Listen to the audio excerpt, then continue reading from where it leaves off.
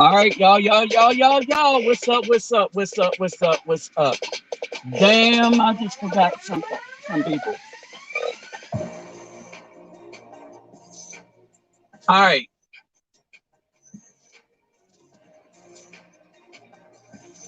it's time to keep it real and explain some of the stuff that's going on.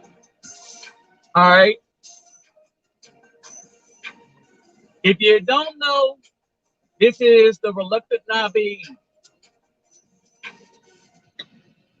here live, and we're gonna talk about some stuff. All right, and I want y'all to understand what's happening and what is going on in the midst of what we call falsely a so-called community. All right. So let me greet everybody real quick.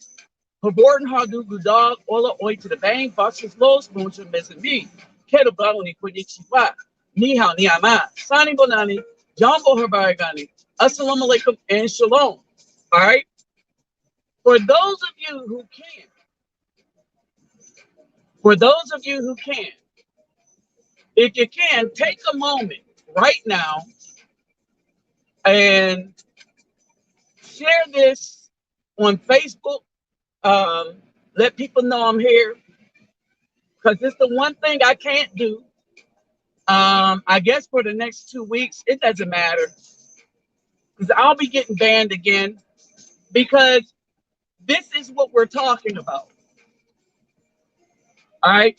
This is the community or the legacy of the community where they want to call what's going on, what we have, a community without wanting the Afro male voice. And the only Afro male voice they want is those that capitulates to the will of the BW. All right. And for those who refuse to do that, I want y'all to understand this. For those who refuse to do that, there is a price to pay. But then when you look at the price that they have to pay, many were paying that price already just to exist. And that price that you pay is that your voice, your thoughts, and your ideas as a heterosexual Afro male who's intelligent, understand this, that it gets taken away. Your voice gets taken away. Now, you got two things with this. All right. One, you being a heterosexual Afro male, it is the BW who strips you of your voice by using the Caucasian that everybody keeps talking about. All right. A lot of these fools believe that the biggest problem facing the so-called Black community is racism. And I would argue that that ain't even close to the biggest problem facing the Afro community. Racism is not the problem facing the Afro community. I put up a video a while back where the Moynihan report, where they were interviewing a Black woman. All right, I'm gonna call her a sister because what she said was profound, right? And what's going on right now is you got the pea-brain so-called Afro or so-called BPs running around. Oh, racism is the problem. Racism is the problem. Racism is not the biggest problem we face. It's a problem we face, but it is not the biggest problem we face. You can't even deal with racism until you deal with the people that have been the most racist and sexist against the Afro male. And that would be the BW. How thorough, how thorough, how thorough is this? That scripturally, when the Most High said that they will be turned over to a reprobate mind, that's what we're dealing with. A reprobated mind. See, they teach you, they don't teach you crap in church. They mention it in church, but they don't teach you what it is. A reprobated mind is a mind that's so turned in on evil that it gets to the point where they can't realize how evil they are because they are having so much joy being involved in the evil. Period. All right. Now, I was banned on Facebook for 30 days. I can't remember how long ago. So I just took Facebook off all my device. I just deleted Facebook on all my devices. Not deleted Facebook, but just signed out on Facebook on all my devices. All right. And I really don't use it like that. I use it as a form of mass communication, like letting you know when I have a video up. All right. Now, we could honestly kick Facebook to the curb if, and I'm going to mention this, one, to make a point, but two, to make a request. If we would share the videos. Okay. So that is the point that I make, but it is also a request that y'all would take the time out real quick and share the video. Share the fact that I'm up here, right? All right, and I'm gonna send out a couple more mass stuff. All right, but that's our issue right here. That Facebook effectively allows the silencing of particular individuals and groups.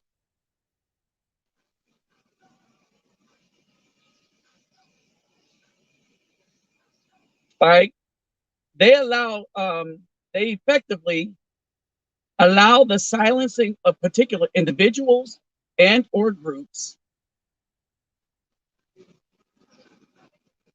And why do they do this? Because the last thing they need is the intelligent so-called Negro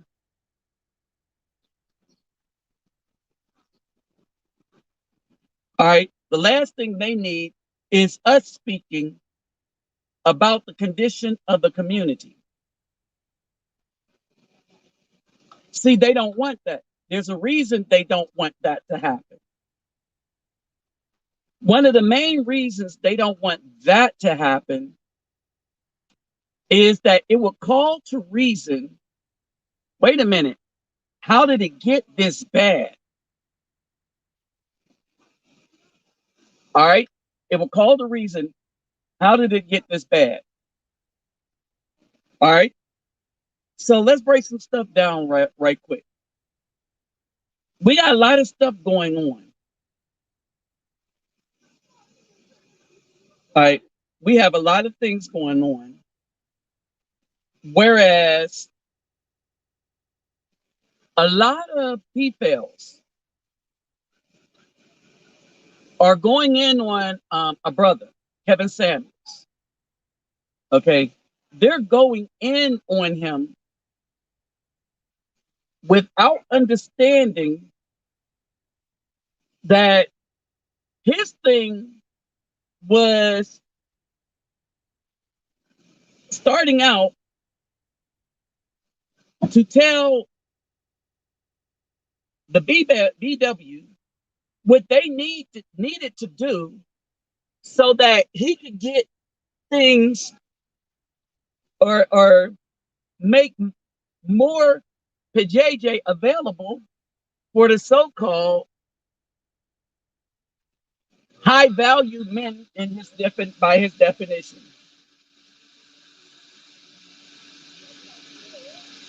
Okay, so that's what happened with that. Now, here's the other breakdown.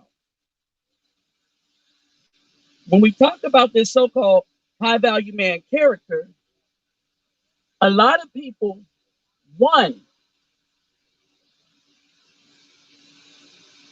misunderstand value. Okay, a lot of these people misunderstand value, what value really is, and a lot of people misunderstand one other term, and that is the so-called alpha male. All right, that's everybody, I think. So these are two things that people really, really misunderstand. What high value actually is, and what an Afro male is. Now, let's just say this. When we talk about the alpha male, all right, when we talk about the so-called alpha male, we got to understand who we're talking about or what we're talking about. And many of us don't know what the hell we're talking about when we mention the alpha male. All right. Many of us don't know what the hell we're talking about when we mention the alpha male. We'll just be like alpha male this, alpha male that. All right. But we really don't understand what people are talking about when they say alpha male. And many of the people that use the term alpha male don't know what the hell they're talking about. All right. They don't know what the hell they're talking about. All right. And we're talking about the etymology of words. All right. So we are going to delve into how Kevin Samuels defined high value man. All right. And what he is really talking about, and how what he is talking about, while it is opening up a can on the mentality of the BW, and how his conversations with him, even if you look at some of his expressions, where he is today with dealing with the BW is not where he started off when he was talking about high value male. And what he was trying to do was basically create a dating pool of a few BWs, because they do not exist in the plane of high value. And he understood why. And he understood that Afro men have a desire. Understand this. Afro men have a desire. Understand this. Afro men have their first desire for a BW. All right. But here's the problem. When you get up into the corporate world and want power couples or people to deal with, you can't, because no one can deal with them. Because no one can deal with them, it is just simply a wash. It is a lose-lose situation if any Afro brother try to have these type of women on their arm. All right, it is a lose-lose situation to the point where many understand this. It is a lose-lose situation to the point where many of the Afro males. Hey, I'm getting my car fixed in a minute. I'll holler at you. All right. Get my hair did. But many of the Afro men was like, okay, it's not worth it. It's not worth the risk. So then he goes on his channel because he's an image consultant. And so he's hearing from the high dollar females, oh, we need a high value man, a dude that makes as much money as we do. All right. And so he started to understand a paradigm here that in many cultures, it is the women, when you don't get corporate, it is the women that bring in more money than the man. And that is true even on YouTube. All right. Now let's look at YouTube as a thing, and let's reanalyze this high value thing and this alpha thing. All right. The alpha thing is just BS. I'm an alpha male. All right. Anytime somebody tells you that they are an alpha male, all right, you need to ask them this question. If they are an alpha male, where is their women and children in which they are in charge of, and who they are in charge of? All right. We got the alpha thing, this alpha thing from wolves. We got this alpha thing from wolves. WOLVES. Now, let me break some stuff down to you as I start going through this. Let me break some stuff down to you. First, let me say, hey, what's up, Texas Marine, USMC vet, Semper Fi brothers. All right. Antonio Johnson, David Bowman. Hey, what's up, Mr. Pilot Rain?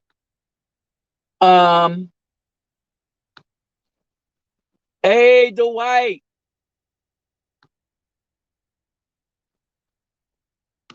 All right. So we're going to break some stuff down. Now, understand, Kevin Samuel iterates and reiterates that he is an image consultant.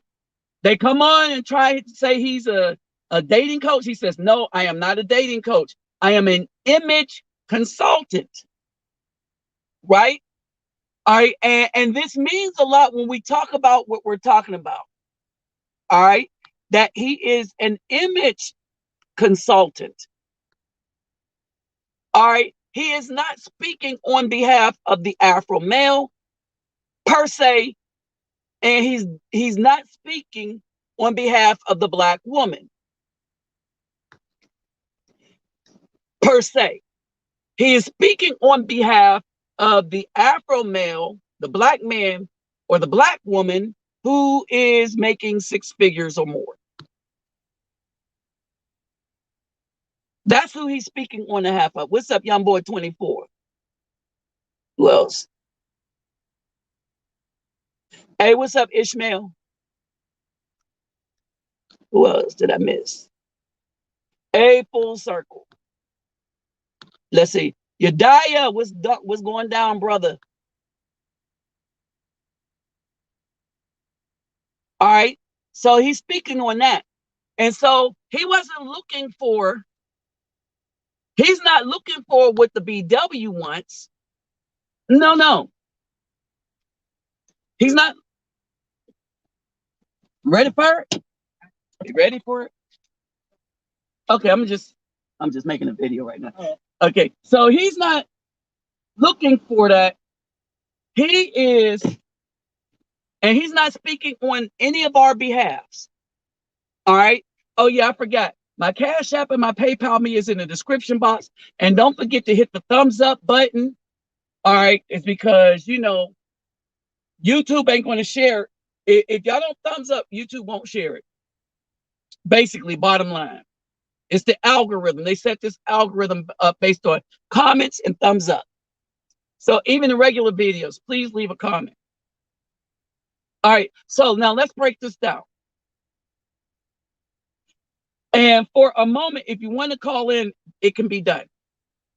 All right. And if you want to join in and you have something to say or add, that's possible. All right. So basically, let's break this down. All right. One, before we get into the Kevin Samuels thing, because this is going to be a short breakdown, let's break down the Afro male garbage myth. All right. Let's break this down. When we break down the alpha male garbage mess, you got to look at what an alpha male is.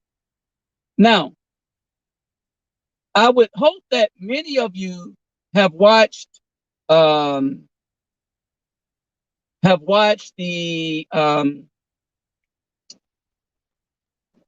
like about the animals, especially on wolves. So the terminology for alpha males came from the breakdown of the wolf, right? And so that's where that came from. And they were like, the wolf, you have an alpha male wolf, and then there was no betas. The women came up with beta to say that, oh, that they're not. And I'm gonna explain something to you. This is kind of flipped. The women came up with betas as a way to insult men that weren't that weren't the oil stick checking all the engines of the women. Like them dudes in Tennessee that had 41 women. Those were not alpha males. I'll explain this in a minute. And what you're really finding out is that the BW do not part her feet and get run through by alpha males. Look at Cynthia G. They do not get run through, or they do not part their feet for alpha males. So how can I say that? Because I know what an alpha male is. An alpha male in the animal kingdom is the male that has and is in charge of the family. He gets a female that he chooses. Okay. And what makes the alpha female wolf, the alpha female, is not that she had to fight other females. It is that the alpha male chose that particular wolf, and she then gets tagged as the alpha female. The alpha male fights for the protection and the ability to make a family. All right. There is only one type of alpha male, and that is the man that runs, not is run by, but that is a man like back in the day, back in the 50s, that runs a home. Anything other than the man running a home is not alpha. You would either be categorized as the lone wolf, or if you're not doing any of that, you're not categorized at all. You're just a male wolf, right? And hold on, wait. When you're categorized as just a male wolf, it means that you are the wolf. Watch this, y'all. You are the wolf that is not making a family until you become the wolf that starts making a family. And then when you become a wolf that makes a family in which you run, then you become the alpha male of that group or troop. And whatever female you choose then becomes the alpha female. There is no such thing as an alpha female who is not under the leadership of a man with whom she made a family with. There is no such thing as an alpha female. There a single mom as an alpha female? No such thing. A woman that does not have a husband, she cannot be an alpha female. Understand this, because she don't have a husband that with whom she is united with, that they produce the family and he runs the home.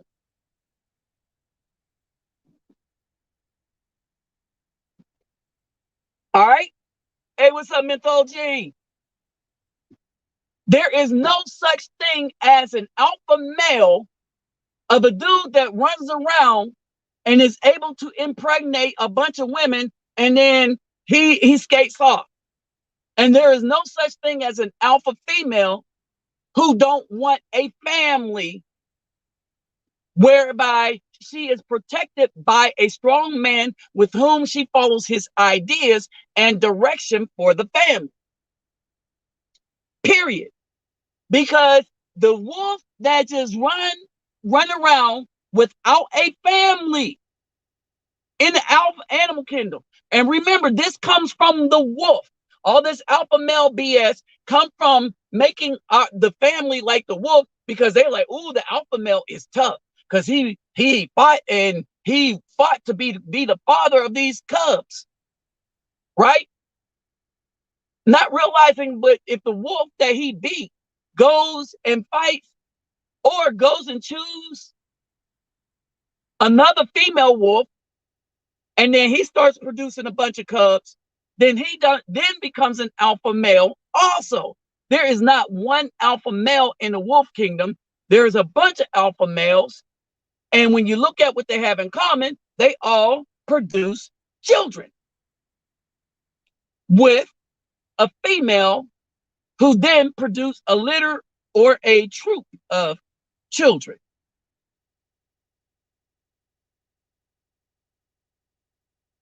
That's what an alpha male is. All right. All the wolves that run around and does not stay in a pack. A wolf that does not stay in a pack, but every once in a while be dipping in, and when he comes and he sees a female, errant female, and she allows him, and that wolf goes and get with her, but he just leaves out. All right, that's called a lone wolf. That is called a lone wolf. A lot of these dudes running around getting all this PJJ, they're not alpha males, they are lone wolves. Because they have no responsibility, so they can't be alpha. And it is not seen if they are good at handling responsibility, because they have none. They just hit and quit. That's an alpha male. Now, Kevin Samuels' high value men are six-figured men that have connections in the business world. So then my question is, so as far as a community, what's up, Lamont? As far as a community, what's the big deal with that? As far as the community, how do those six-figure people strengthen the community? They don't, because he's not speaking for the community. But what he did is he shed a light on many of the things that we were talking about, and even popularized some of my phrases. Y'all remember the videos I was doing about it's the seed, and I kept saying that the man is the prize? He's using that. A lot of people are using the statistics that came on my channel first, but then again, I got them off of children.org, Black Genocide, and all of this, right? Hey, what's up? Walk 464. All right. So, or is that 34? I don't know. Let me look on here. So, when we talk about these things, y'all have until, if y'all want to call in, you can call in. But when we talk about these things, right, understand that when he starts to work on the brakes, I'll just be walking off to another place. All right. So when he talks about these things, what he is talking about is not an alpha male, but he's talking about the white corporate structure. And you hear him say this, that when these dudes are walking into these power meetings, this is all about building up the white structure, the corporate structure, and in particular, the white corporate structure. Well, in other words, he's teaching the men how to survive in the white corporate structure, to do things in the way that they do it.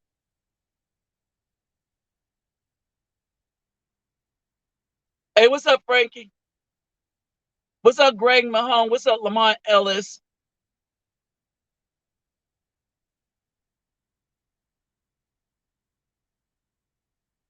All right.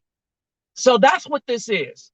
All right. So when you deal in this corporate world, it kind of have, what's up, Mr. Geo? When you're dealing in the corporate world, then we can't talk about how it benefits the Afro community, because the corporate world never benefited the Afro community. All right. Now, a couple of things he talks about how you should take care of yourself, right? But he's not talking to builders. He's not talking about alpha males. Because remember, alpha males are males that have families in which they are in charge. So if a dude is married to a woman, but she's running things, she is not alpha, and neither is he. They may say beta, but or whatever, but they're not alpha. All right. You only have alpha males from men who run a family, because that's what an alpha male is in the lion kingdom. It is what the alpha male is in the wolf kingdom, which is where this term came from. So people misused it. Now, the high value man, according to Kevin Samuel, is defined as something that I would say is low value for the Afro community. It's only high value to the BW because she want rich 6 feet, this, that, and the other. So he tells the dudes that's already 6 feet, that have a 6-figure income, all right, wait, I'm gonna prepare these women for you. But then he found out that there isn't much to prepare for such a man. You know, that high value man. He's like, it's sparse at best.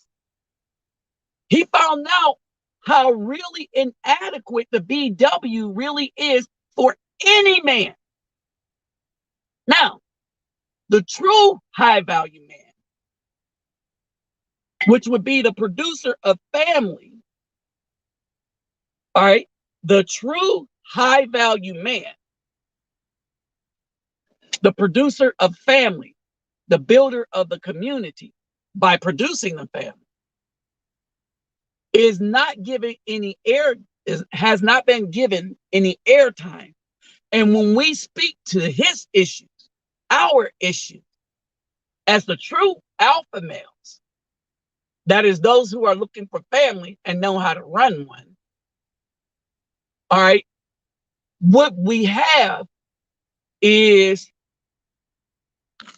female or mother wolves that have been poisoned against the very builders of said community by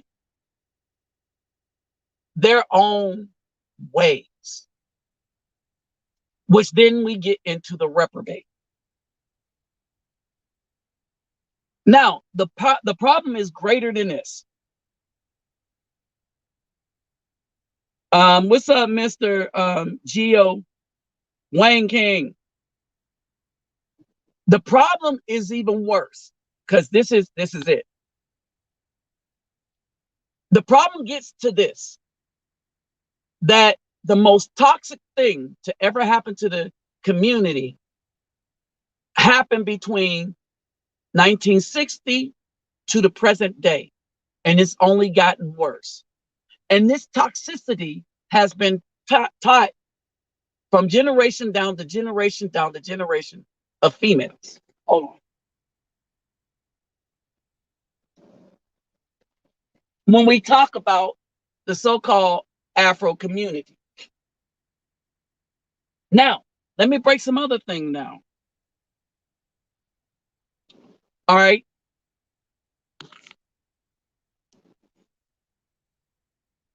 While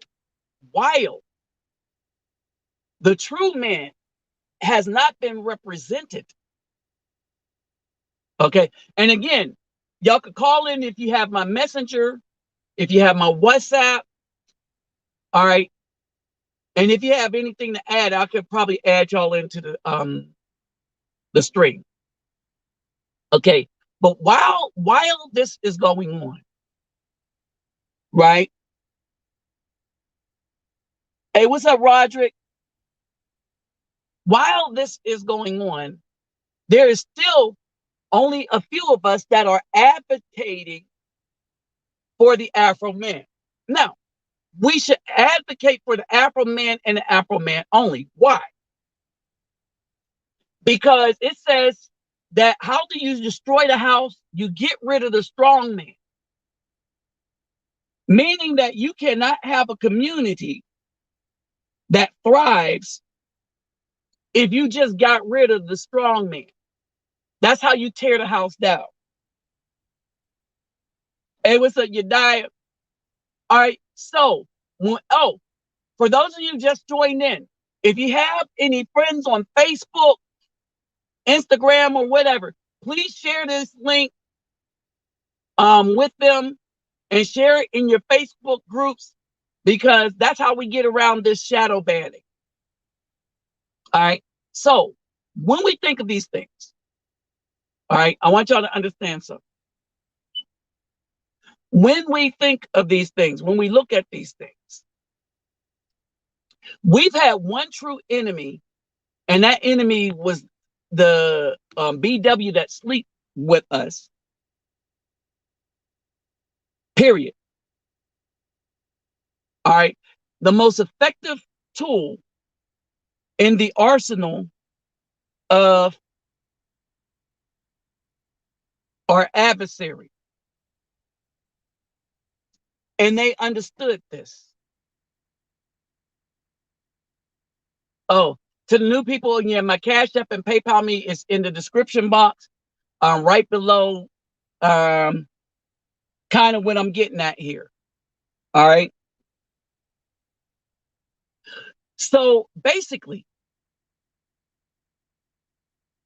when it comes down to it,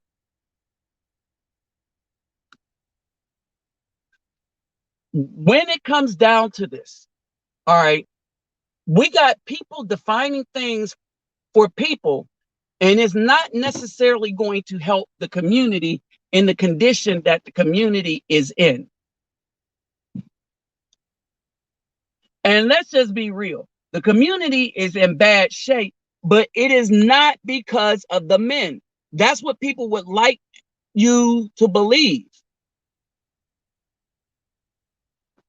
This is my email. All right. I send out messages there too. All right. This is hold on. And let me put this up here real quick.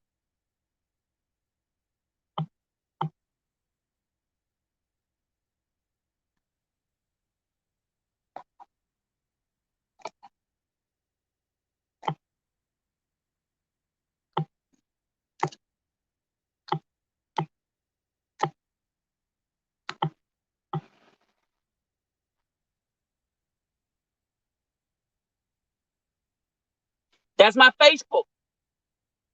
All right, and Messenger. My Facebook and Messenger.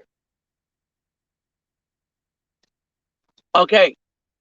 So when we get into this, all right, everything got really jacked up and people don't understand.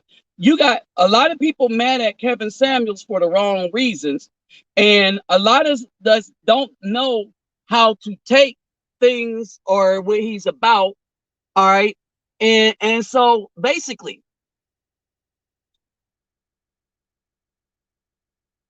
we got to have heads up and be very aware of who he's trying to cater to. Now that is shifting given how bad the BW really is, that no one really understood, even many BWs, until they started seeing publicly what these women been doing to people like me for a while.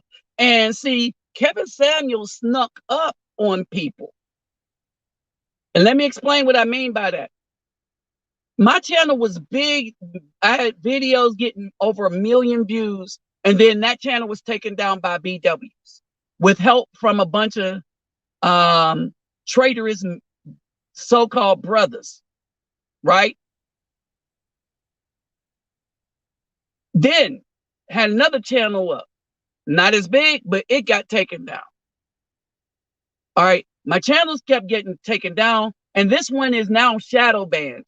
So y'all could see me and stuff. But if Facebook can ban a political party front runner from being able to be on Facebook, this means you got the tech companies trying to control speech and who gets to talk, especially if they're going to use their platform. And it'll be like that until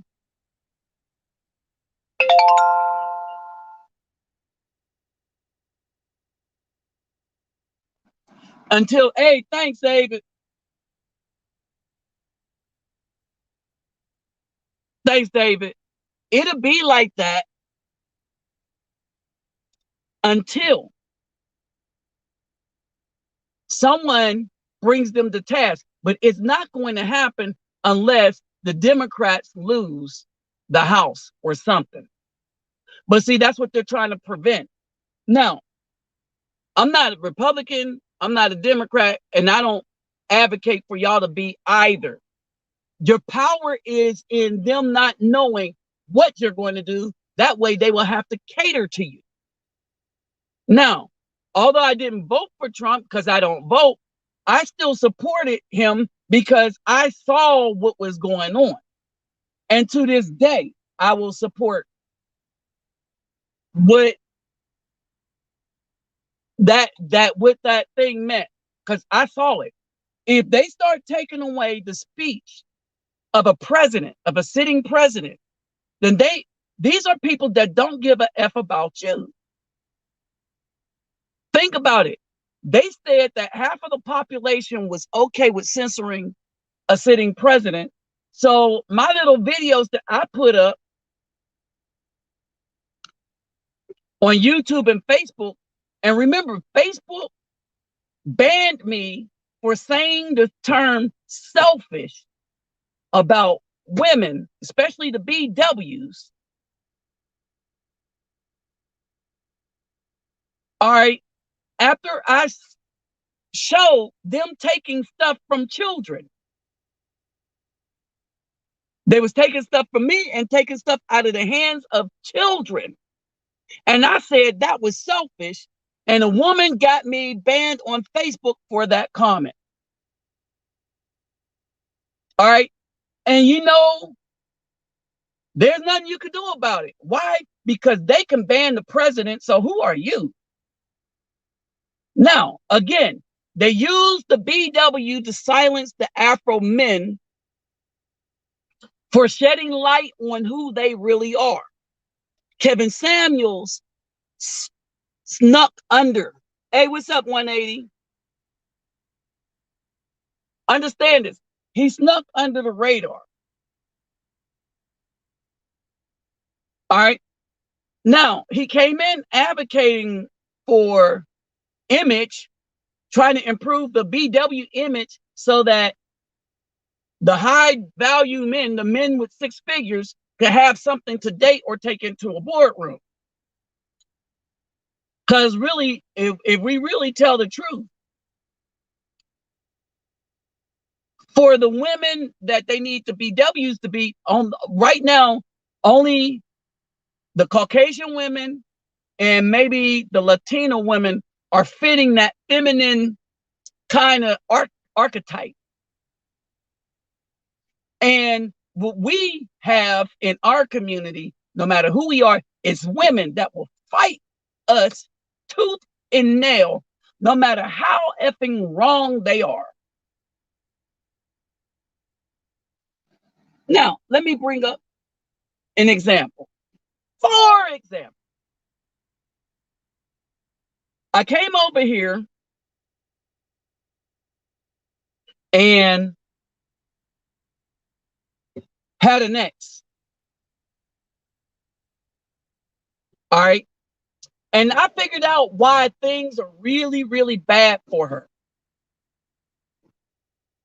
And I'm going to start the story with this comment. Because my number, she knows by heart.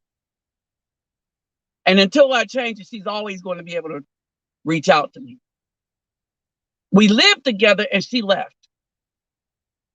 She left because she wanted to go do that Xanax thing. And I was like, oh, hell no.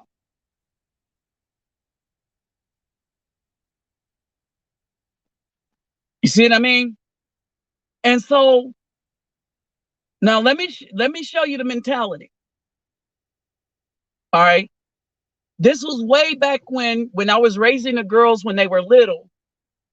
And they were going to this elementary school.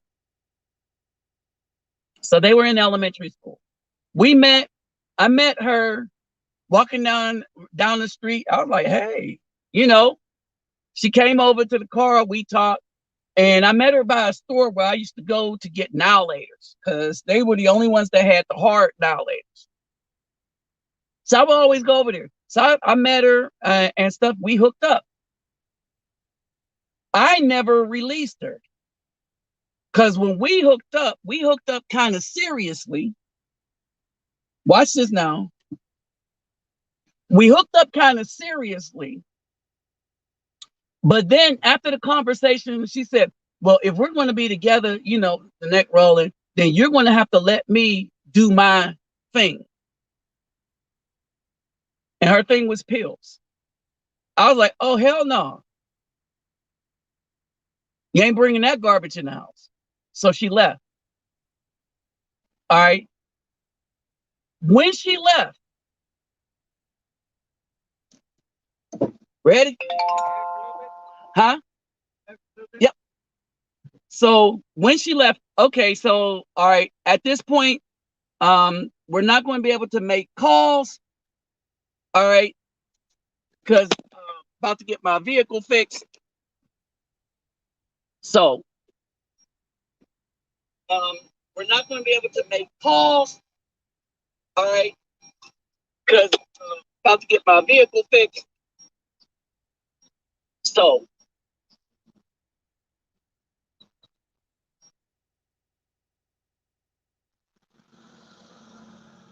So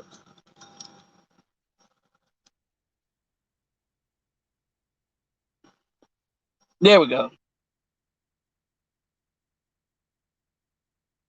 Oh, let me say this. I just see an ad on my thing.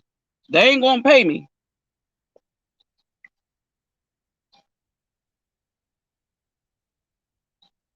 Okay, that'll work.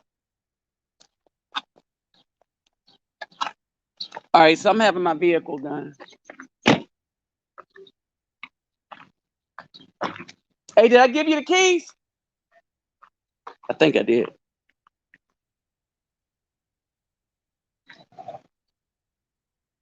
Okay, so basically, now this is how the story goes. So she leaves me and she goes and picks a beta male. Now let me, so based on CG, Cynthia G, and all of them, there.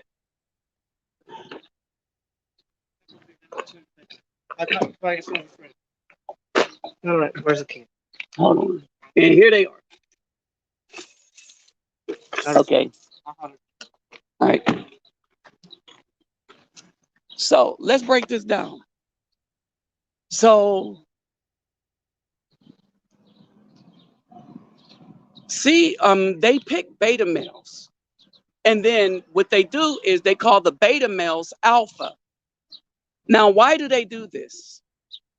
They do this because if they do like the Caucasians and redefine words, then they will be able to justify wickedness that they do and have plausible deniability. You'll see this term used in you'll see this term used in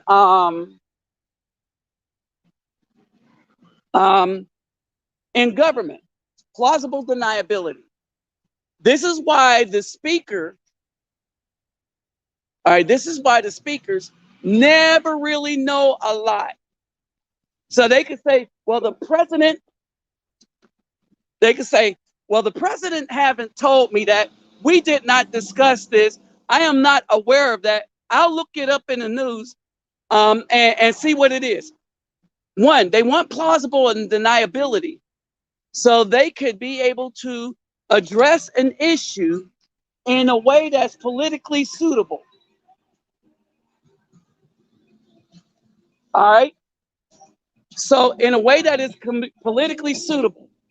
Oh man, I gotta move away from that. They're about to mess up my live feed. All this music over here. All right, and so, so let's break this down.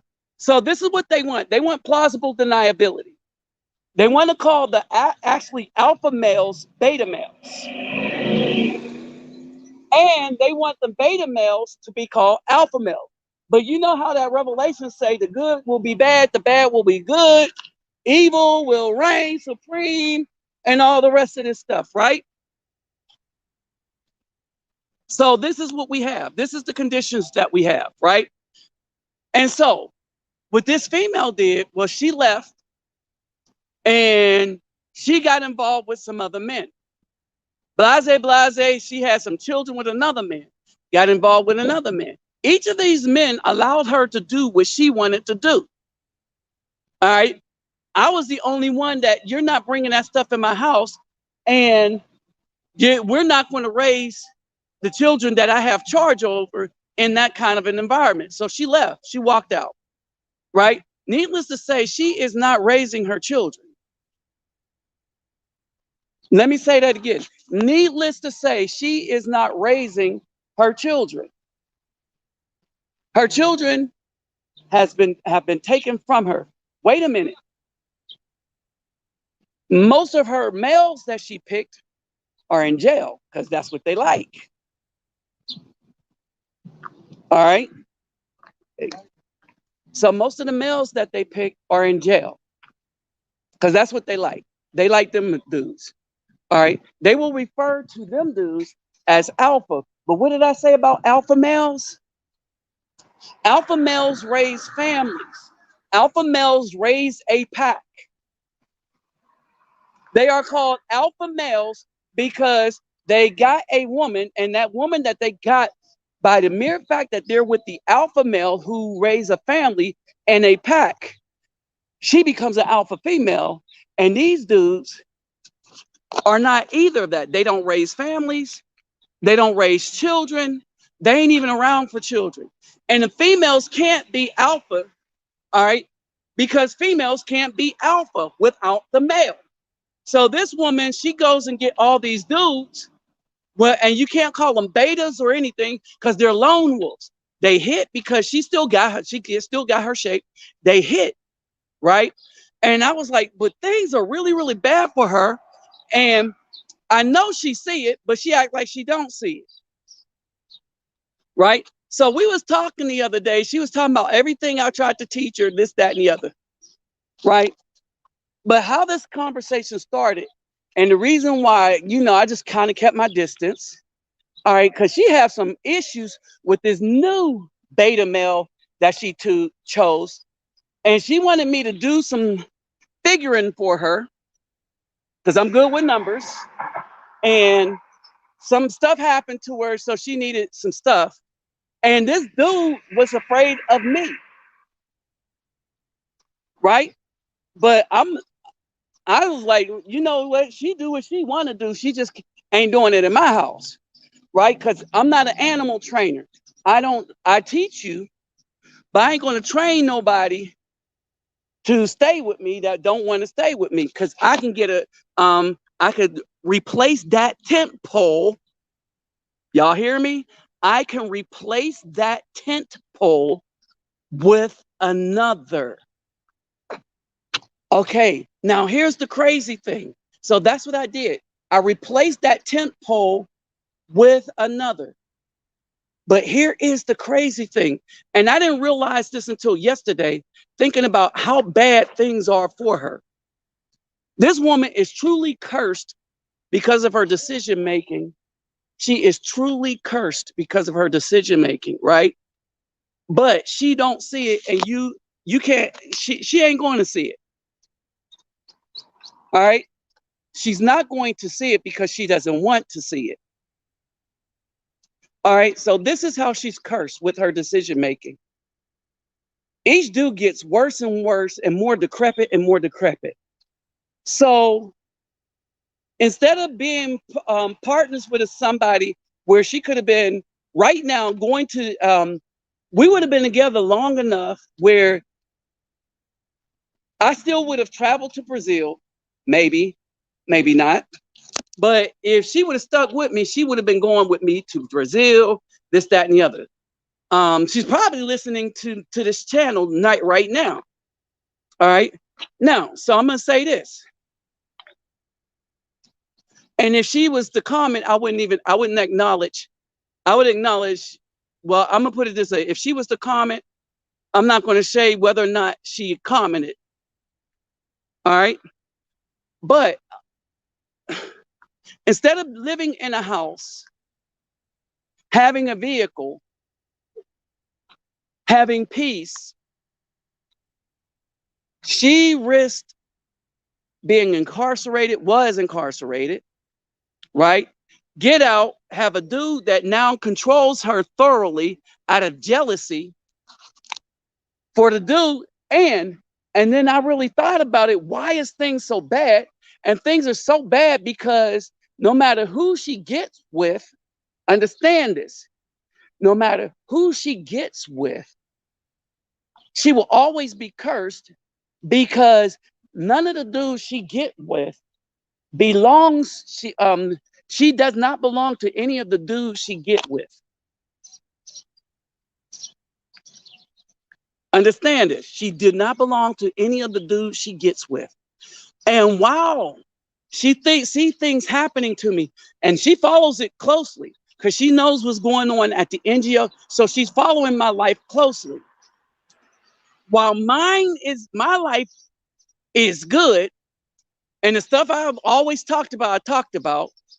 All right, one of the reasons was, and that for my just desire to just pound this issue into the ground is I had to raise 2 girls and went through hell doing that because the BW is just no good in general. And yes, we are saying in general, we are saying for the most part, because of selfishness, right? And so basically, because she wanted instant self gratification, she's not going to have gratification in life. And she's going to have to always continue to go through these trials and tribulations because now, like another ex, the more I do, the more the Most High pulls me just even away from them, where they won't be able to call me to even receive and talk to anymore. Because I'll talk to anybody that call me. All right. So what's going on with this? What's my point to this? My point is, instead of choosing to build a family with somebody suitable to take care of children, where she could be an actual alpha female, understand this, where she could be an actual female, she decided to leave a good man that wouldn't let her do whatever the hell she wanted to do, that was harmful not only to the house but to herself, that would bring trouble not only to the house but to herself, right? All right. And instead, what happens is that things are more miserable. She is in a place she don't want to be, and I know it. But the place that she's in, she will not admit to me, even though by not admitting it to me, reaching out to me for some things and stuff, there's some understanding that I have because of how we still talk to one another. There's some stuff that I understand about her situation that lets me know that it is horrendous and that she doesn't like it. But what's she going to do about it? Because this last dude she picked, right? Because he's a beta, he can be a violent one. Understand this. Because he is not an alpha male, the only control he has over the woman, because this is probably the only stuff he going to get. And the reason why he's able to get it, because of drugs or the drug habit of the woman. Because even when it gets them in trouble, understand this, even when stuff gets them in trouble, they still can't see the truth because they don't want to. And even when the truth knocks them over the head like bricks, they still can't see it. And so what happens is, I started to understand, why is things so damn bad for this woman? All right. And why can't she see that things are so damn bad for her? All right. And then it came down to this: cursed. That's what a curse is. All right. Things are so bad because she refused to see it, and she would not repent. All right. The other thing is, all right, a lot of people don't understand when we talk about these high value men, right? When we talk about high value men, when we talk about alpha men, it has absolutely nothing to do with money. All right.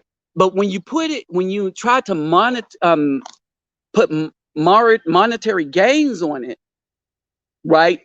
These females still end up unhappy. You know why? Because the value of the man has really nothing to do with the money that he makes in the corporate Caucasian world. The value of the man comes in his ability to bring peace to a home. One, have a home, bring peace to a home, and eliminate worry. Right? So while I took the bad tent pole and replaced it with another, or just got rid of the tent altogether and waited to build a new, stronger tent, using material from another land that is a more sturdy material and suitable for what I'm trying to build. While that happened, right? The bad tent poles are not able to hold anything up. And what happens is, as a result of the bad being a bad tent pole, what people do, they try to force and repair it. All right.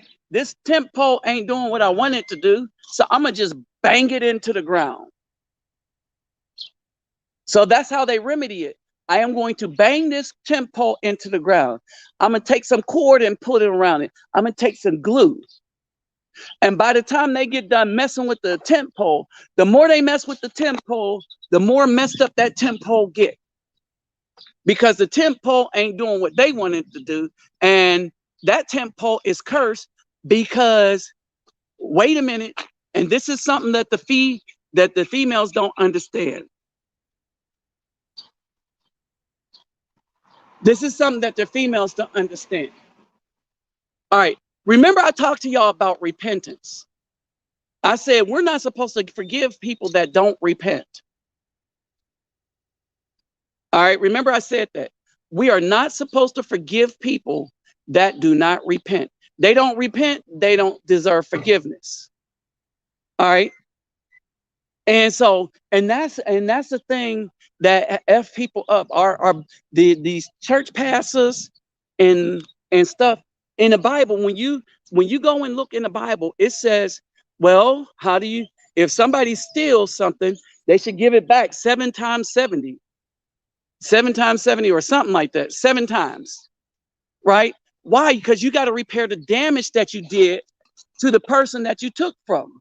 The Most High don't want you doing stuff to people and then not trying to repair the damage, right? But that's the way these people want to live. They want to do stuff to people, and then they want the blessings of the Most High without repairing the damage of what they did to another person, right? So they like, we're not going to repair the damage, but we looking for blessings from God. You'll hear a lot of these females.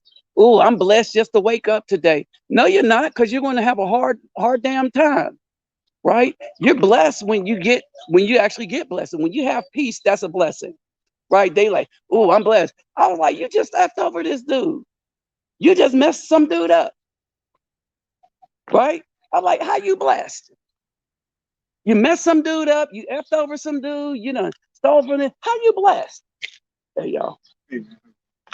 All right. How are you blessed? But they be like, oh, I'm blessed. All right. And I tell them, no, you're not. You're cursed.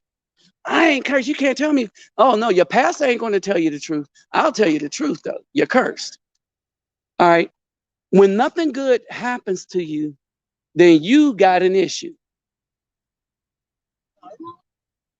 All right. All right. When nothing good happens to you. All right. When nothing good happens to you, then you can't be running around, I'm blessed. How you blessed when everything you touch goes wrong, goes bad? How is that a blessing? Think about that, people. Right? But these females don't understand it, because these pastors who they told their cash cows that you will always be blessed and stuff if you come and give me 10% of your money. All right. So they try, as they say, buy their way into heaven. So what happens is, I look at this, I look at her condition. She's in an old beat up car being run by a man that is really truly not her man, even though she says that's my man. And the thing that started this again was, she said, I have found the man of my dreams. I want y'all to understand this. She said, I have found the man of my dreams, right? So she needed me to do something. And I'm going to honestly tell you what I think after I explain the situation. So she wanted me to do something for her as far as the taxes, right? Figure some stuff out, because, I kind of know that stuff. All right. And so what happened is that I go to where she was. All right. I go to where she was. and she gave me direction and she said, this is my house, right? So apparently, all right, let me break down what the chat does again. She's living behind a church, still doing the same stuff that that made her want to leave, that I wouldn't put up with. All right. But here's the thing. The reason why the non-alpha man will put up with anything that she does, because all they want from her is what she's giving them. They want her feet parted. All right. What benefits does she get? She gets control. She gets used. She gets no good benefit. And not only that, she gets a cursed life. And furthermore, she statistically cursed the BW. She is evidence of the curse of the BW and why they're cursed. All right. And of course, we don't mean all, but we mean generally, there is a serious curse going on here. And it's not the brothers that's being cursed, because the brothers are kind of dodging the curse by dodging the BW. Yeah, did y'all hear me? The brothers are dodging the curse by dodging the BWs. That's some stuff right there. All right, think about it. One of the curses is that if we got with a BW, and this is one of the curses I fell for, get with a BW and have a child, she will not let us raise our children, because we are in a cursed system, and everybody that gets involved in this system or just get put into the system end up being cursed. All right. So basically what happens is that, see here. So what happens is that, oh, okay, I just figured something out. So what happens is this, that when nothing is going right for you, all right, understand you are in a cursed system when nothing is going right for you. Hey, what's up there, Lass? And what's up, NC? All right. So what happens is this woman is having to depend upon the church to give her a squalor place to live in that's not much of anything, where she is under total control by a man that's not worth anything, in a car that looked like it'll break down any minute, that's not worth anything. And she chose that over, watch this now. She chose that over being a good man, being a good woman to a good man that was trying to raise a family. All right. I want y'all to understand that. So she chose that over that. And why? Because a lot of these females don't want alpha males by the definition of what an alpha male is. And that is one that has love for a family and responsibility for that's built in them for raising family. That's what an alpha male is. They want a lone wolf that they can control, or any other man that they can control, right? An alpha man will do for his woman to make her happy, or to bring happiness, but he won't bring destruction. He won't allow destructive stuff in the presence of his pack. And in this case, the pack would be your home, the children. All right. He will not allow the alpha female to bring trouble in the pack. Again, when we say pack, we mean your home, children, and everything. That's what the true alpha male is. All right.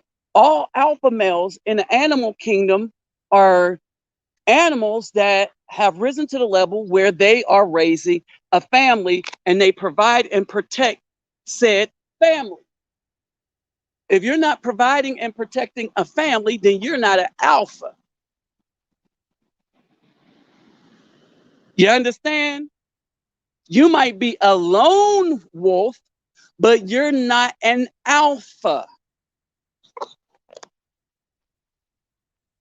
And so that's the message that they don't want you to understand. You may be a lone wolf, but you're not an alpha, because the alpha runs families. All right.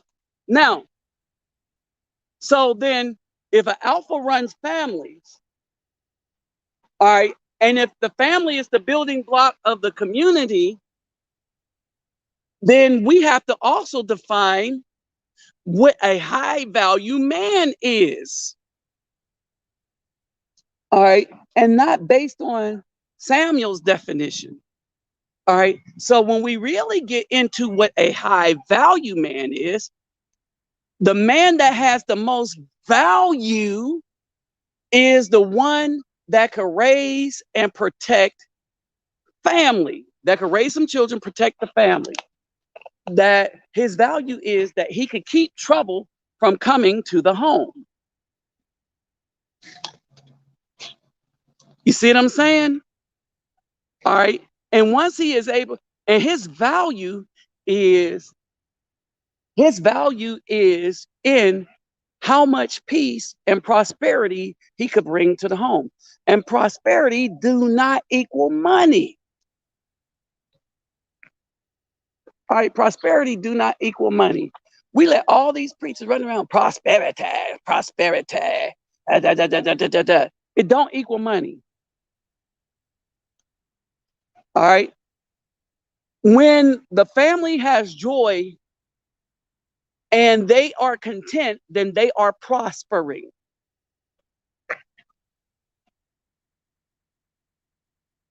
Submit, yeah. And they submitted and they still ain't saved. All right. And so this is why I started to say, this is why we need to leave them alone. Because they are so into not wanting to repent and admit that they are so wrong.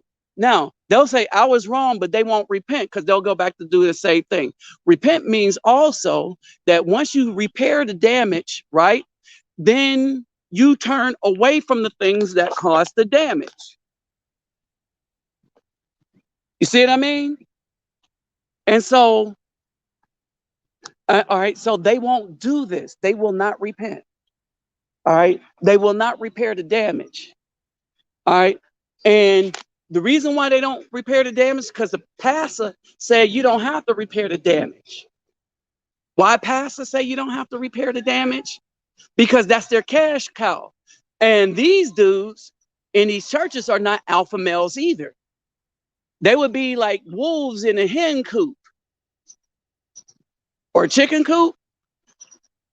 Wolves in the chicken coop. They're in somebody's coop. All right. And so that's basically what this is. So they're not alpha. The pastors are not alphas or anything. Many are liars. Some get into it honestly. All right. And they are misled.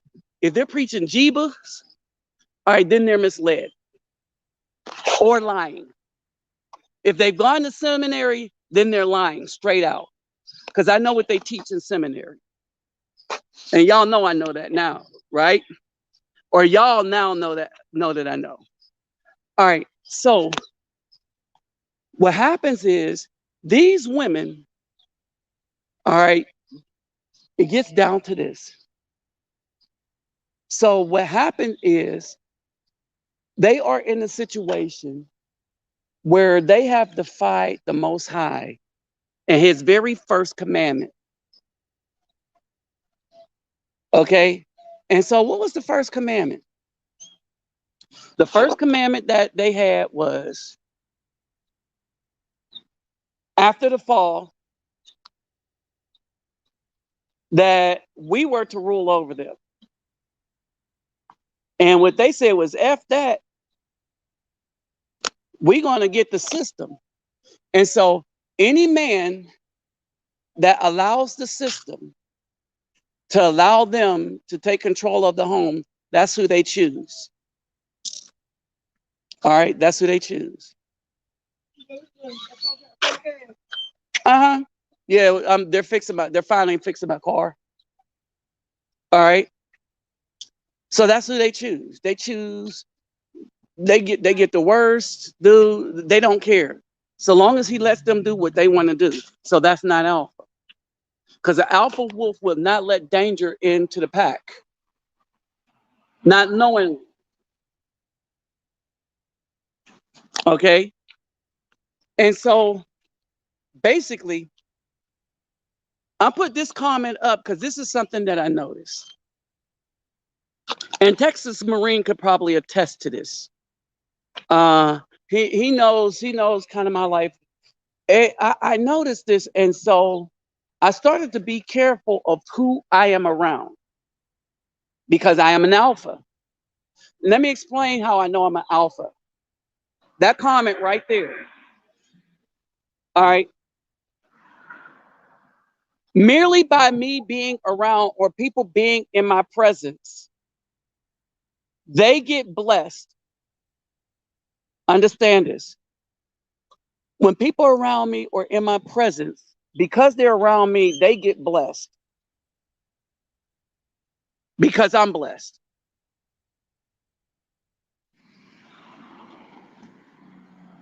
And thanks for that comment, Roderick Hayes.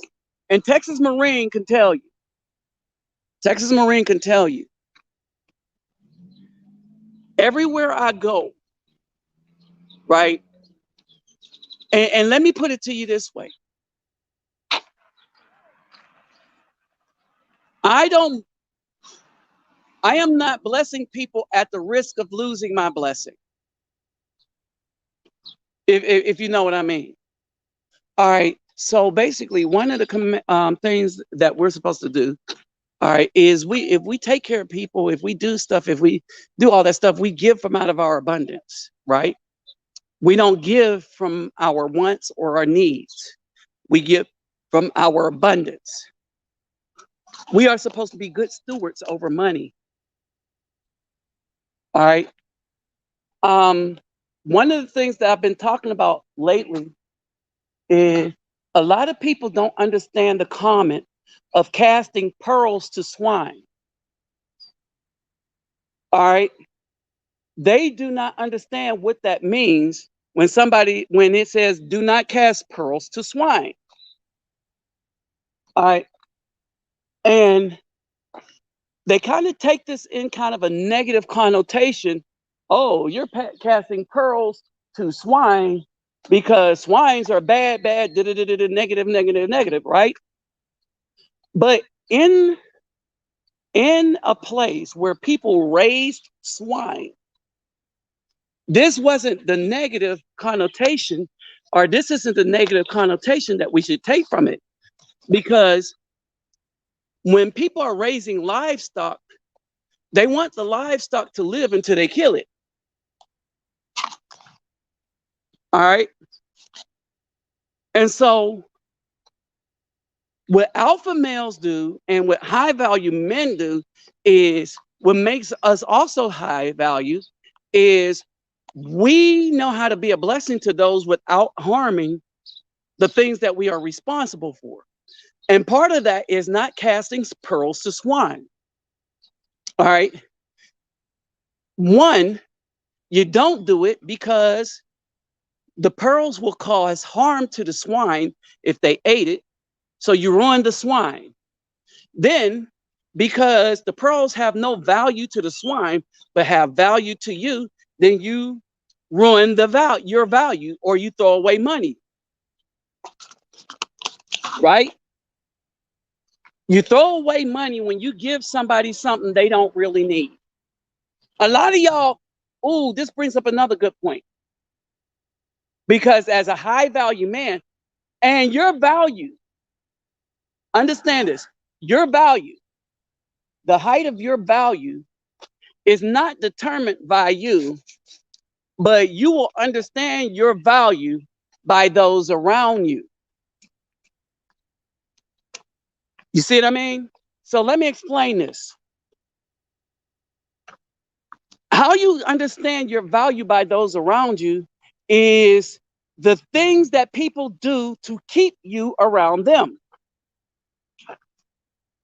Understand this. How you, y'all, look, I'm saying some stuff right here. Get this. How you understand your value. Okay? How you understand your value as a high value brother is by what people give you or do for you to keep you around them. Oh, hey, what's up? Oh, what's up, bro, man? Okay, so understand this. So this is high value. Your value is based on what people will do to keep you around them. All right. So that's how you're high value.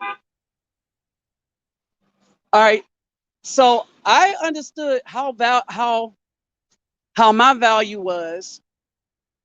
I understood how my value was by when I go to Brazil, right? When I go to Brazil and the things that they do for me in Brazil to keep me coming back to Brazil, I was like, oh, like, as y'all know, I had a bad tooth, and Francisco was like, no, you go to dentist now. You know, he was like, you go to the dentist now.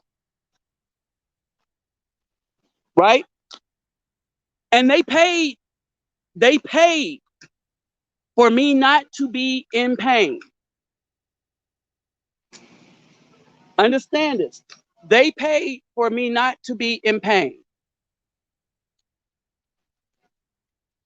All right, understand this. They paid for me not to be in pain. All right. What happened is that a lot of the females that I was dealing with there started calling me once I got back here.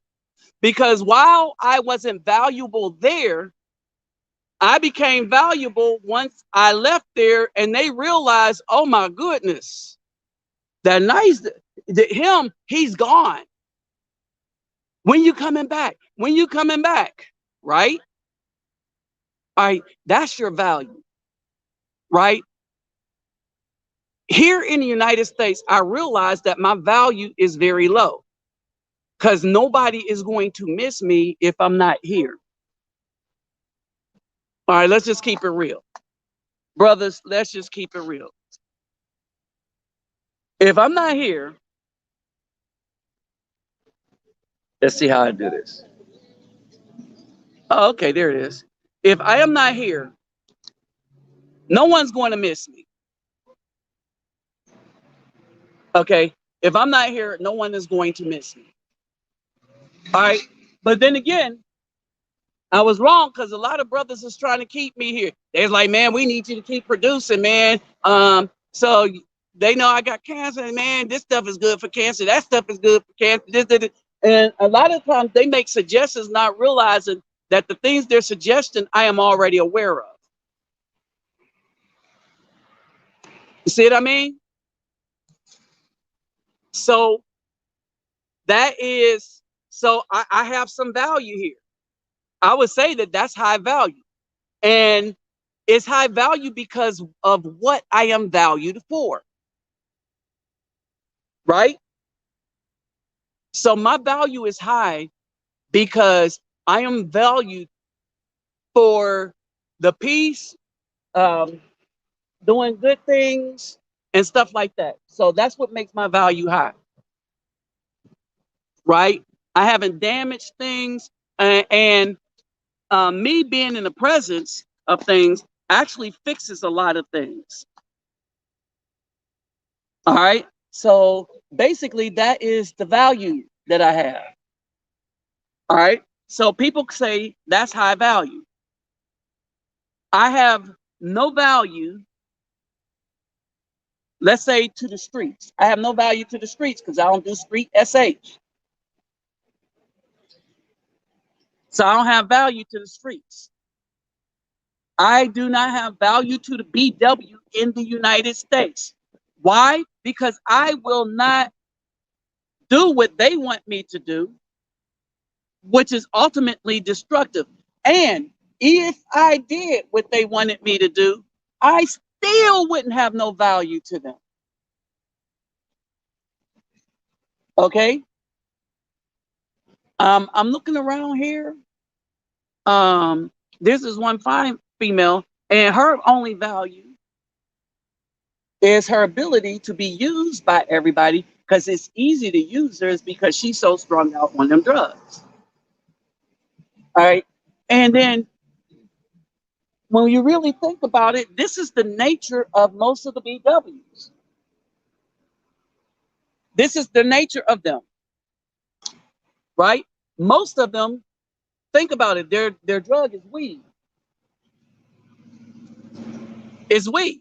They're going to go to the dude, weed and alcohol. And let's not forget cigarettes.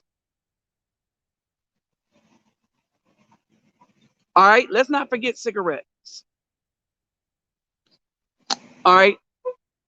Men are valued for their purpose that they walk in.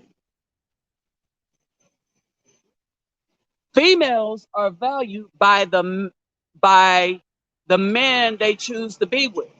So if they have a man that has no value but to be destructive, then and that's who she chooses to be with, and then that's who she is.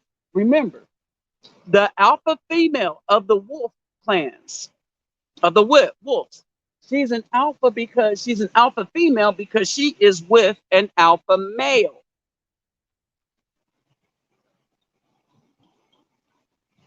Right? And so here, our issue here is that the so-called wannabe high value female, the female looking for high value men, they're not looking for high value men. They are looking for corporate men. And so again, now we get back to Kevin Samuels. So they go to him asking questions is because they're trying to see how they can get in on getting with them corporate men because the men have money. And he's telling them straight up, no, they don't want you. Because the corporate men are his contacts, right? So he's telling them straight up, no, they don't want you. And then women like, what? I'm valuable because I rate myself. All right. Now, women cannot rate themselves and base their value of on what they think of themselves.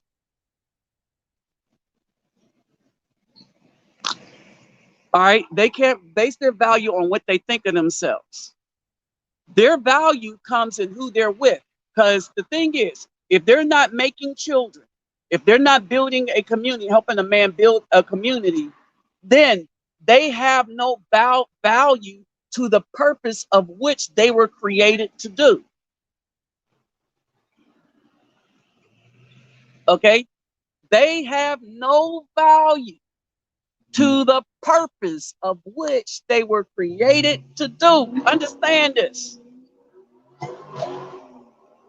And this is a difficult concept for these females to get over, that they have no value. Hold on, let me make sure my car ain't ready. See if my car's ready. I know my hold on.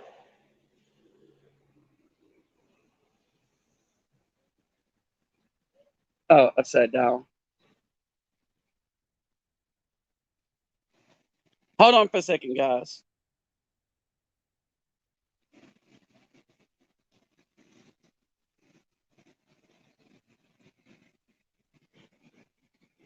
Okay. Hey, for those that donated in the Cash App, thank you. Hey, thanks, David, and to all the other people that donated. Right. All right. And all right. So that's their value, right?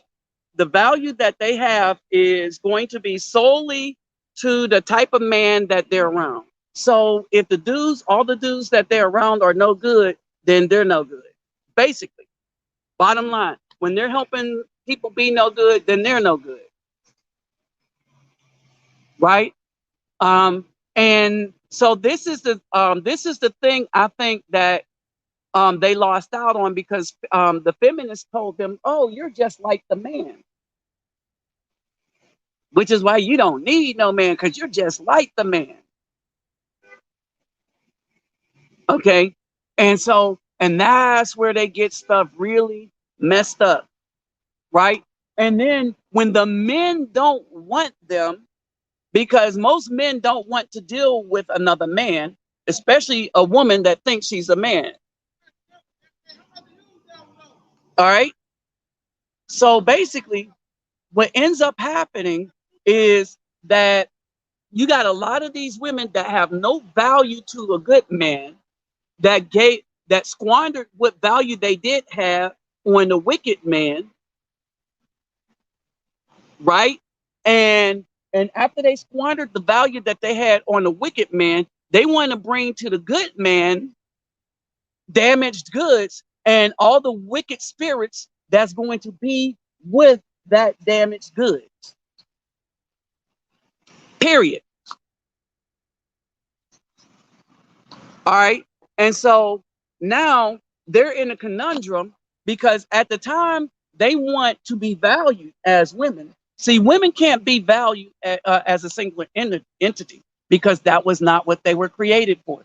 Their value is in how well they work with a man who is accomplishing things. So you got a couple ways to be valued of a man.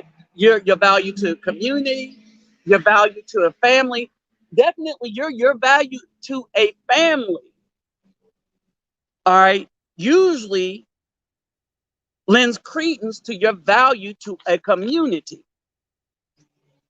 Let me say that again. Your value to a family usually lends credence to your value to a community.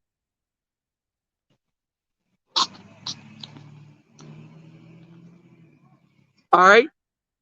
So if the women are getting with dudes that have no value to the community, then they have no value to the men who wants to build a community.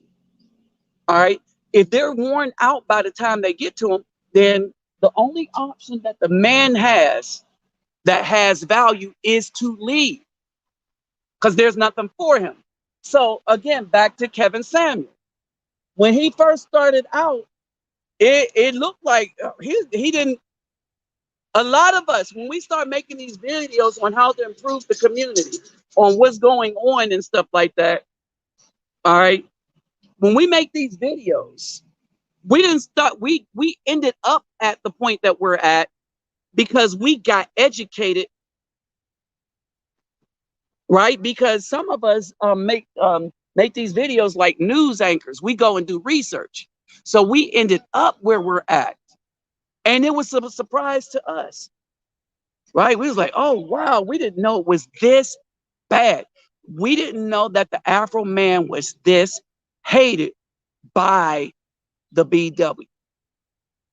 And even Kevin Samuels, he started asking the question, all right, so these standards that you have, would they be different for a white man? And a lot of these women were being honest. Well, yeah, they would be different for, yeah, we hold the black man to a higher standard than we would hold the black. The black man has to try really hard. The white man don't have to try at all. Remember the video I did with the white man with no thighs? Think about that.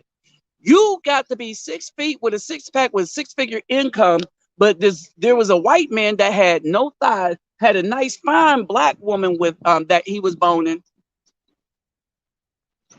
All right, think about that. All right, because they have no standards for a different skin tone.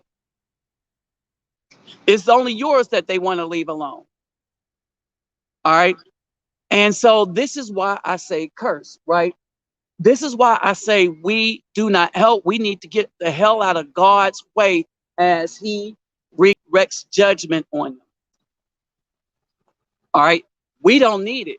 Not really. All right. We don't need it. All right. We don't need it. A lot of us don't want it. And we're getting out of the way of it. All right. Now, the BW have value, but it is not to the alpha male. It is to the destructive male. And so what they tried to do was try to flip the script and say that the destructive male was now the alpha male. You know, Pookie and Ray Ray coming out of prison was the alpha male. Why? Because he came out of prison. So the prison became more important. Prison education became more important than a college education for a man. But don't let the BW get educated from a college degree. She'll try to ram that down your throat, even if you have a higher degree than her. And then she will turn around and say that her degree means everything in the world, but your degrees don't mean nothing, because any man without a degree that does what she wants them to do is better than you. So this curse that they have, we need to let them have it by themselves. All right. So when we talk about this, oh, high value man and stuff, understand this, that when you look at value, you got to look at your importance to what happens if you disappear out of the lives of people. That's how you determine if you're a high value man. Usually, the value of a woman when she disappears is how well she took care of a man in his home. The value of a woman when she disappeared is never how much she made at a corporation. As a matter of fact, a lot of these women, when they die, they will not be missed. The corporation won't even miss them. You know why the corporation won't miss them? Because they'll hire another woman if they need a woman. If the laws change and they get money for hiring men, then they'll replace all the women with men. All right. So the only value that these females has to the corporation is an image, but they don't have an individual value at all. Whereas men, especially those that work in a community,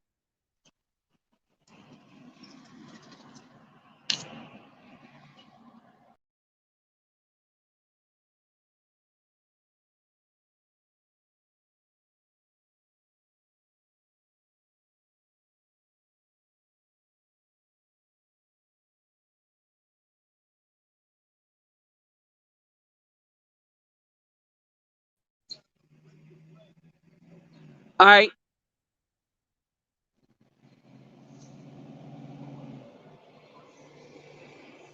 Good luck with, what did he say? Good luck with you on that. Let me see what he said. Good luck with you with that. BAW 400 years is up. Time to pay. All right. So basically, when we look at this value thing, right? Men are usually missed because of whatever, right? But men that work in a community, men that problem solved.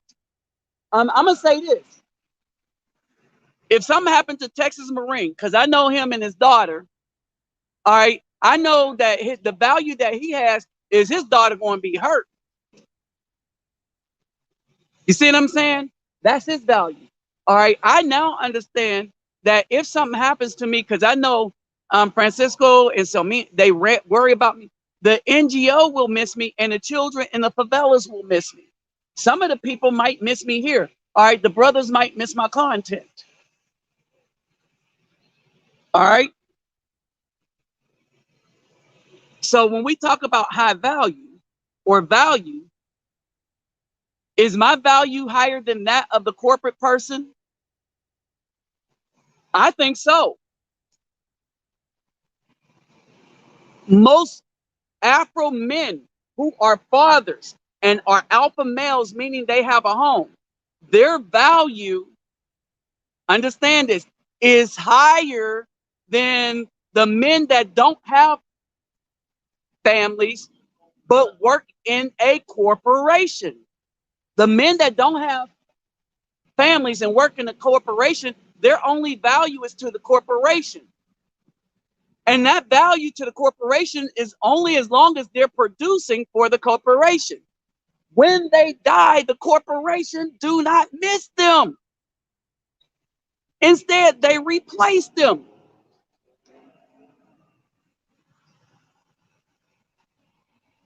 Tom Brady was a good quarterback for New England. You know what New England did? They went and made some deals, got up and picked another quarterback, replaced them. All right, no real value. Monetary value is not value. Value is value. How much will you be missed? My car should be about ready. That's the deal. All right, how much will you be missed as a result of who you are? And if a man is an alpha male, that means he has a family. And being an alpha male, he would be sorely missed by his family. And more so if he didn't have life insurance. And you know when they'll be missing him? If he didn't have life insurance? When they selling them fish plates at the charge. All right, but on a serious note, no fish plates. All right, that's what value is. Oh, my car is ready.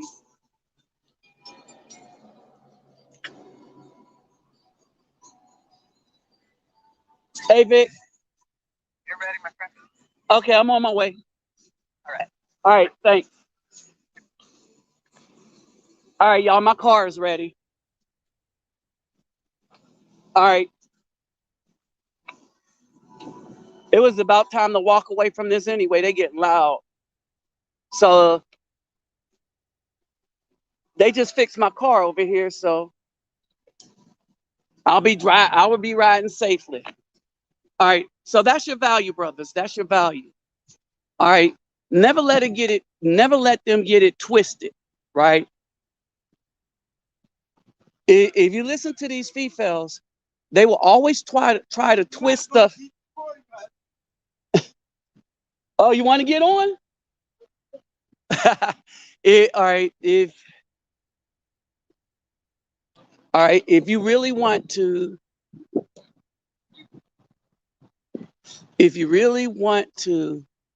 have an understanding, all right, if you really want to have an understanding, right?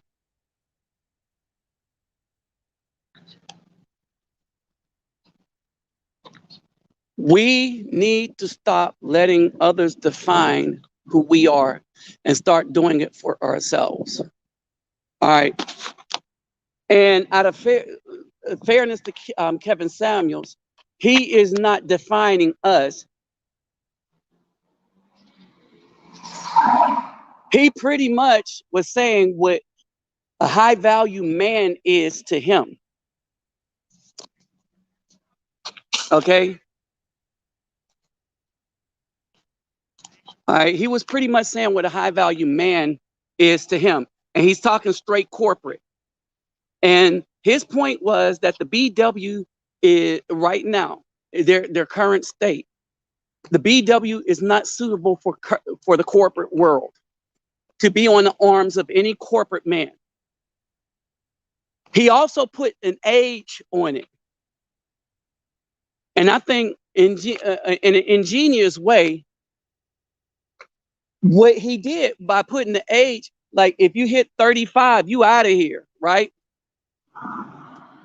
Like you have no value if you're 35 or over because of your ability to produce children. And I said this.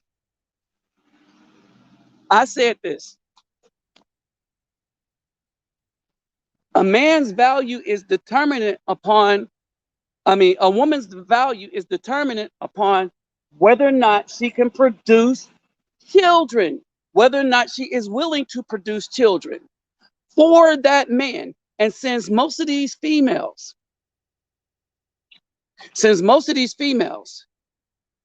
already have children from Pookies and Ray Rays, then they have lost their value.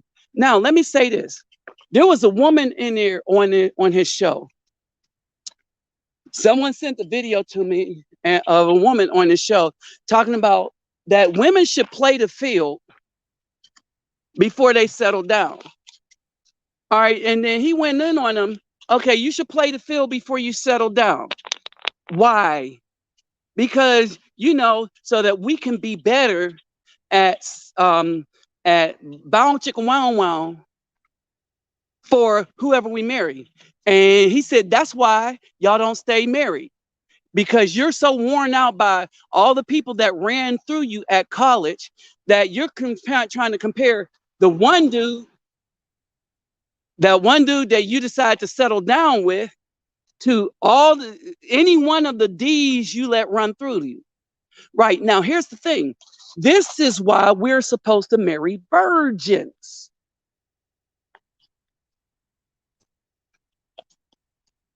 This is why we're supposed to marry virgins.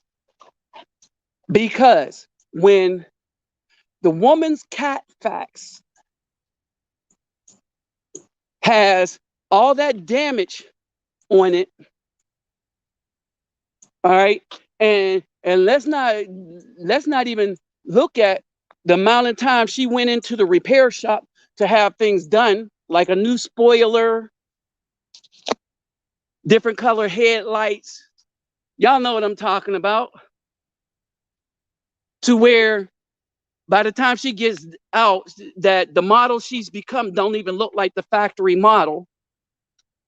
All right. By the time she have all this stuff done, all right, she has truly become a different person, is a different person. And so she brings no value to these men. She don't bring virginity. She don't even bring her real self. All right. So this starts to be a problem compounded by vanity, along with a reprobate mind, refusing to repent. And instead of repenting, deciding to dress up the outside to try to deceive a would-be good man. Now, the reason why a lot of these females are not liking him right now is not because Kevin Samuels ain't saying nothing that I wasn't saying. He's not saying nothing that Sotomayor wasn't saying. He's not saying nothing that Rich Scorpio wasn't saying. He was not saying nothing that the mad bus driver wasn't saying. We've been talking about this stuff for greater than 10 years, right? It's just that as his popularity grew, a lot of brothers start waking up, because we'll listen to a dude in a suit. All right. And so what he did, because he's an image consultant, he knows how to tailor his image to suit people that won't listen to you unless you have an image. And why does he do it like that? Because he wants a lot of people to listen to him, because that's how he makes money. Because he's an image consultant. He makes money by improving people's image. And so he got in on there to talk about that stuff. So people that aren't interested in making money, say like a person such as myself, where I am trying to improve a spiritual image, this is the reason why I will not put on a suit. This is the reason why I don't use fancy equipment. Think about that. People are like, why don't you use fancy equipment? Why don't you do it this way? They have a complaint about me not being as polished as people doing it for money. Forgetting that I'm not doing this for money. Is this open? My car, nice and I could drive down the road, nice and safe now. All right. And so this is the issue. All right. I don't do this for money. Y'all know this because I keep doing it and y'all ain't paying me a dime. You didn't have anything left. Woo. I don't know how to let you go like that. That thing was to the plate. Oh, I know. Let me keep these. I'm gonna show it to them. I'm gonna say this is what y'all let me drive on. Because all y'all wanted to do, hey y'all, this will be my next video tomorrow. And again, thank y'all for stopping by. I should have saved well, y'all made it here. It wouldn't have hurt anything. Had I just saved all that trouble and just did it here. Yeah. But I knew you were gone for a while. I figured you was on AT. Yeah.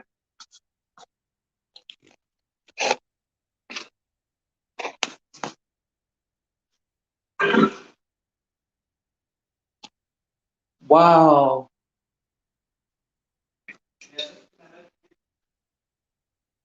I know, right? All right, so let me tell you this. Real quick. There was a shop in Houston, right? I went there because I was in Houston over my sister's house, and I needed some brakes. I heard them squealing real bad, and so I got some front brakes because I thought it was the front brakes. Forgetting that when I was in San Antonio, I had those fixed, and this place had me ride out on bad back brakes because all they wanted to do was make money, thinking I would come back and get the back. Lord, I'm gonna tell you, when they took the brakes off, the front brakes off, they saw that the front brakes were still brand new. All right, and instead of telling me, all right, what they decided to do was just, make their little change and then have me go down the road. But I'll show you the brakes, the condition of. Well, I'll put it in the video tomorrow. But anyway, so back to what I was saying. Okay, so that's the value, right? I'm gonna say this. Hey, how's your pops doing? Oh, okay.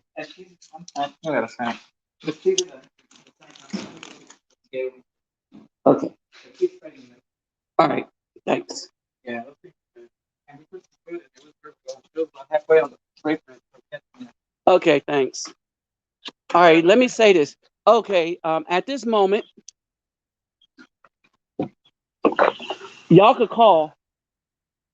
All right. If you have something to say, hold on. Wait. As soon as I turn the car on, y'all can call in. All right.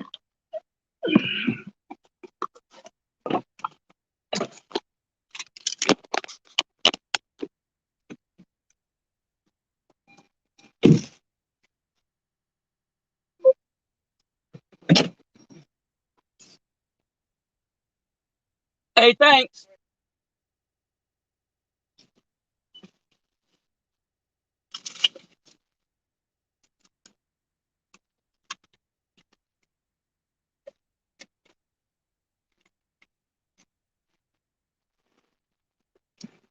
All right. Hold on for a second.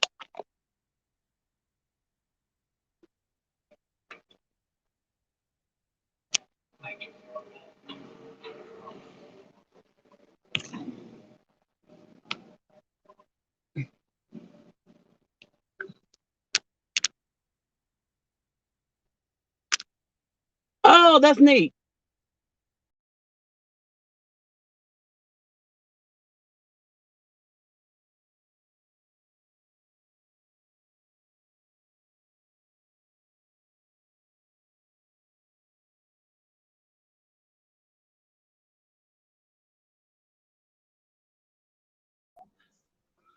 I wanted to show you the hood real quick. All right.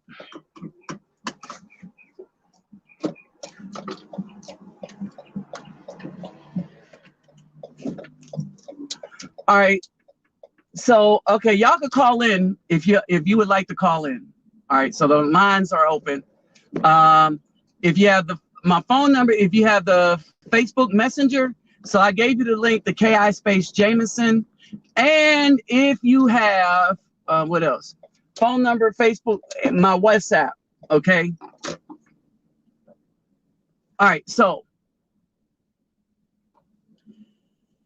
basically, all right, what's ending up happening is this, that no one sees any value in the BW at all anymore.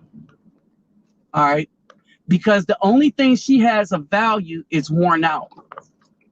And that is the bound chicken wow wow. Period. And it's only slightly valuable. And if you're going monk, then it has no value. All right. So I want y'all to understand that.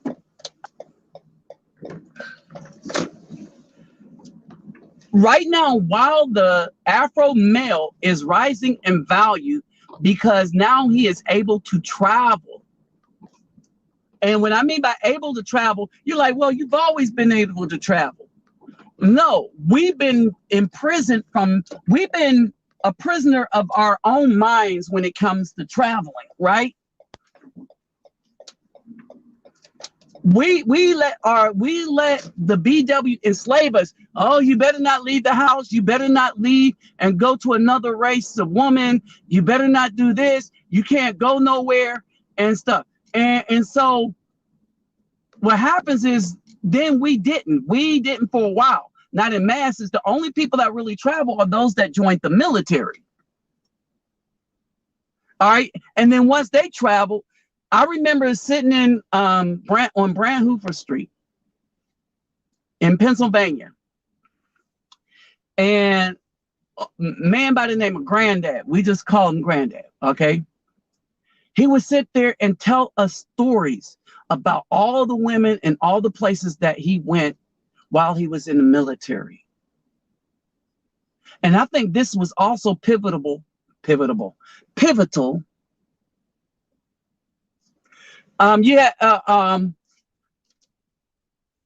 Who's this? I'll tell you what. I'm gonna share the link. All right, and then those who want to pop on in the link, I'll do that. All right. Let's wait till I hit another red light though. All right. So he would tell us all these stories, right? And so the military, hindsight 2020, ended up being a good thing for me, although the military was not a good place. It ended up being a good thing to me because men had already got me to train my mind to be able to survive all the wickedness that I had to put up with, the racism and everything, especially in the Army, especially for being smart. Because again, some of my biggest adversaries, while there were some Caucasians, let me make it clear that because you're trying to be a part of the system, a lot of the so-called Black people came against brothers like me, and they were part of the problem, and they helped them persecute the intelligent Afro people. There was a story I looked at, and I want you to understand this. An F-22 Raptor pilot left the Air Force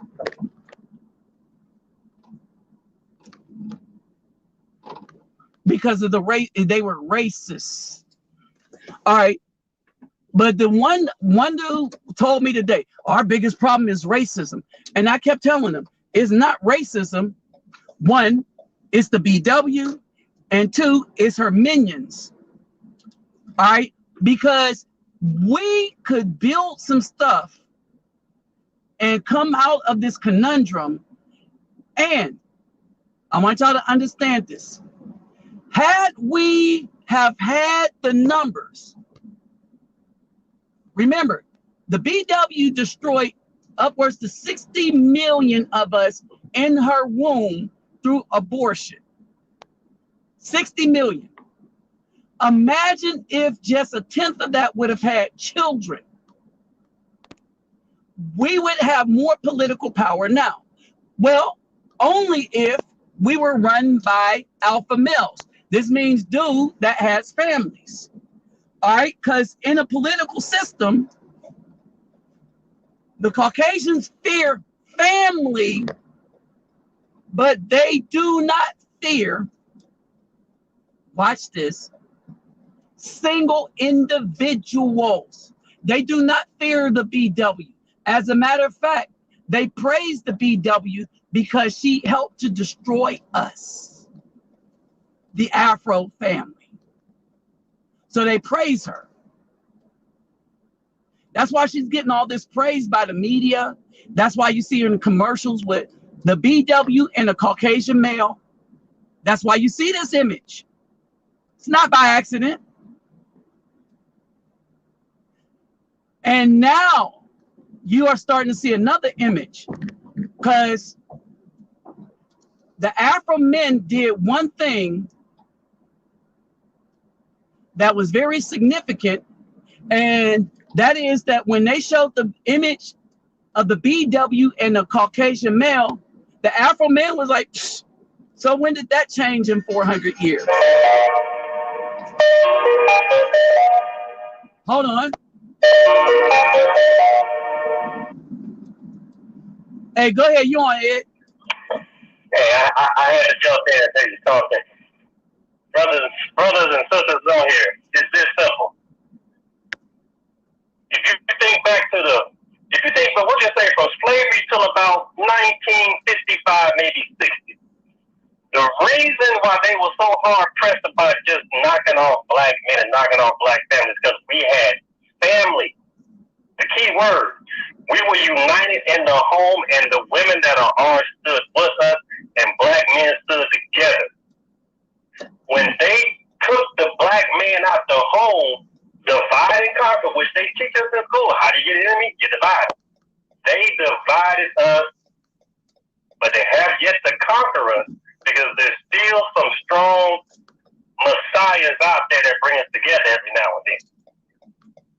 So the family is divided. That's what so many other so-called ethnicity nationalities have. They still have families. Yep. That's why India still stands. That's why even Mexico, with all the problems they have, still stands. That's why Brazil still stands. That's why most of the continent of Africa still stands. That's why they've never conquered Iraq. Hold it. Let me say something about Brazil. Brazil is not standing anymore, and I'm gonna tell you why. Brazil had the women. Understand this. The women had decided to become Americanized. All right, and so as this happened, the Brazilian men start leaving them alone. All right, and then like men like me, I started becoming very short with them, right? And so I was trying to say, well, what happened? And the Brazilian men said, when the Olympics happened, and I said the Wonder Woman movie, but they said no. The change was when the Olympics happened, and people were so enamored with the women of Brazil that it got in their head. Okay. Hold on for a second. I'm gonna send you a link. All right. Let me say this. Nope. There we go. Hey, I gotta jump off because I got people coming by, family coming by to holler at me for a little while. I just want to jump on and holler at you for that. Okay, yeah. I just want to jump on the house for that because it was getting good. I had to make a comment.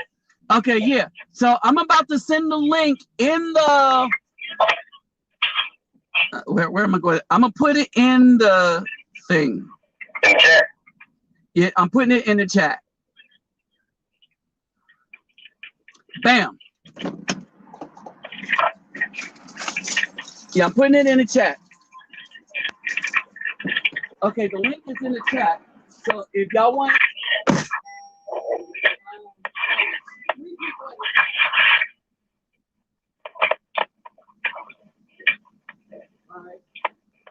all right. The first two. Hey, hit that up because I'm about to put this phone on the charger real quick. All right. If they don't stay, I'll jump back on if you want. You can jump in there. It's the link. Just hit the link. All right. All right, bro. Thanks.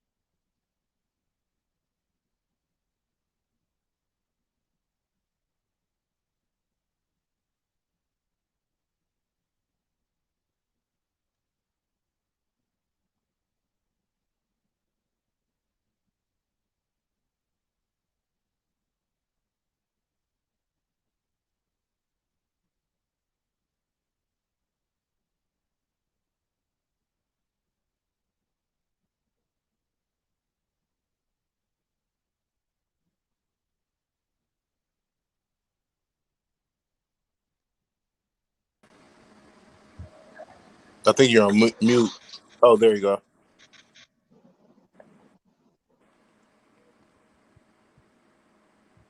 Can you hear me?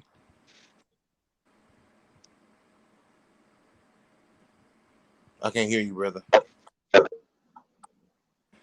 right, go ahead. I'm not on mute.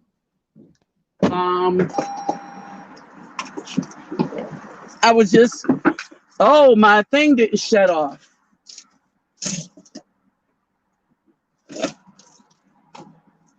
Okay.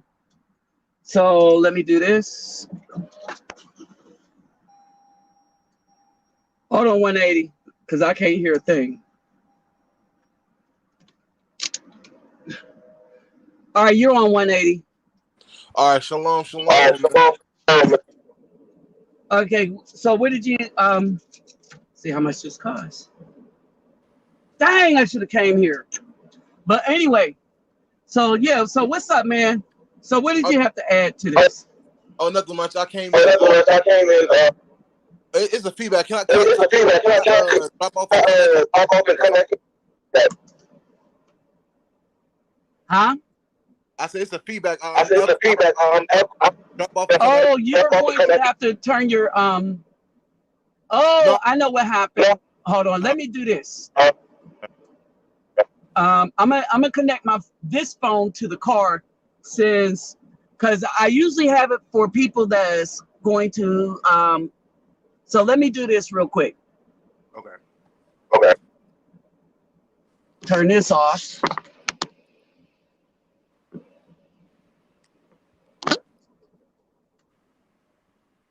Can you Can you hear me? Yeah, I can hear you. Okay, cool. It's not echoing no more. Okay, shalom, brother. I've been watching you for since like 2 years, man. So I'm familiar with your content, but I came in on this conversation a little bit late because I was watching another YouTuber. I came in kind of late, so basically you talking about Kevin Samuels and how how he depicts a high value man and how these women are wanting to go after men and corporations, right? Right. High value to him is corporate value, and it's not his money. So if you listen to his definition, right? Mm-hmm. He defines high value men as men who has a value of greater than 6 figures, right, with contacts able to manipulate in and gallivant around in the corporate arena. Right. Okay. So basically, all right, and I said that is good if you're saying that a high value, that high value is corporate value. But I'm saying that as far as the community, I'm saying that that's not a high value man at all. That's And not, when yeah, we use the term, I agree. I when agree. we use the term Afro, now for his definition, that's high value. Right, all right. right. Now, the reason why he made that definition, because his thing is an image consultant, trying to connect women with the high value men, and he was of the corporate by his definition, and tell them what they would need to do in order to catch one of those kind of dudes. Can I ask you? My bad, not to cut you off, but can I ask you because I like where you're going with this. Now, okay. Do you think, okay, so is black men in corporate in the corporate world like that? Let me ask you that first. What do you mean by are they like that? Are we in the corporate world like as far as like some are? Okay, that's what I was going with, because if that's the case, then he's telling black women to get with white men because they the majority in the corporate. These are black women. So basically, he's saying if a black woman he's saying if a black woman wants a black man that's rich, all right, because face it, what he's telling black women is the white men in the corporate world don't want you. He said maybe a few one or twosies, but they don't really want you. In the Hollywood world, that's different. In the corporate world, no, because Hollywood is an image and it's based on who's watching their movies and content and stuff. You still there?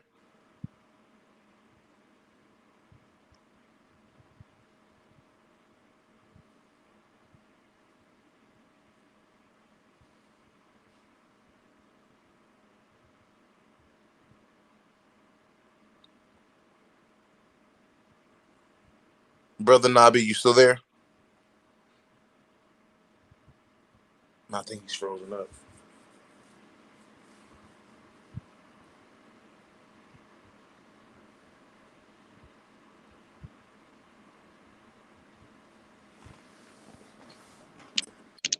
Hey, brother, I'm still here. Okay, there you go. I can hear you now. All right, hold on. I'm gonna pause for a hot second. I'm here, but I'm trying to connect you through my car. Okay, so I'm here. Okay, so all right, so let me do this real quick.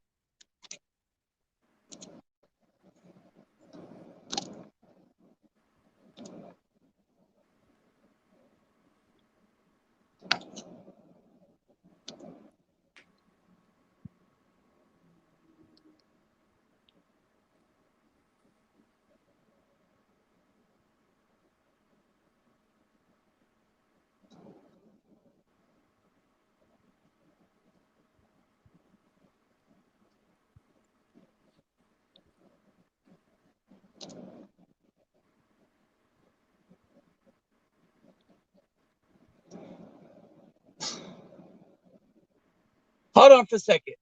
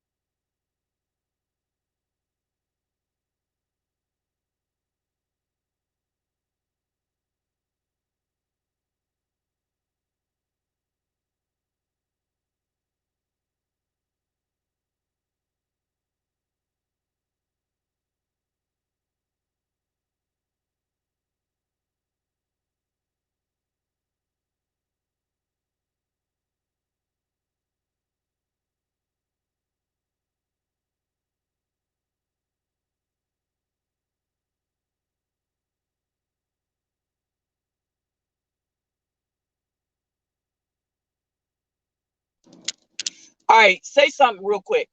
All right, I'm here. I'm still here. Dang. Hold on, let me see. This phone is off.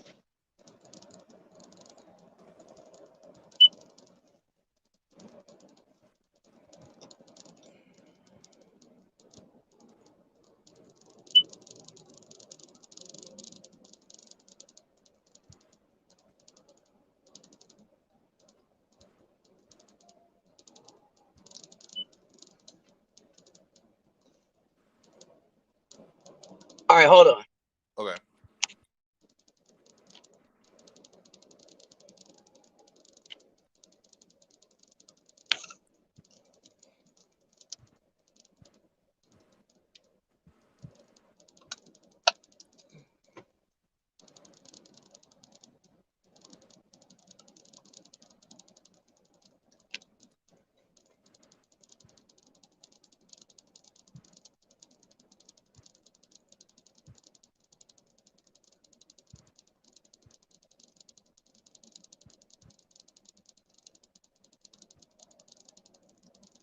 Okay. Okay.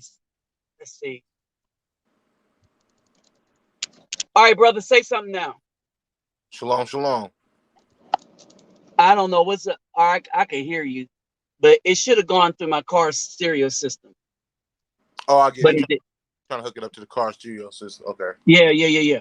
But anyway, so basically, so what I was saying is, all right, and this is the issue with Kevin Samuels things, and this is why I'm telling y'all to beware.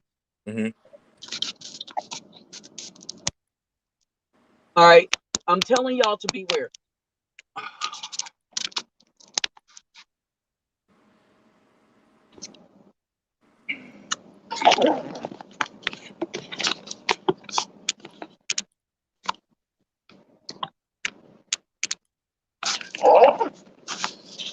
All right, this is why I'm telling you all to beware.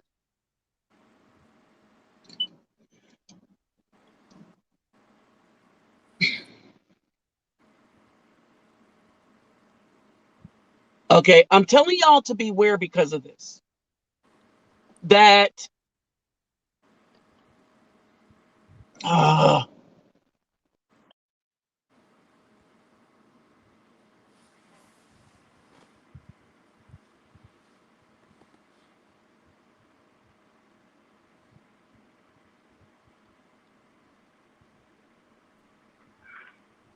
I'm telling y'all to beware because there we go. Say something. Shalom, shalom. There it is. It's going through. There you go. Okay. All right. So I'm telling you to beware because of this. All right. That we got to be careful of that. We understand what people are talking about when they make definitions. All right. So when he gave the definition of what a high value man, what he also gave is that is his definition for the corporate world, but not what a high value man is when we look in terms of what we as Afro people should value. You see, because Malcolm X would not have been a high value man because I don't think he was a six-figure income earning individual. Right. Martin Luther King,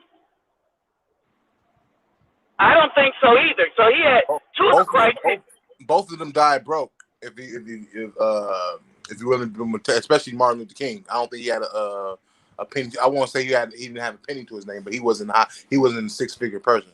So right, and so a lot of the dudes that had the most value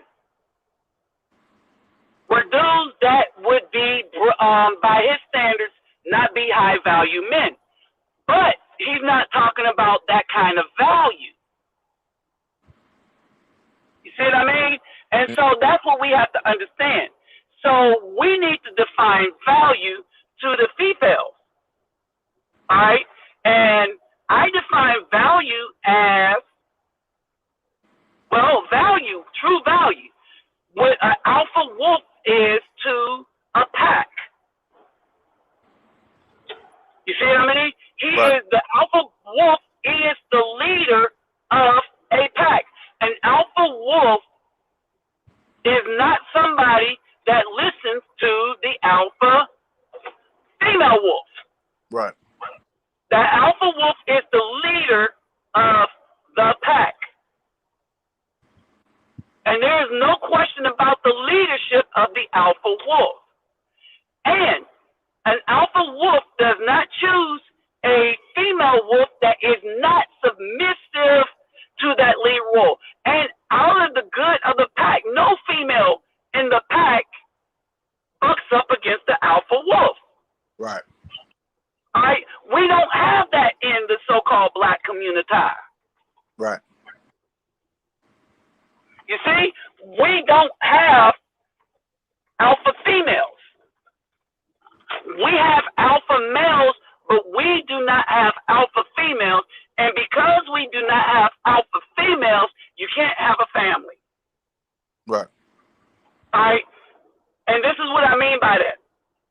Alpha men are going to be alpha men. These are men that prepare to take care of a family physically, mentally, with wisdom, emotionally. And so a lot of these dudes that these women are calling alpha, well, one, they made the definition. So they do not hold any water. Their definition, we need to stop listening to, and this comes into this. Mm-hmm. And when I said my first point that it is women have often made more money than the men because people feel more comfortable giving their money to women. Mm-hmm. A lot of people give money to women out of the sympathy thing. It's the reason why a woman gangbanger can still go and make a GoFundMe page, whereas a man that worked in the community and he gets hurt, he cannot. Right.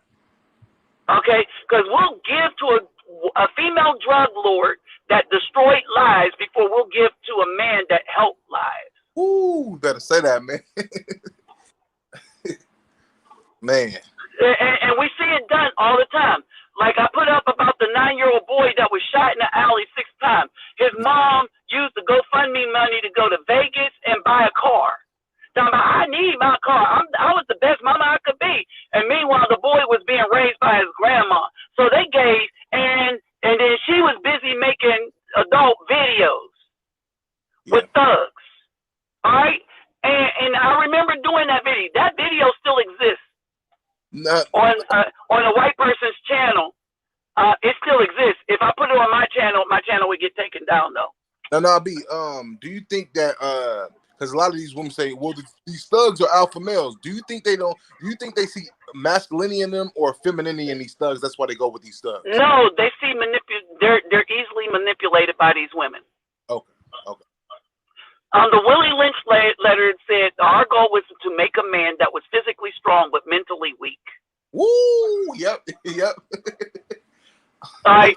An alpha wolf is a good navigator around the system, is good at marking trails, and is good at doing what's good for the whole pack. That's what making an alpha. It is good for the entire pack. These dudes coming out of prison, they're not good for the black community. They're not good for the family. They're not good for the women that they're with.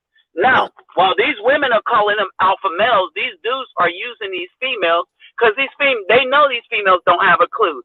And they know that these females are not, and this is, when the hip hop artist was coming out and telling us and calling these women B's and H's and stuff like that, they were telling the truth. But because we couldn't take the truth of the BW being called what she was actually acting like. Right, because we worship them. That's why. That's the problem. Exactly. We worship them over the Most High. Right. The Most High told us to be careful of them. Right. Now, I remember you made a good point. You said that it was already black males over here, right? As free men and as laborers. The reason why they brought the black female over here to continue the race of the slaves or the laborers. No. Black females were over here. So here's the history. All right, keep this in mind. Okay. Of all the slaves that were brought over here, 2/3 were men. Okay. Now, Okay. When you read the book, Daughters of the Trade, and start looking in all the journals, you will find that most of the women that were brought over here were not slaves.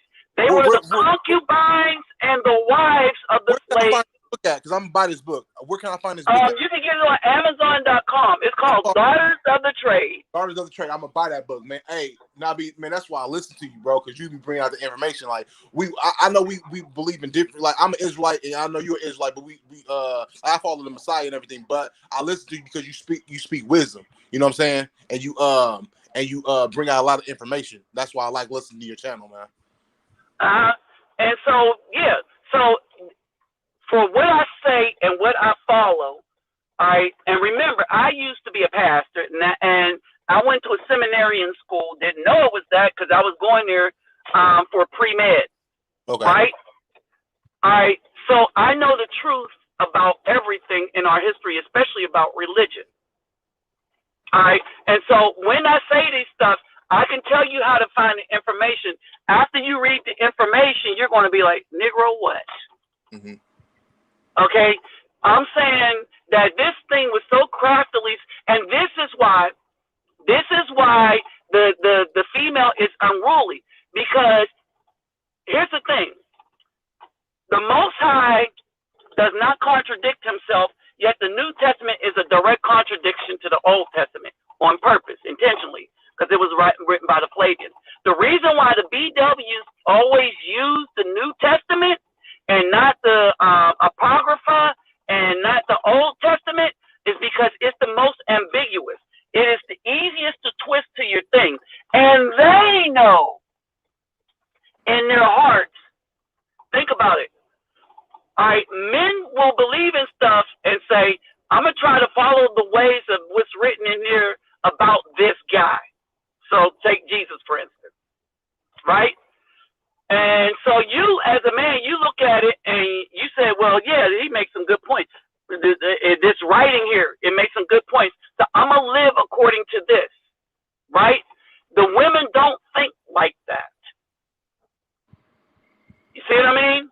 Mm-hmm. And so you following, let's say, Jesus is different from the women following, say, Jesus. The women will look, oh, I could do anything I want to anybody, damn morality, and by the time I'm done with them, all I got to do is get on my knees and pray to this white Jesus, and everything will be done away with. When they know that there's something wrong with that. Right. Even the scripture says they're supposed to reverence us. They're supposed to worship us. We are their lords. But here's the thing. Here's the thing. Are they supposed to worship us if we're worshiping another God? See, the thing is, right. everything is so. When we talk about this stuff, we have been mixed up, and we strongly hold on to some things. And it is why you got many different Christianities. All right, you got Israelites that follow the Jesus. You got a Messiah, and you got Israelites that don't. The Israelites that says, okay, that the Messiah, okay, they will say the Messiah is not that dude in the New Testament. All right, and there's people like me that know it for sure, so sure that I am comfortable with dying in a favela if it happens, right? And this should worry somebody. They like, why you go to all these dangerous places? Because I literally don't care about death. Why aren't you doing anything about your cancer? Because I literally don't care about death. When it's time to go, I am comfortable with who my maker is, right? And so the question that I ask women to ask themselves, are you comfortable with dying right now? Mm-hmm. What would you think you had to make up? Are you sure, so sure, that you have enough information to have an understanding? And so me, I will never understand fully who the Most High is, but I know fully what the falsehoods are. You see what I'm saying? So I know fully what the falsehoods are, even though I can never contemplate the Most High. Right. There's some things I know know that I don't share with people at all, right? Because I wouldn't know how to explain it to people. Mm-hmm. It's why I know the things that I know that I can't explain to people. Mm-hmm. It's how I come to the knowledge that I came to, but I can't explain it to people. But what I can explain to people and show people is how the lies came about. Right. All right. And my bad. And so when we get to the females, this is part of our problem. Mm-hmm. Even we are double-minded and we are in conflict with a lot of things. And so the females understand that there's conflict, so they're going to go to the guy with the weakest resolve in that conflict and use them against the dudes of strong resolve so that they keep us warring one against another. Why? Because they understand that we won't destroy each other, but that ain't what they're going for. They're going for confusion. See, everything that is done operates in the sphere of confusion. So the BW uses confusion, and they spread confusion within the men, competition within the men. This is what happened to the Black Panthers. They sent the women, and the women, and then they took this movie out, the Judas, and saying that it was a man. You know why they made the movie The Judas? Because they're trying to rewrite history. It was women that they sent in that brought up jealousy and all the rest of that stuff because they were sleeping with all the leaders. Right. Now I want to touch on something that you were saying about the daughters of the slave trade, right? You said, okay, so can you further elaborate on what you was going into when you said it was something already over here, but you had okay, so keep in mind that we're going to use the number 350,000. Okay, 350,000. That's us, 350,000. That's how many of us were brought over here. Okay. 350,000. Okay. Now, the 350,000 were brought over here, but understand this: there were millions of us already here. Right. And they know this even in Brazil. So this is why in Brazil, people coming from Mozambique and Angola could blend in with the Afro peoples that were already here. This is why the Mayans have a god, the god of wisdom in the hunt, which is a black god, literally black. Like you saw my skin, right? That black. Right. No, not light skinned dead. Right. I think no, we talking about bliggity black, y'all. I'm black, y'all. You know what I mean? I think we the same complexion. I might be blacker than you though. But yeah, it is that black, right? Yeah. All right. And when you go to Brazil, all right, and you look at their natives is black like us, and they got brown paint because they paint some brown natives, and they got white paint because all the white people are painted with white paint. So it isn't that they ran out of they didn't have white paint, and so they painted all the natives. No, they know that history. We are the most ignorant people. We are the least free people almost in the world outside of communist countries. And I think some of the communist country people are freer than us because in a communist country, the government shuts them down. In our country, oligarchs shut us down. We have no freedom. Right. We are not free to think. We are not free to talk. Right. And they're killing off African leaders mysteriously. A lot of African leaders at this time are dying that are bucking the system. A lot of these African leaders whose countries was not ravaged by the virus, all right, they're being killed off. Okay. Now I wanted to ask you about because I've heard this argument that the females use against us, say, well, you guys been wanting white women since slavery and stuff. But I always say that that's not true. That's not true. That is not even impossible. That's impossible. That's not even possible. The only person with the other race since slavery has always been the BW. Exactly. Because even on Rosewood, the movie Rosewood, while we were being accused of raping this white woman, the white man in the store was screwing the black woman. Yeah.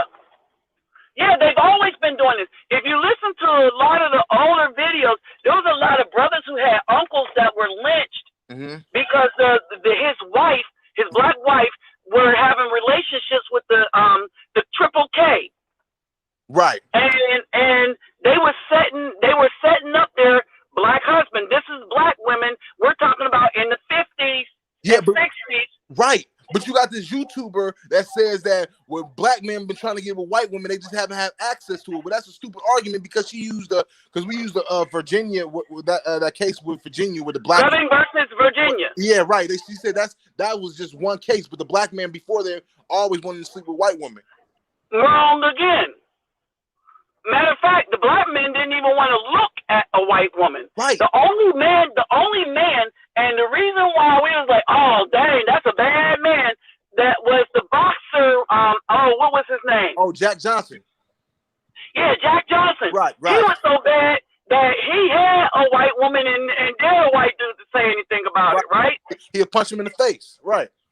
And so basically that was it though. If you look at Lena Horne and all of them, all these women were the products of the black woman and a white man. All right, so this is what happened during slavery. Say that a mistress of the house decided she wanted a buck, as they say, right? All right. Well, the dude had no option. If he got her pregnant, if she got pregnant, that baby died along with that slave. Okay. Right. With the BW, right. That baby was never killed. Right. Like I always say, white men always had access to black women. They just never wanted to marry them like that. No. Wrong again. Oh, only in the English didn't want to marry them. The French in New Orleans. Okay. If you look at, if you study New Orleans, so what happened in New Orleans, all right, with the French is Napoleon and the Haitians. Now I'll explain the Haitians because I explained this before.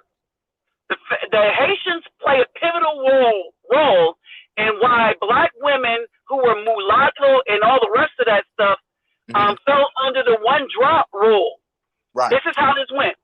Under the French and Spanish customs, when they went in, and the Portuguese to a lesser degree, all right, they engrafted the people into the community, but they divided the people up based on color, right? And the closer you were to white, the more prestige you had, right? And this meant to the black women that if they wanted prestige, get with a Caucasian man. Okay. And in Brazil, they have a painting called The Redemption of Cain. Redemption de Cain. Right? The redemption of Cain is a grandmother, right, who has a mulatto daughter next to her, and the mulatto daughter is holding a Caucasian baby, and next to her is a Caucasian man. And in the 1920s, there was a guy that published a book on how to get, if you want to improve your race, marry a European. In other words, don't be with an Afro man. Right. If you want to improve your race. Right. And understand this. If you want to improve your race, he basically told the women, get rid of your race. Think about it. So if you want to improve your race, make it white. That means get rid of yourself. Which we know the sea goes to us, that we carry the race anyway, so. Right. And they knew this. They understood this. That's why this was told to the women. Right. So now to your thing. So what happened is that Napoleon, the Haitians revolted and beat the French. All right. The French lost money fighting the Haitians, and it cost them their territories in the United States. Hence the Louisiana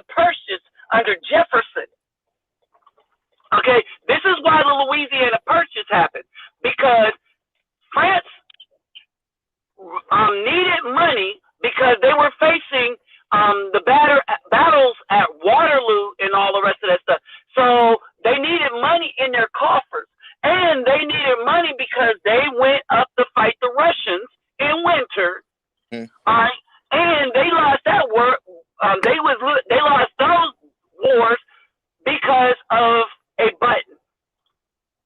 The button on the coat. Significant how something so little can cause such a loss in a war. But you're fighting in the winter and you can't button up your coat to keep you warm from the. That was a problem. Right. All right. And so what happens is, so he sells the Louisiana territory to Jefferson, and as soon as Jefferson and the United States bought it, now they become under the jurisdiction of the United States with the rules of the United States based about race. And the rules that the United States had on race is the one drop rule.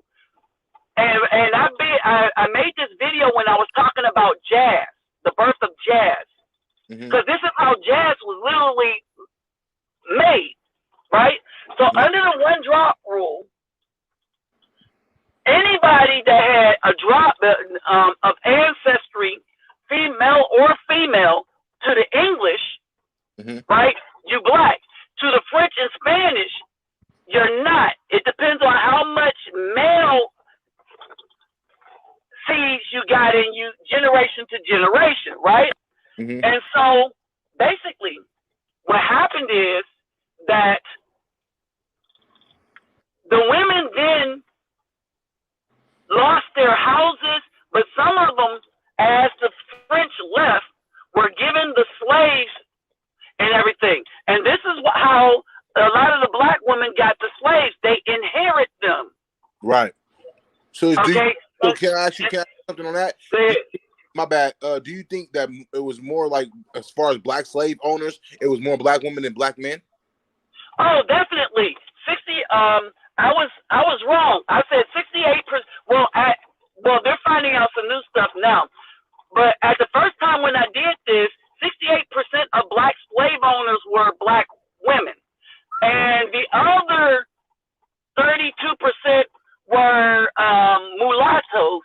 And by mulattoes, we mean the children born between a white man and a black woman. Right. Because anything that was born of a black man was killed. Yeah, right, exactly. Or didn't have any property, even if that woman was, And so they try to say, oh, there was a black man that had a slave, but that's not true. Right. There was a black man that had an indentured servant, but no black man had a chattel slave. Exactly. And the conditions were so bad for the slaves under these black women that owned them that a lot of slaves ran away to white plantations. Yeah, because who hates the black man more than his own woman? Like, real talk. Like, I'm not trying to be funny, but like. So this is the history. So, but then what happened is there was a revision, and I think Kevin Samuel spoke of this. That it turns out that 70% of the black slave owners were black women, but you still had the 30% that were children of the white man and the black woman. They were mulattoes. Right. Okay, and so there was something called manumission. All right, so what manumissions is that it was a way for the Caucasian man to give black women property, territory, and their freedom. Because once he gave them their freedom, they could then own stuff. All right, so a lot of women, a lot of black women had so many children from white men that the white men said, "We're going to make you free so that their children could be free." Right. Right. So basically, they were not even enslaved. Some were. Okay. So now there's a lot of sick things. First, the lynching. All right. This is what a lynching was. A lynching was when they killed a man, an Afro man, by hanging him, but they cut off his baby making. Right. Yep. That's the lynching. Right. It wasn't. Lynching is not simply hanging. It is they hung him and then cut off his stuff that he produced children with. They humiliated him, basically. They mutilated him. Yes. Right. All right. And so basically, so when we say this, and when we say that the BW called the triple K people in on their husbands and stuff, and these dudes were lynched. This is what happened. All right. Now the story that the women were just trying to protect. No, they were never trying to protect us, because many of them belong to the system. They benefited from the system. Remember, parting their feet is a natural act. Look at them now. They will go out and choose the most wicked person to make children with. Right. And then they'll say that all men ain't S, you know. And then then they'll turn around and say, "Oh, we ain't SH." Right. They'll say, "Oh, you ain't SH. Oh, men ain't SH." Right. Right. So this is what happened. So under manumissions, all right, under manumissions, right. Understand that they gave a lot of the slaves to the women. The women made the conditions so bad that the slaves couldn't take it. They ran to other white plantations, right? All right, so under manumissions. But look, that's why I say, not to cut you off, because I like what this is going, like, not to cut you off, but that's why I say that The Color Purple could not have been a true movie. Well, it wasn't. It was a movie made by a woman. Right. Remember, it was the same woman what was that movie where the woman went to Jamaica? Stella Got a Groove Back. Stella Got a Groove Back. Yeah, right. All right. Now, remember, that dude was 17 when she met him in Jamaica. He didn't have no career or nothing. Right? He had no career. He was 17. He wasn't worth nothing and stuff. She put him through med school and all of that, right? And then he turned out to be, you know, the other side of the fence. You know what I mean? Man. He turned out to be. Make sure. So do you think it was a white media that showed black men in the bad light the way they do, or was that black? Yeah, that's part of the psychological thing that's going on. Okay. Because it's been happening since the 80s. Like, we got, like, black men been getting drugged. Like, either we was like high masculine. Oh no, this was before the 80s. Remember, we weren't even allowed on TV. Right. Until I believe Sidney Poitier, right? Right. Sidney Poitier changed a lot of that. Him and Cicely Tyson, and we've never had that image since. Right. All right. Sidney Poitier changed that. Cicely Tyson changed that. You had back then. And take for instance To Serve with Love. Mm-hmm. All right. I mean, if you really look at it, but if you notice that even Alec Baldwin went to France to get away from what was really going on in the United States when it came to the unjust treatment of Afro people. All right. Mm-hmm. Now, the thing is that they had a hard time with it, whereas when you look at Black Wall Street, Greenwich Street, there was a lot of Black Wall Street, and the reason why the actors and the musicians had a hard time with it, because they weren't content with earning money just in the black neighborhood. They needed and wanted white approval. And so when stuff went down, right, when they couldn't get their foot in the door to be really, really famous, like a Sammy Davis Jr., then they were upset. And so they left to go to France and stuff where they could get that white approval. Yeah. Do you think that messed us up? No, it didn't mess us up, because we was doing gangbangers. The thing that messed us up was 1964. What happened in 64? The Civil Rights Movement. Okay, right. Okay, so 64 was the Civil Rights Movement. I see my dad. Right? Yeah. All right, so that's what happened. 64 was the Civil Rights Movement. All right. I'm making a video. I'm making a video.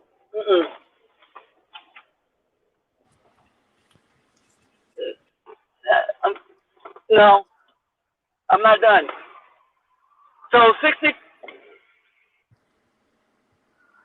No. Hold on. Okay. No, I'm gonna be a minute. I'm gonna be a minute. Cause you know I make these videos for a long time. All right. So basically, so when you go to 64, Mm-hmm. when you go to 64, right? 60 Right. to 64, up until 1950, we rival white people as far as families. We rival white people as far as children in the home, right? Mm-hmm. We get better than them. Most of our children grew up in a two-parent household. We Right. rivaled them as far as education, right? Mm-hmm. We built the Chitlin Circuit. They wanted our music, right? Right. But we weren't allowed to play our music in their places. But we weren't content in playing our music in our places. Right. That's why if you people on the back you up on the movie Little Richard, how he was singing the song and they had the white boys come in and sing the same right, song. Yeah. What's his name? Right. Not Frank Sinatra, right? Or No. And here's the thing.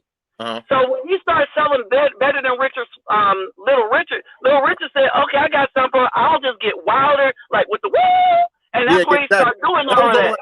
I don't believe that. I don't know. I don't believe Little Richard was like that. I think that was all an act, because he said he had to put on, because he said if he was his regular face, that the white women will fawn over him. He had to put on a makeup to make himself look effeminate. Right, because hold on. Because even for a black man at that time, you can't have white women fawn over you, or that's a heavy price you're going to have to pay. Exactly. You'd be lynched not only in the media, but you'd be lynched in real life. Because exactly. Right. Only the black woman could get, and this is what I tell people.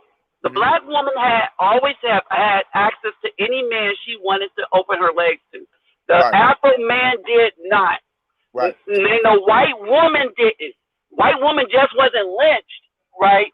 Right. But she was punished. But people, and I know you agree with me on this. Like every woman, even white women, they want the black man. And this is so not evident until you leave the United States. Right. When you leave the United States, okay, in the United States, we are the bottom. Mm-hmm. Only if we're dealing with our women, we are the bottom. We raise up to second, statistically speaking, when you compare to other groups. So if you go to white women, number one is the white man. Number two, black man. The Hispanic, number one is the Hispanic man. Number two, black man. The only change is with the Asian. The Asian is number one, Asian, number two, Caucasian. And that's because of their Hollywood and their skin lightening thing. Right. Unless you go to the Philippines.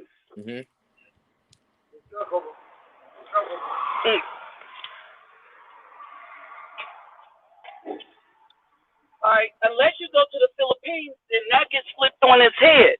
Right. All right, in the Philippines, it's different. Right. Oh, no. I'm trying to grab my basketball. In the Philippines, it's different. But everybody know that we have the dominant gene, that we are the gods on earth. Yes. All right, so basically, let's see. What did Daniel Porton say? Okay, yeah. All right, hey, y'all, don't forget to hit the thumbs up. Don't forget to hit the thumbs up. White men and Latinas are the largest interracial marriage group in America. You said what? He said white men and Latina are the largest interracial marriage group in the. All right, hold on. Wait, that's not true. And let me say it like this, because Latina isn't an interracial thing. Remember that the Latinas are white. They're European. Right. Spaniards, right. They're the Spaniards. Mert. Think about that. We've been always trying to make them us, but they're not. They're not. Yeah, right. That's why I don't. And even they acknowledge it. When you leave the United States, there's a difference between a white Latina and an Afro Latina. Hey, bro, that's why I don't go by that 12 tribe chart, bro. It's foolishness, bro. I don't go by that 12 tribe. Yeah, because the Spanish and the Portuguese, that's all Europe. Right. And so you're going to leave. If you're going to say that the Spanish is black, then what about the French? Because the Spanish, Portuguese, and the Spanish, the Portuguese, and the French were doing the same thing at the same time. So how is the French white, but the Spanish and Portuguese not? Exactly. They're from the. Hold on. Let's go deeper than that. They all speak the Latino. We call them Latino because they speak a Latin-based language. Oh, then guess who else is Latino? You know them black Haitians? They're Latino because you know what they speak? French. Right. What's French? A Latin-based language. Woo, come on now. Hey, hold on. If they're black, hold on. What about us? We speak English, right? So would that make us white? No, I think not. Hold on for a second, real quick. Let me get into the quarters. Okay.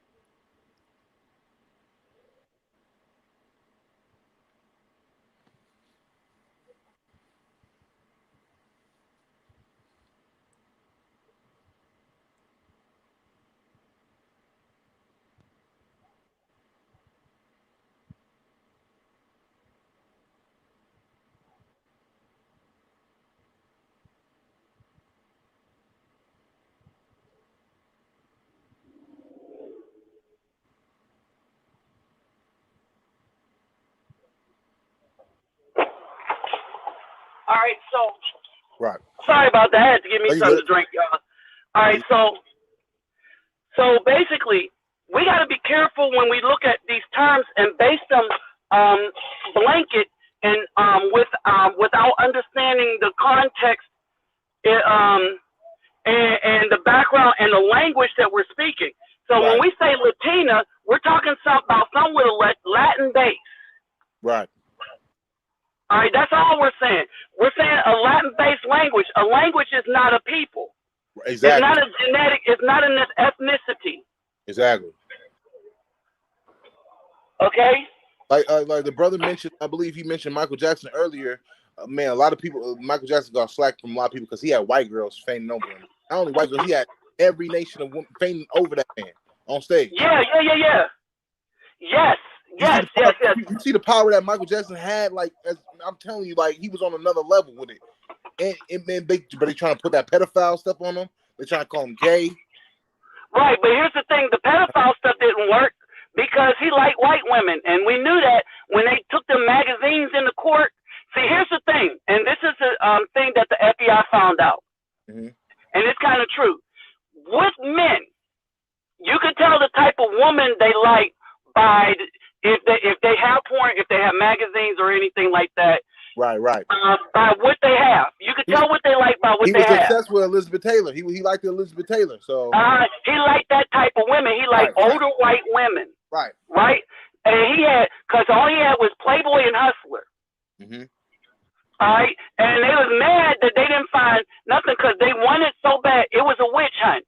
And then a lot of the people start taking their lives because they knew that what they did was wrong, trying to set this man up. All right, and so, basically. And I mean, me and you are a musician, so we go down this rabbit hole all the time, man. I'm a musician at heart, so I be knowing about this stuff, man. Right, and so basically, here's another thing we got to understand, right? That when we're dealing with these situations and stuff, like I said, a lot of us don't understand the terminology, the definition and stuff, because we look at things from the white people's point of view, and they understand some things, right? Because they're the ones that help divide the things. They understand some things, and they understand that we don't.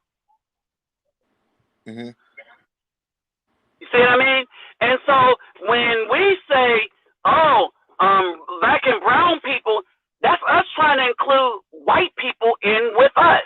Yeah, exactly. All right, because the depending on what you mean by Hispanic, are you talking about the because in Mexico there is a stark difference between white Hispanic and black Hispanic. Right, exactly. That's why I say the black ones.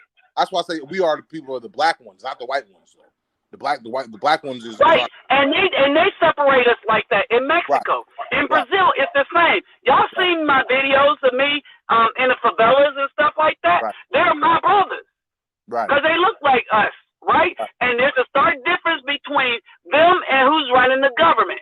Right. A huge. Yeah, and so basically, you don't see no black Hispanic people running the Mexican government. Right. Same thing over there in Haiti. They try to say Haiti got their freedom. You don't see no Haitians running the government.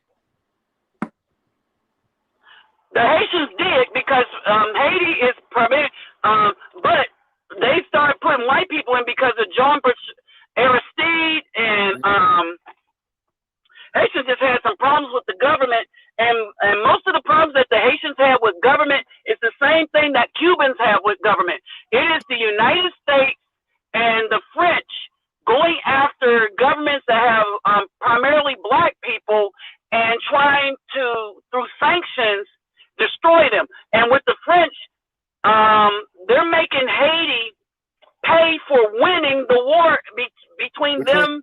The Haitian Revolution. Between them and Napoleon. Right. How the hell do you do that? Make somebody pay for winning. Right. Then again, if you look at the United States,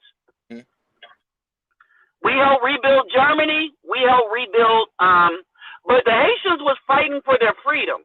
Right, exactly. I know that. I'm saying who runs it. Like I believe, like they had to pay for fighting for their freedom. Right. But the Haitians, I believe the Haitians are our people. Now I don't believe they're the Levites, like the 12 tribes saying, but I believe they are people. You know what I'm saying? Just like the Dominicans. Well, they could be. Remember, because during the slave trade, they left people in Haiti. So the French went in and they took the Haitians and brought them over to Haiti. The Portuguese went in, they went into Mozambique and Angola and brought them to Brazil. The Spanish went all over and to West Africa and brought them to Mexico, Cuba, the islands. Right? And the English went in and the English is the one that actually started this. Right. The transatlantic slave trade. One ship, it was an English person, I don't know who financed them. It was on the good ship Jesus. Right, I heard about that. The first slave ship, the good ship Jesus. Right? All right, and so basically, oh dang. Can I ask you a question? Go ahead.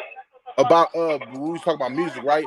Do you think like getting with R. Kelly, right? Do you think he's guilty? Like, do you think he did all that stuff that they said that he did?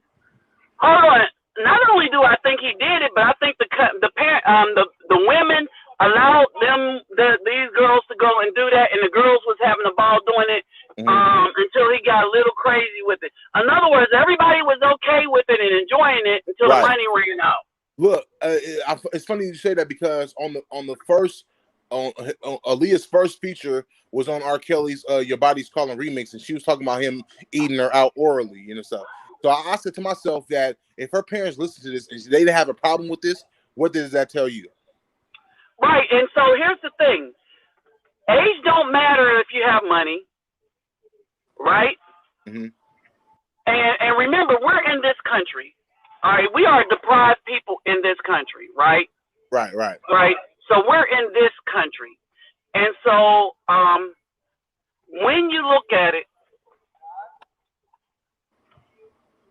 master negotiators of the sea, navigators. Well, here's the thing, and I'll tell you about these currents too. The reason why black people were here before any other people in the Americas were those two currents in the Atlantic Ocean. So you got two circulating currents in the Atlantic Ocean, right? And they kind of go kind of like an 8. Like if you took a pencil and was doing an 8. And so in geology and geography, all right, we found out about these currents, and this is how most of the black people got to the Americas before anybody else in African ships or boats. All right, and these currents are easily, if you get in there and know how to navigate these currents and just stay in the current until you get to land, you'll end up here. And so that's what happened. That's why the oldest bones that they found was in Brazil, and it was of a black woman, an African woman. All right, make no mistake. So we were here long before the red man and anybody else, right? Right. Now, hey, what's up, Space Rice Krispie? And what's up, Phoenix Rising? All right, so when we get into this, right? So we were here before everybody else, right? And this is why this thing is significant when I said that they only brought 350,000 slaves to North America. You see what I mean? And most of those were men. As a matter of fact, the women that had the problem were the women that were on the sex farms. Okay? They made sex farms to make baby when they cut out the mid-Atlantic slave trade. All right, and so what they did was they treated us like cattle, and you had breeding farms to breed slaves. Right, and then they get on all this R. Kelly stuff, but they was giving older men to younger women back then. Right, and basically they were ruining these men. They were ruining these men, and they were ruining these women. Right. All right. And they'll take these women and then you have the stud, and his job was just to make babies. Right. And then when he was done, he was done.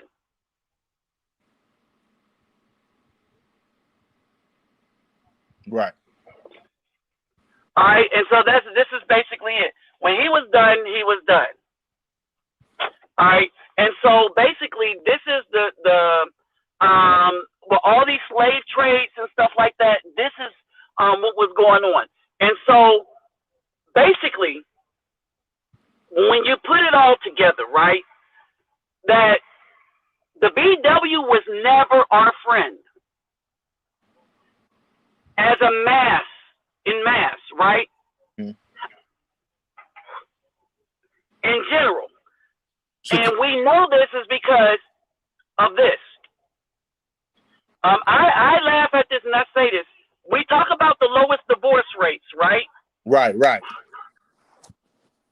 The lowest divorce rates, the top 5 countries that has the lowest divorce rates. Number 1 is India. They do not get divorced. That's family shame forever. Number 2 is Chile. Chile has the second lowest. Number 3 is Colombia.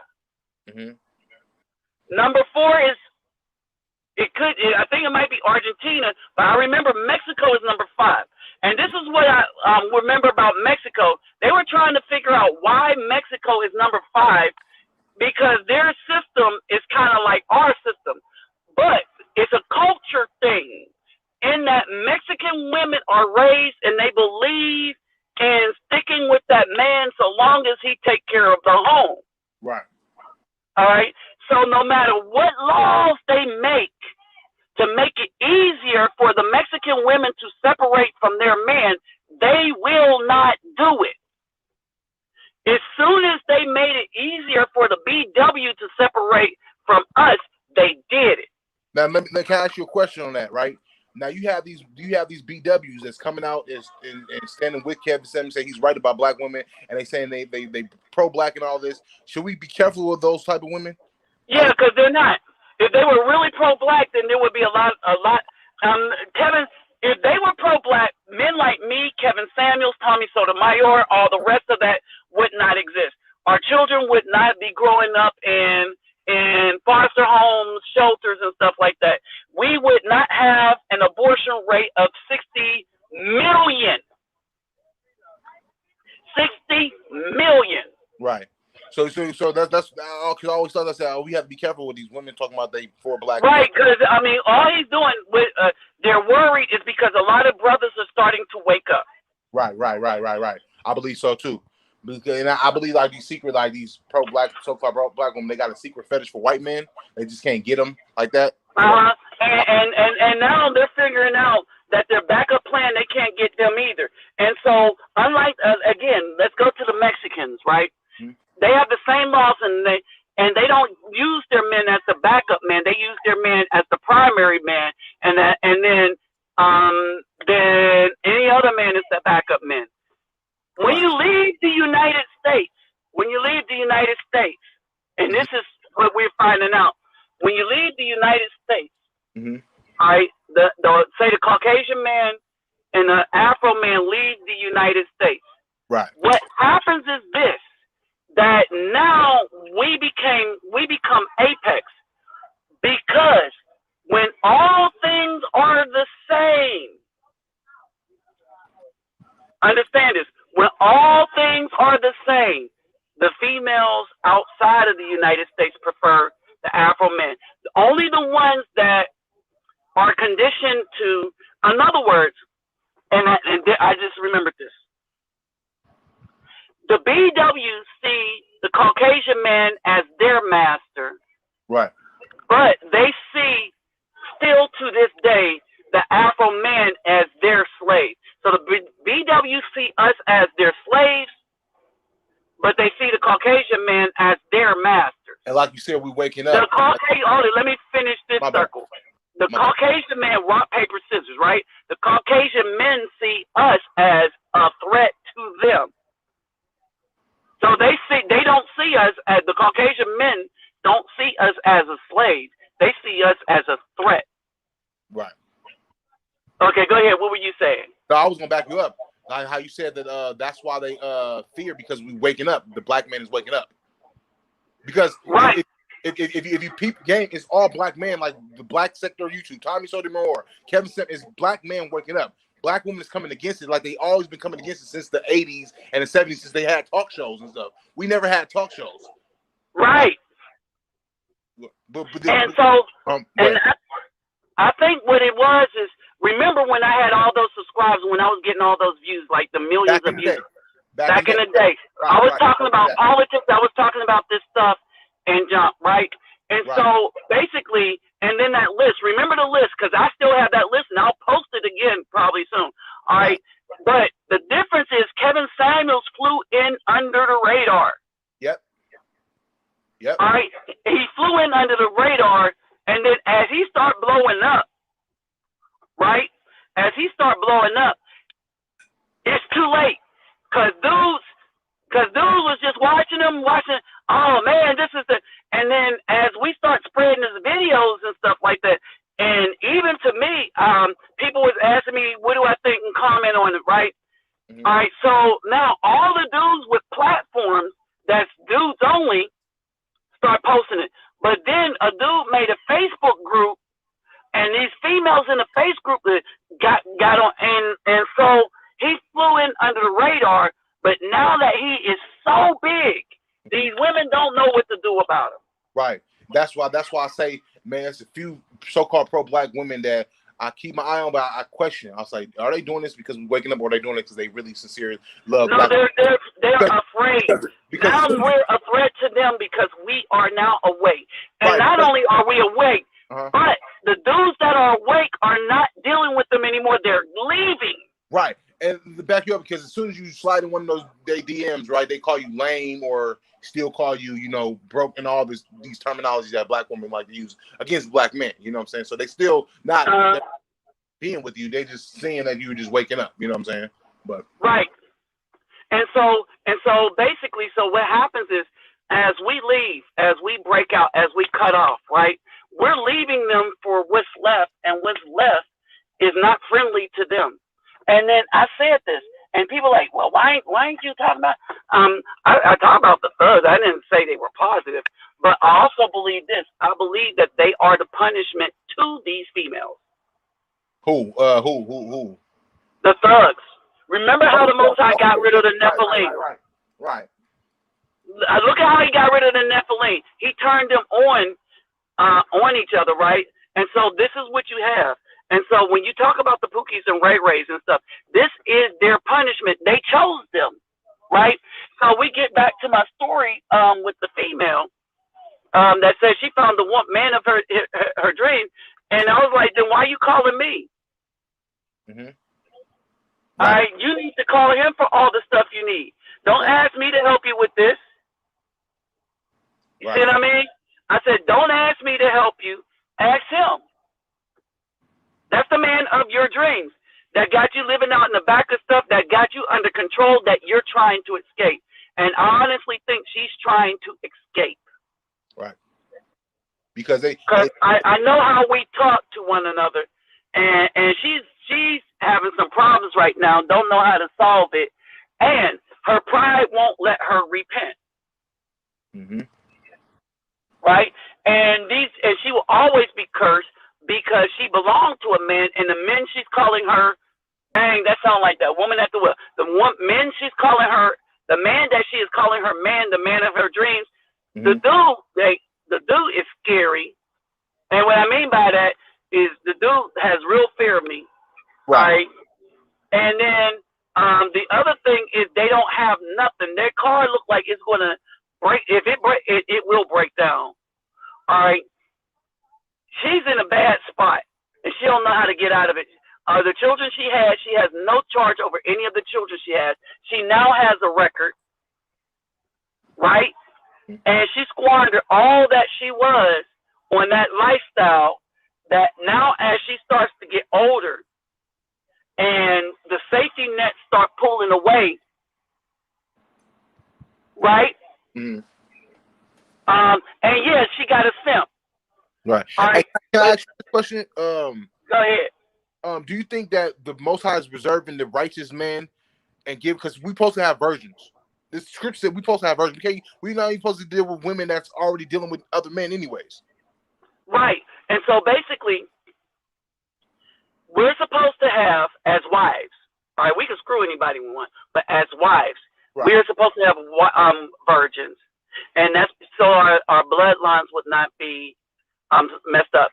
We can't screw the property of another man. So if a woman has a boyfriend and stuff, we can't mess with him. Right. All right. We cannot mess with a single mom, because a single mom that's collecting child support is actually a wife of a man that's giving her the child support. If 7 men giving her a check, then she got 7 husbands. Right. To an end, this includes the government who gave her jurisdiction to get these checks. Right.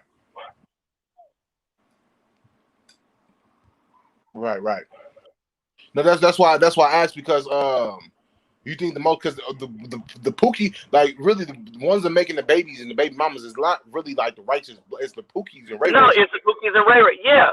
All right, but here's the thing. That's the punishment, because the Pookies and Ray, they don't have to stick around, and these guys didn't force them. That's the thing. These guys did not force these women. Right. They came around again. They did not force these women. Right. Because women be lying when they say that they don't be choosing. Women be choosing more than men. They know exactly who they choose.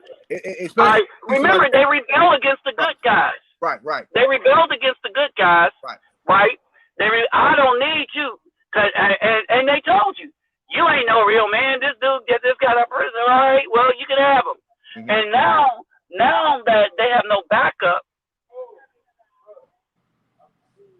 now that we're leaving, now they're worried. It says, somebody said, Aki, trust and believe that they set up R. Kelly. they're using solely accusations to make him guilty and not actual evidence. It's the same tactic used to lynch. Bill Cosby.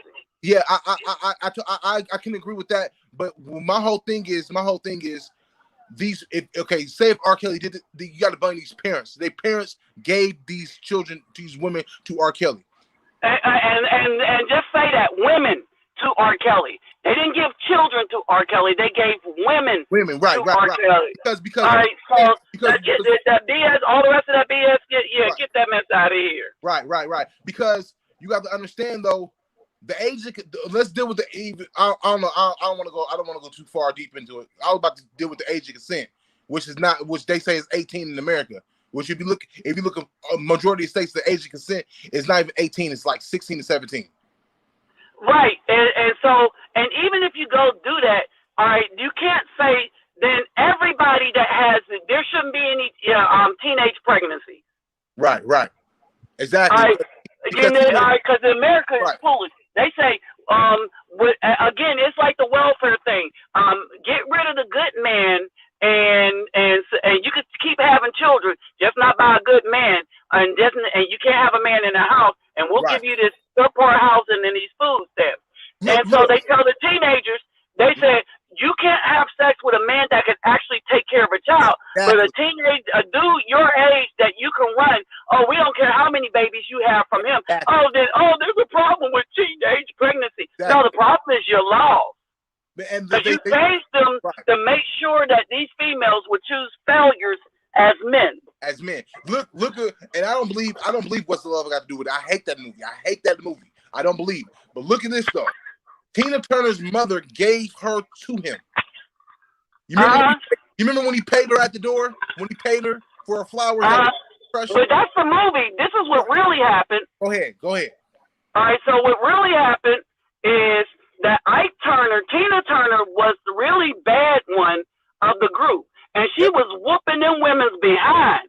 She was whooping that behind. Judge Joe Brown said the same thing. He said that Tina Turner was hitting Ike Turner too. Yeah, Tina Turner was violent. She was extremely violent. Right. And so with the movie wrote about her because they was trying to do this feminist stuff. Oh hell no. Tina Turner was violent. She was kicking everybody behind. Right. And that's why Ike went in on. Ike wasn't big like Larry Fishburne. He wasn't. He was a small dude. He was dark too. He was dark skinned. He was small, skinny. Yeah. And you notice how the white women never had a problem with him. Exactly.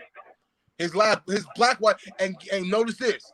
After Tina Turner went to Ike, she never dealt with no black man.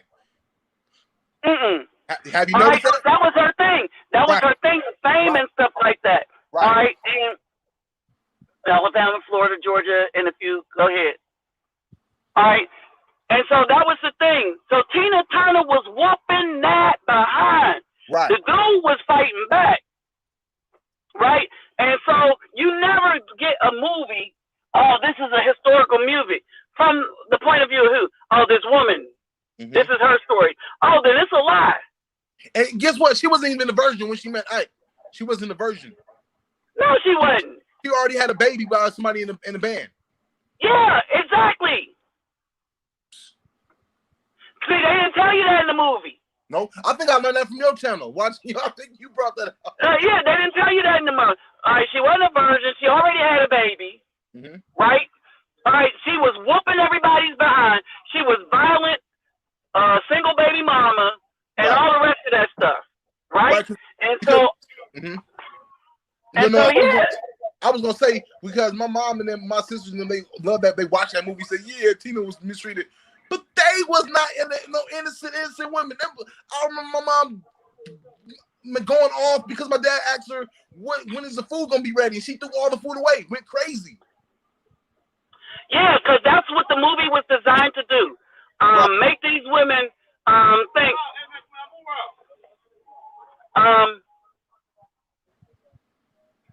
It was designed to make these women think that black men was monsters, man.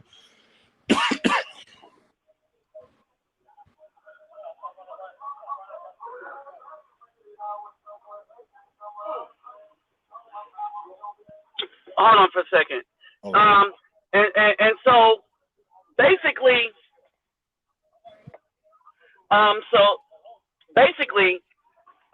this was the problem. All right.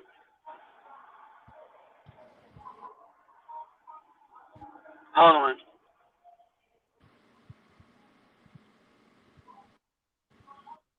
I can't even write why.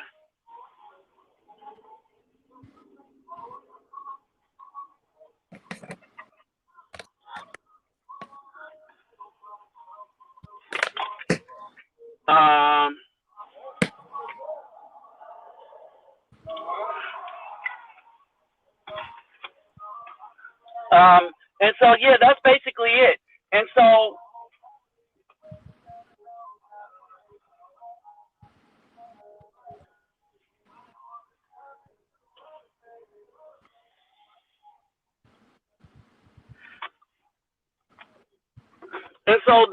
that's basically it. Right. All right. So Tina, and so again, this is these traps we fall into. We allow people to determine stuff for us, right? Mm-hmm. We allow people to determine stuff through the media, through the eye of the media. All right, and that's the problem, and we need to stop doing that. Right. All right, we need to really, really study. Right. Mm-hmm. We need to really, really study, and we need to really, really hit the books and get stuff straight, because we believe a whole lot of crap that ain't true. Mm-hmm. All right, because we have allowed the media, storytelling, and all the rest of the fake stuff to determine how we see things. Right. Right. And so I'm gonna say this. I kept telling this woman I'm doing a video, right? All right. And I at one point I did give people rides and stuff, but they want me to drop off their stuff to me that I hold for them, their clothes and stuff. All right, they want me to drive everywhere, but nobody ever gives me gas money. But you know, she feel like she don't have to give me gas money. That I should just do it, right? And so, and that's where we're at, and I'm tired of that. And I kept telling her, I'm doing a video. I really didn't want to be bothered, right? Mm-hmm. Now we were friends, right? But I was like, no, we ain't friends. Right, and what I mean by friends is like, all right, we were cool, not really friends. Like I wouldn't have. I learned not to call these people and ask them for help for nothing. Right, but and that friend in need is a friend indeed. That's BS. Right. Right. All right, but here's the problem with this. Okay, and this is why I really started to get upset. I just wanted to relax and just continue this on because we've been. And you're bringing up some valid points, right? So basically, what's going on is a lot of these females think that because they got a little bit of a body and stuff like that, that we should just fall down and do something, right? Do things for them. So what she did, like she'll come and look at my car and look for my hat. And take my hat, and I told her don't leave my stuff alone. She tried to take where's my basketball? She tried to take my basketball. Mm-hmm. Now what she was trying to do is get me to stick around so that she could use my gas money up. And hey, can you drive me off this, that, and the other? That she wanted to leave her purse in my car. I was like, no, right? And so, but it's an entitlement thing. Right. It's an entitlement thing. a lot of these women believe that they are entitled. Going back to what you said earlier, they was sent here to really enslave us, to master over us. But we waking up out of that trap. That's why I say, black man, we don't have no allies, we don't have no women. We just over here, we have each other. If we buckle down and get with the brotherhood and really get on platforms like this, that's the only thing we have. Our women, they either used against us. You know what I'm saying? Right. They're not for us, man. I don't believe black women are for black men, and I'm starting to see that every day. Even the ones that say they black power and they black, but I'm starting to see the BS in their whole spectrum and stuff. Because how you black power, but you talking about you want a high value man, and Corey, you trying to get yourself ready for a high value man. Why don't you go with them? What about the black man that's working at McDonald's flipping fries? What if that's the only thing he can get? Or about the black man that's working construction? Now the French fries, okay, you might have an argument until he makes manager. All right, then let him make manager. Because remember, we're supposed to be able to provide before we get with a woman. Right. Okay. So I don't see you being able to, like that dude that worked at McDonald's drove all the way to California to take out that woman that that basically, what do you call that? Statutory raped him, because he was 17 when he was 14 when he met her. Mm-hmm. And she had 3 children from him, and she was 32. He was 14, and she was able to get child support from him for the children he had at 14, 16. He had 3 or 4 children by the time he 20. All right, and they was taking all his money out of his McDonald's check. So he went and, gave her an excursion to heaven or hell, whichever one she went to. Right. But it was quick in the McDonald's. And he said, the judge said, why did you do? Man, you did this. He said, I couldn't eat. Right. And so he got that angry. He drove from Texas to California. All right. But he was 14. But we didn't bat an eye at that. All right. He couldn't take care of, he couldn't eat himself with all the money they was taking out. And she was a manager at the other McDonald's, right? Mm-hmm. Oh, which gets me back to this point about women making more money. The BW are the only women that uses their income against the men, and that does not share the income with the man being in charge of it. What does it say in Proverbs 31? It said that the virtuous woman will seek land for her man and bring back that land for him, or buy that land for him. Right. And so that he could work the land, he could be in charge of the land, and he could protect it and all these and other give women, vision. Right, all these other women of nationalities. Let's not deal with black women. Let's deal with other women like in different countries. They know this concept. Even if they make more than their man, they bring that for their man. They bring it home, that money for their man. Black women, if they were starting on our team, they would know that, okay, the white man is not giving these black men no jobs like that. He's giving us all the jobs, so let's bring back the money for our community. But they don't do that because they don't see themselves. They don't see themselves as part of the Afro race in America. Right. That's why they wear the weaves and and Ice Cube, that interview with Ice Cube brought this out just so acutely. Ooh, it did, didn't it, man? It brought this out. They said, what? It needs to be just for women. And he said, well, it's for the community. And she's like, no, the women only. He said, but black women are the community. And they said, no, we're not. Exactly. That's how you know. That's how you know. When I said that, I said, yep, black women don't. I said Tommy Sotomayor is right. I thought he was a little extreme, but he's right. These black women do not honor black men. They're not part of the community. They just hear for themselves and white men. They worship white men. Right, and stuff. And so basically, now, and I will take it further than this. All right. If you watch this, the last video when I had the charts up, the last videos when I had the charts up, and pay attention to this. I have pointed out in those charts. All right, pay attention to this. Mm-hmm. I have pointed out in those charts that the Chinese were making more money than the white man. The Orientals were making more money than the white man. Right. All right, and the women were was up there, right? Mhm. And so I was like, so how is it that these? Oh, because they're making money as a family. Even the Caucasian. So the Caucasian man, right? This is his system. Mhm. So that explains him. But what explains them? Family. Family. Family explains them. Right. Man, that's what I don't think we never had that. Like, I don't think we never had. And I said we had it in the 50s. Okay. We had families when we had the Black Wall Street. We had families where the men were the head of the family. Everybody brought all the money to one spot, and the men decided what was to be done with the money, Mhm.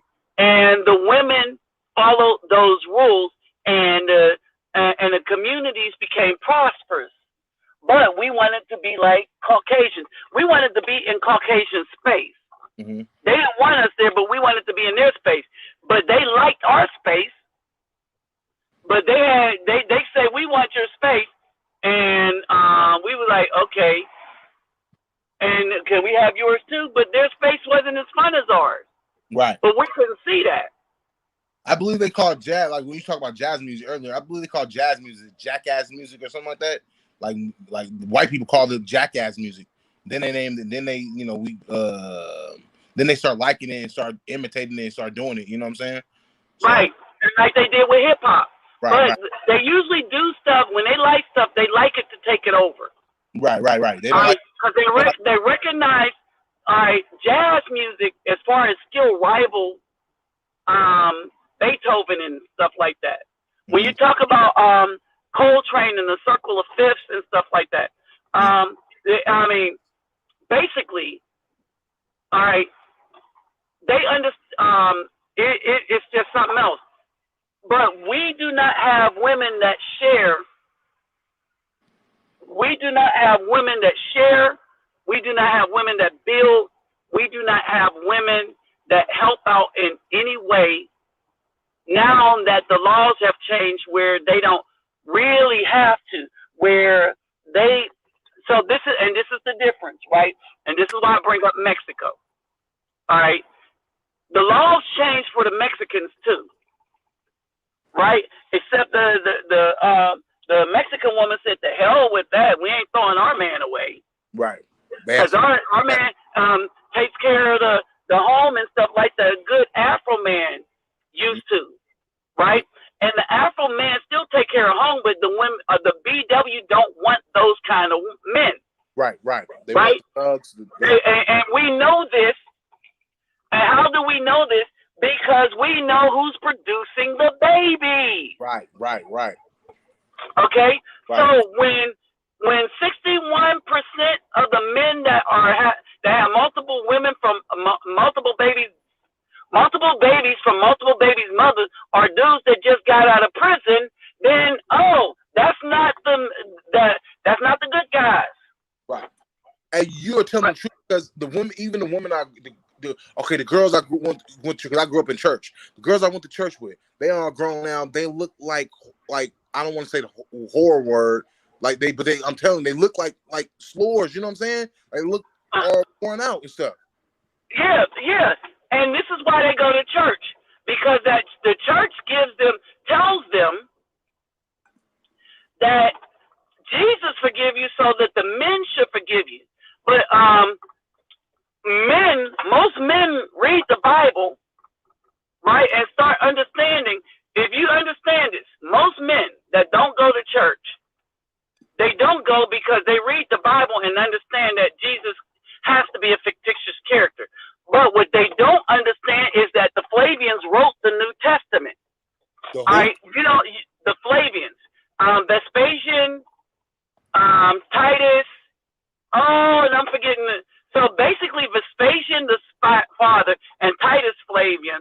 All right, they wrote the New Testament to draw the Afro people away from the commandments in the Old Testament. That's why the New Testament completely contradicts the Old Testament. And so there's a book that I have in my bookcase called the Hermeneutics. Hermeneutics comes from the messenger god Hermes, right? And what hermeneutics does is teaches you how to marry up, or how to use the Old Testament to bolster up the BS that you read in the New Testament. All right. So basically, the New Testament don't have anything in common with the Old Testament. So the pastors and ministers and people like me who actually got into these schools, I mean, like, it was an accident. Like I said, I was a pre-med student, and yeah, I just took the classes at a Methodist seminary type school, because it was the only one that had the classes I needed. All right. And so basically, when you look at hermeneutics, right, what it teaches you is that the New Testament contradicts the Old Testament. All right. The Old Testament is 3 times larger than the New Testament. So the New Testament is only a fourth of everything that's written about the Most High. And most of the stuff in the New Testament weren't written by the people that they say that wrote it. So the Gospels is called quell documents. Quell means that nobody knows. It's a question. Nobody knows who actually penned these things, right? And that's because Matthew, Mark, Luke, and John didn't do it, right? Mark is the oldest gospel. Okay? Mark is the oldest gospel. Matthew and Luke use Mark as a reference. So whoever wrote Matthew and Luke, they use Mark as a reference. John was written independently, but after Mark. So, you see what I mean? Right. I always had this, even though I do believe in Mashiach, and that's just me. I do believe there's in a Mashiach. But well, here's the thing: there were messiahs, but there was more than one of them, and they were warriors at the time. They weren't this peace-loving dude turn the other cheek. No, that's not what a messiah is. All right, a Hebrew messiah is like a general for the time. Okay. But I was gonna say that the Old Testament does get on get on what we talk about the most, like because even in the Apocrypha it says like you give the water no passage, give the woman no passage either. Right. So and that's why they got rid of the Apocrypha. So basically, what it is, brother, is this: that we are conflicted. All right, we are conflicted because we don't know what we're reading, and we hold on to principles that we're taught just because, and not because we made sense of them. And so until we start, and this is why they could take the color purple and take these movies and and look at how easy it is, right? The reason why they use religion and rewrote religion is for religion, once people believe something, no matter how much truth comes out, they'll still believe the lie. All right? And with the movie, all right, think about the movie. Right. All right? A lot of these women follow feminism like a religion, right? So this is why that woman threw that food out. You see what I mean? All right, and so we got to look at things for what it is. Man, like, hey, I back you up too, because I question everything. Now I'm scrutinizing everything that I have learned and everything. Right. I came to this knowledge a couple of months ago when I watched the World History Channel. It's an episode on Unearthed, right? And it was talking about the blueprint of America. These people, these Freemasons, built America off of women worshiping. Literally, everything was off worshiping. Everything. Like if you connect it's certain buildings that connect in Washington. And by the way, Columbia is a goddess. Was a goddess, and I believe it was in Greece or Rome. But if you connect these buildings, it goes back to the goddess Diana. Yeah. Well, here's the thing. A lot about America is Roman and Greek worship. Mm-hmm. All right. Mm-hmm. A lot about America is Roman and Greek worship. All right. So this is something. This is what y'all got to understand, right? So when we say Roman and Greek worship, all right, understand this: the Greeks worship with the Afros were doing. So that's who they mimicked. Right. In Egypt, in Alexandria, and stuff like that. Now, all right, the Romans worship and mimic the Afros too in Egypt. Their only problem was Cleopatra. Right.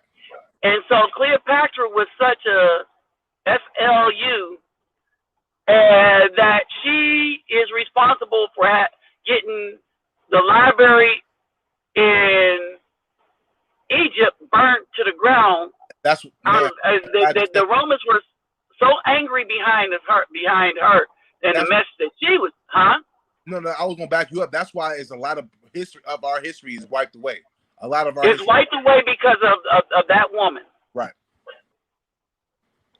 Man, that's that crazy. Woman that is wiped away because of that particular woman. And the Roman, and like how you said, the Roman and Greeks. Understand this. This is how you know the Greeks. They want to copy us, but they was not like us, and they was different than any human being because they the ones to set up pedophile schools. Like how we go to school every day when we was children, they set up pedophile rings like that, like institutions like that. Like hold it. So in my old channel, I talk about this. The picture of Ganymedes. Uh-huh. All right, and so one of the most highly prized picture was something called the RAP, let's say RAP with a missing word, letter, the RAP of Ganymedes. Uh-huh. All right, and we're not talking about the hip hop type either. Right, I'm following you. We're talking I'm talking also to the audience. Right. Okay. All right, and so in that picture, what it is Zeus coming down in the form of an eagle because he saw that Ganymedes was such a beautiful boy, a baby boy. He came down as an eagle and kidnapped the boy away and took the boy up to Mount Olympus to have his way with him. And that's what their God did.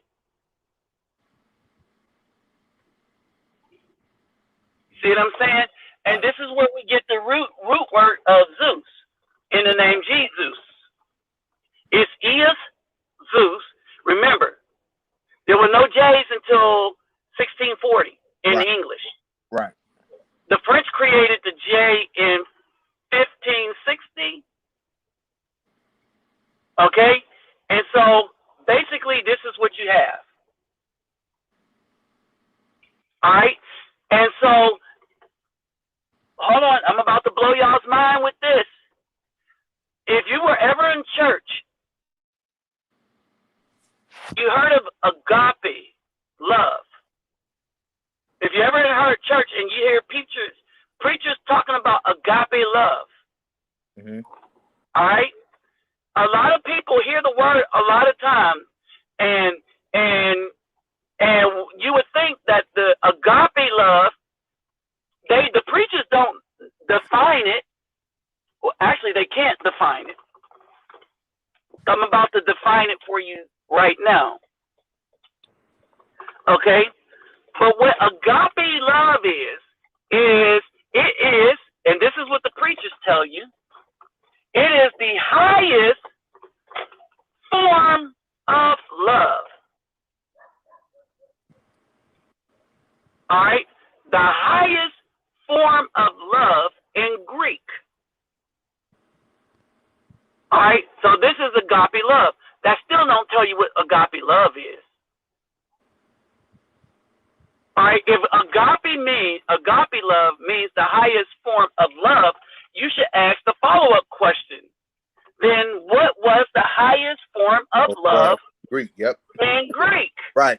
And that was the love between a man man and a boy. and a boy. That's why I'm very careful on the translation when I read on translations. I'm very careful on that because they said this was transferred to the Greeks. Okay, we're not the Greeks, so I understand we Hebrews, we're not Greeks. So I gotta go. Well,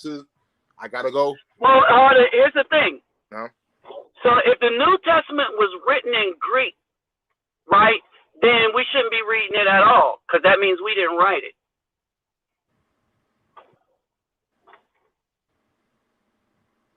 The New Testament was written in Greek.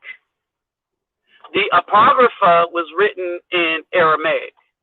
The Old Testament was written in Aramaic and Paleo-Hebrew. Right. Okay? And so, what's wrong with this picture? Why are we giving credence to something that was written in Greek, meaning that it was not written by us? It was written in Greek. Mm-hmm. It was written in Greek and with a Latin base, so with Latin ideology. So it was not written by us. It was not written in our language. It was written by scholars who understood Hebrew identity and Hebrew spirituality, but knew how to write in Greek.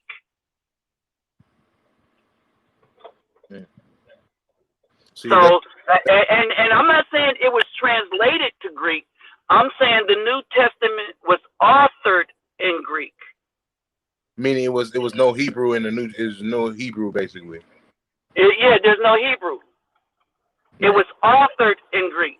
So authored means it is the first writing. Man, that's why I got to get deep in the studies, like who wrote this and who did it. I have to do this for my own research. You know what I'm saying? I have to. You have to do this. And right. So one of the things is, all right, so how I got ordained is this. The PAW was so, at the time I was in the PAW, I was a musician. Mm-hmm. And they were so impressed by what I knew of the Bible. And I had Greek translations and Hebrew translations at the time when we used to have to read. Mm-hmm. And you couldn't pull it up on Google, you know. Right. But I was in Germany at the time, and I had access to a lot of information in Germany. And so I took that information, right? Mm-hmm. I took that information and I read it and I just didn't eat. I had a wife at the time, and it just frightened her, because I would go work at the lab, come back, and I just wouldn't eat. I wouldn't eat. I would just study, right? I was just reading and stuff. And then I had all this knowledge in my head, and I just start retaining this stuff. And I was like, oh wow. And then I just remember I promised. I asked the Most High. I asked the Most High that I said, I just want to know what the truth is, so that because I didn't want to lie to nobody about this. And so I wanted to know the truth, right? Mm. And so basically, and that's what I did. I learned what the truth was. And I studied and studied and studied and studied. I studied till I couldn't study no more. And then I kept on studying. And then, and back then, I was able to understand stuff that was going to happen. I mean, to the letter. And so that was the other thing. So this pastor, he was a bishop at the time, had ordained me because of me being able to see future stuff. Like I would tell him, you need to do this, that, and the other, because this, that, and the other is going to happen exactly like this, that, and the other. So I wasn't like, I see tomorrow you're going to get a check from the government. Right. Like, and I know you're on SSI. Right. You know, and it's the first of the month. You know what I mean? It was like if you go across the street, you're going to get hit by this blue car with the license plate of such and such and such and such and such. The driver is drunk. It was that detailed, right? Mm-hmm. And so the thing is, if I told you something, I told you what to do to avoid it. I told you what would happen if you didn't listen to me. See what I mean? Right. All right. And some things I just saw that was just going to happen and didn't believe myself as it was happening. Right? Mm-hmm. And so like my ex, I told her where we was going to be, how we were, I didn't know how we were going to get the money. I just knew that we would get the money. Right? And even though it looked impossible, that there's no way it could happen the way I said it was going to, it happened just the way I said it. Mm.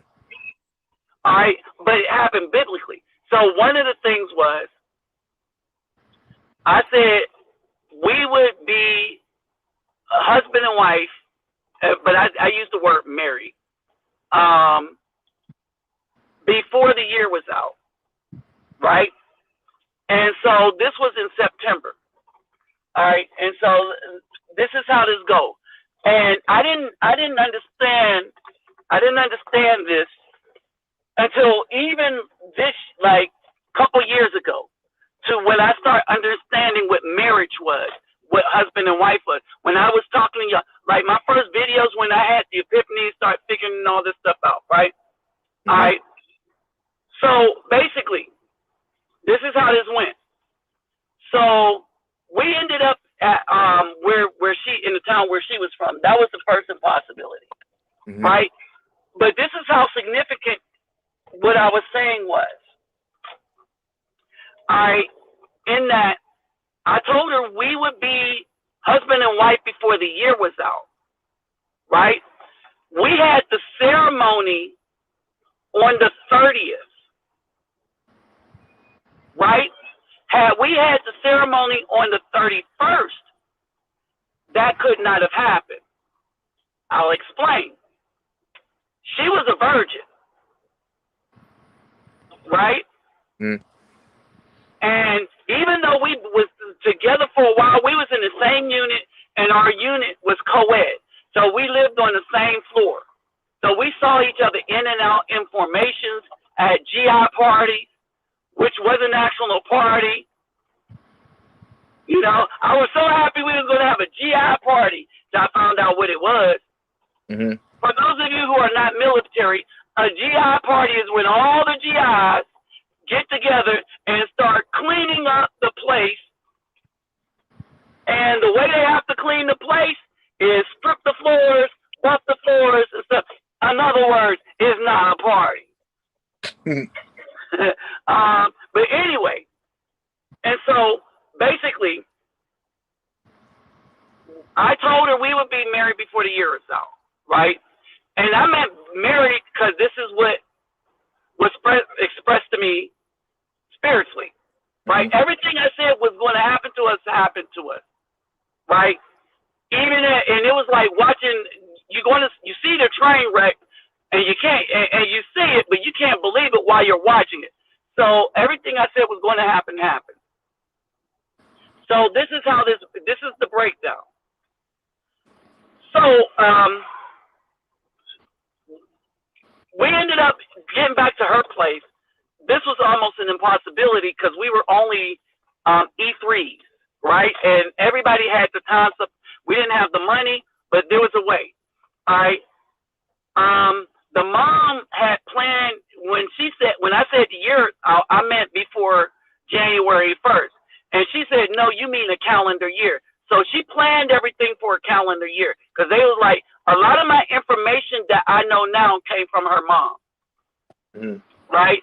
All right, like about the Christmas tree and stuff like that. So way back when I was understanding the truth of stuff, I stopped doing holidays and a lot of stuff. No more communions in church, right? I started reading about a lot. I started to have a lot of understanding. I started to understand the occult behind Christianity and a lot of stuff. And so I was becoming well-read. So her mom planned the stuff, right, for a calendar year because she wanted me to be right, but only in the way she wanted me to be right. And this was in a calendar year. All right, listen, fellas. And so I was like, no, I'm pretty sure it was for before January 1st. By the time these women got finished with my mind, I was with them. Yeah, maybe he does mean a calendar year. And so I honestly believed it was a calendar year. So I didn't think about it no more. And so we're just going to wait for a calendar year, let her mom do her thing and junk like that, right? And what happened was, because she wanted the whole family there, the thing kept getting moved up because of things that was going on with her family, right? And then the only day we could do it was December 30th, which was before the 1st, right?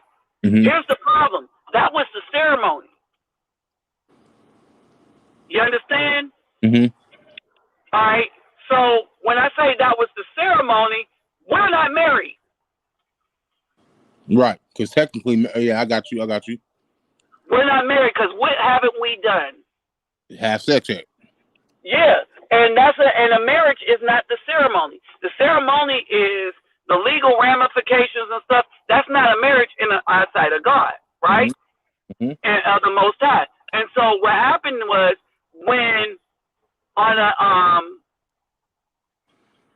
the evening of the 31st, is because after the ceremony on the 30th and stuff like that, we go to have the honeymoon. And, there was a problem because she never knew a man. So it was difficult, right? The 31st was the second day of trying, and that's when it happened. You see what I'm saying? Because when somebody's a virgin, it is more difficult. You see what I'm saying? Mm-hmm. To get in there. Let's say that. And I didn't get in there to the 31st. And that's because even on the 30th, getting everything straight, so we went to sleep on the 30th. So on the 33rd, so had we got, and the ceremony was over on the 30th, but because of all the preparation, and that was the worst time of my life. That was when I really understood that this has nothing to do with the man. Mm-hmm. Okay? But, so what happened is, on the 31st, that's when it happened. Now, had we had the ceremony on the 31st, then it would have been the 1st, and I would have been wrong. All right, but keep in mind, I thought I didn't know what I meant also, and so I was okay with them moving it way past to the next year. Mm-hmm. Into the next year. All right, because that's what they say. It's a calendar. That's what they said. But I knew in my mind I meant before the before the 1st. But it happened, even though we weren't trying to make it happen. It happened the way I saw it, even though we were trying to make it happen differently. Mm-hmm.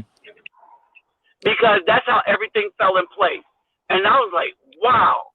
And it's one thing that this thing started helping me to stop doubting myself when I am spoken to like that. So now when I see stuff, I'll be like, this is going to happen. This is how it's going to happen. And I was the same way. I was like, this is what's going to happen. This is how it's going to happen. This is how long it's going to take. And it was very, very specific. Mm-hmm. And that was one of the things that caused the divorce also. And I'm starting to understand why, because I was able to see stuff very vividly and specifically, right? And if I said something, that's how it was going to come to pass. That's what happened. It came to pass exactly how I said it was going to come to pass. Mm-hmm. All right. And so basically, I stopped doubting the Most High in these things like this, right? And so a lot of things I'm saying now with the females and stuff like that, I'm just not seeing them just to be saying stuff. I'm saying that these women are dangerous for righteous men. And I'm, like I said, not all, but I never said all. But I mean, pretty much many of them. I would say majority. I will go to say majority of them because what I'm seeing, like as a young, because I'm only 30. You know, I haven't been married yet. You know what I'm saying? But I'm afraid to get married to these. I love black. I love the so-called black woman. I love her, but I'm afraid to marry her. You know what I'm saying? I'm afraid. But here's the thing, and if you're afraid to, then why you love them? Because I guess because those my first crushes and like. No, you're missing my point. If we're supposed to not love evil, if we're supposed to not love those that we're not supposed to put up with, we're supposed to reject out of our community, out of the community, out of the camp, those that want to cause harm and wickedness to the camp. It says in Ezekiel 16 that we're supposed to turn against them for this wickedness. So again, and I'm asking you the question because I was the same way. I had to ask myself the same question. Why do I love someone who willfully disrespects me and treat me like crap? Why do I love? We will tell the woman, why do you love that dude that's slapping you around? Right. But then we turn around, but I love it. And I was like, no, I love, I'm not going to love wickedness in a place of good. Man. Now, and I'm gonna make this point. I don't believe all BW are. I don't believe that all melanated women are bad. Right? I don't believe they're all bad. All right. That's why I call some of them sisters. Mm-hmm. See what I'm saying? Mm-hmm. All right, I call sisters sisters. I call BWs BWs. BWs are not sisters, right? I'm worried about the BWs. The sisters, they are sisters, right? And there's a few of them that got our backs. I mention them on our channel all the time, right? BWs don't ever have our backs. And so we need to start being good judges, all right? We got a book of judges, and we got the Most High telling us, son of man, judge these women.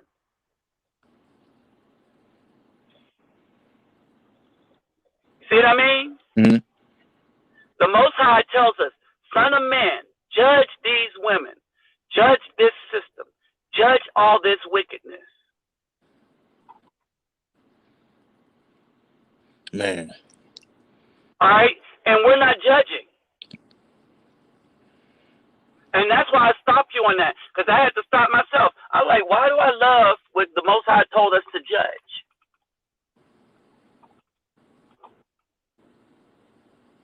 Right. Well, I mean, we don't think about it. Because remember, we've been conditioned to not judge. Don't judge, judge not. It says judge not.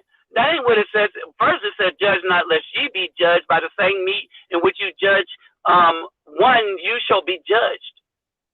Mm-hmm. So it don't say don't judge. It said don't judge somebody for being a HO if you are one. Basically. Yeah.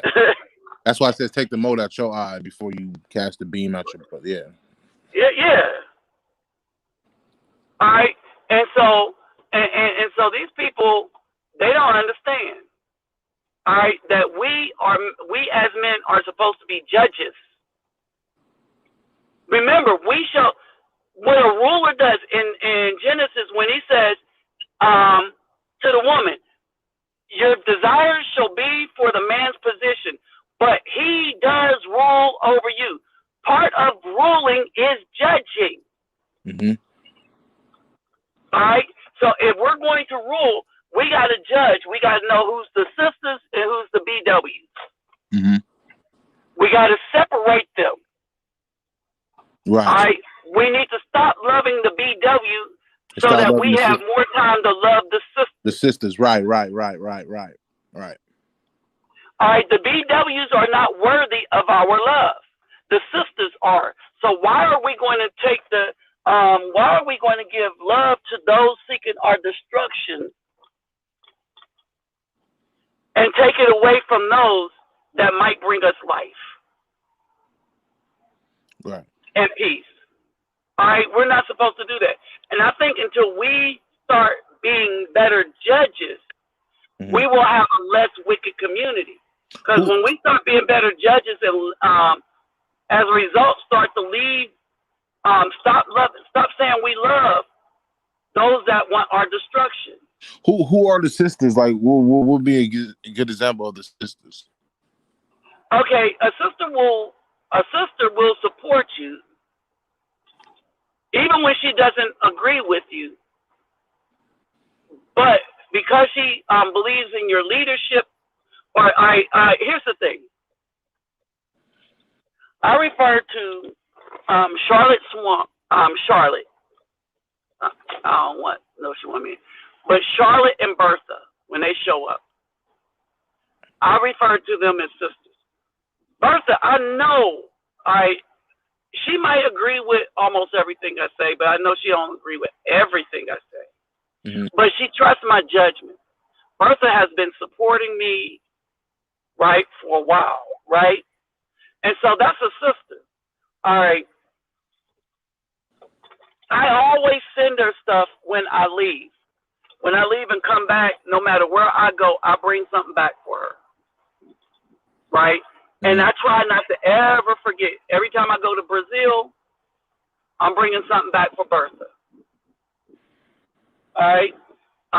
When I go to Colombia, I'm bringing something back for Bertha. When I was in Mexico, I bought a sombrero back for Bertha. Right? I would do the same for Charlotte, too, except Charlotte way over there in England.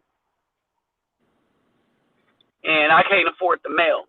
And remember, not everybody donates to my channel. All right? And so that's basically it. And I don't ask everybody to donate to my channel because this is all my responsibility. My channel is not designed to make money. It's designed to use whatever is donated to the best of the benefit of the community to promote Afro leadership. And in having Afro leadership and building that and making us better judges and judges just to begin with, then what will happen is when we do run across sisters who want to build a family, they will have men who now understand, no, we must be judges. We must judge BS for BS. All right. Wickedness for wickedness. And we must be men stand up and say, this is wicked. We will not stand for it. Right. Not in this community. Right. All right. So women could come into a conversation that we're having where we know that there's a problem and we're coming up with a solution. By the time that woman gets done, because we realize that it's something that she's done that's the problem, she'll come into that, sow discourse, and then the last thing, the next thing you have is a bunch of brothers at each other's throats. Right. All right. And she will have everything destroyed. We're talking about the BW. All right. This is what happened. The same thing that happened to the Panthers happens to all of us. Right. Okay. Hey, Mike. I got a PayPal me and a Cash App, so that's good enough. And I keep it that way is because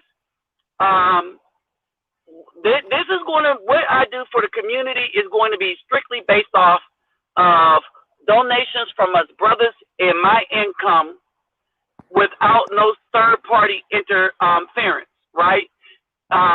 If the brothers have it to give, then they give. If they don't have it, then they don't have it. All right? I work with what I get, right? And if I don't get it through my Cash App or my PayPal me, that's all I need. You see what I mean? And so I wouldn't have time to govern Patreon anyway. So that's why I don't use it. All right. Cash App is just simple. A brother told me, one of the brothers told me to use Cash App. And I didn't know about it, but it worked out, right? And I use it because I don't have to do anything. It's there, tell you what it is, right? And my PayPal me, all I gotta do is put those in my description box, and it's enough. If people want to donate, they could go to my PayPal me or my Cash App. All right, but a lot of times, a lot of us brothers, we just don't have it. We getting hit by child support, and a lot of times we have it, but they would rather donate to somebody else, and that's cool too. All right, but if we're going to help, if people want to help me out, and they can just go to my description box, and hopefully that'll work. No, this is what I meant to hit. You know, because the other thing is, I don't want the government or all these places taken away from what we're trying to do. And that's what all the rest of these Patreon and stuff does. The PayPal me, it doesn't take a lot. Some of the times they don't take anything.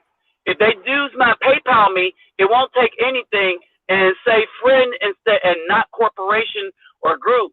Because basically you're donating to help a friend help the community, right?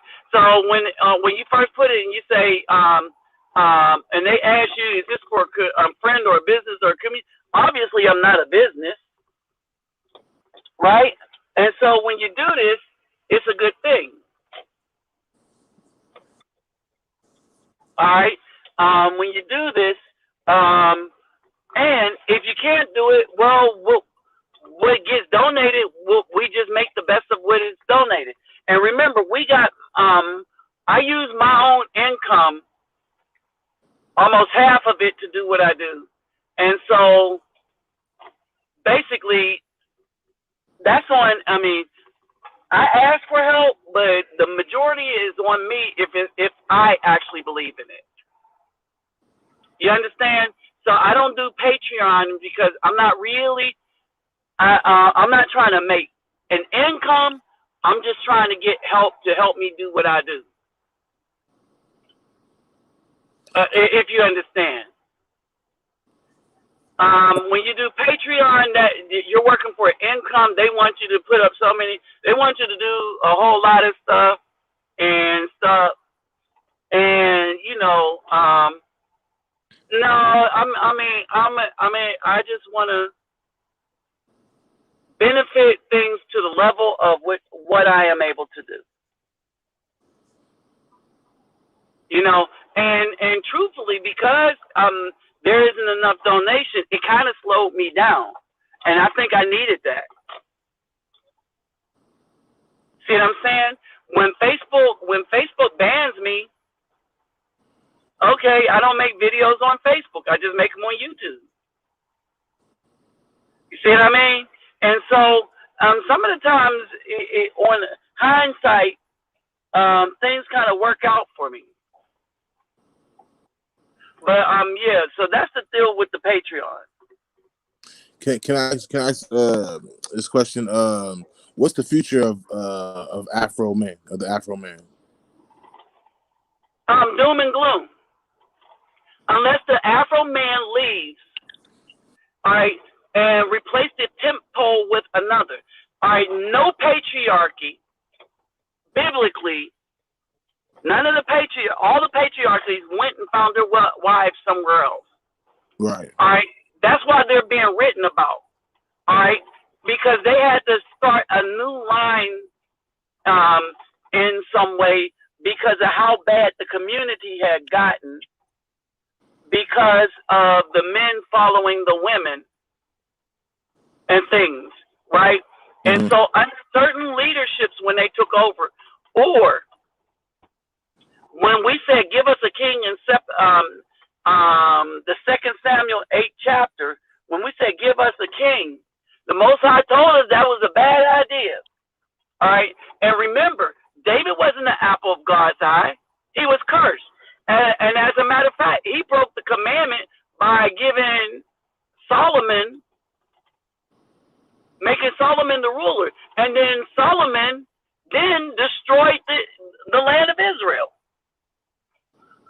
But because people don't understand the history Mm-hmm. and don't understand political policy, they don't understand. Well, one, David was so bad that if you get to the end of Kings and let's see, Samuel and Kings and stuff, that people despised David towards the end of his life, to the point where citizens actually threw stones at him and called him the devil. That's in the Bible. Now that's Bible. They called him the devil. They called him the son of perdition, and they threw stones at him, and they said, "You got blood on your hands."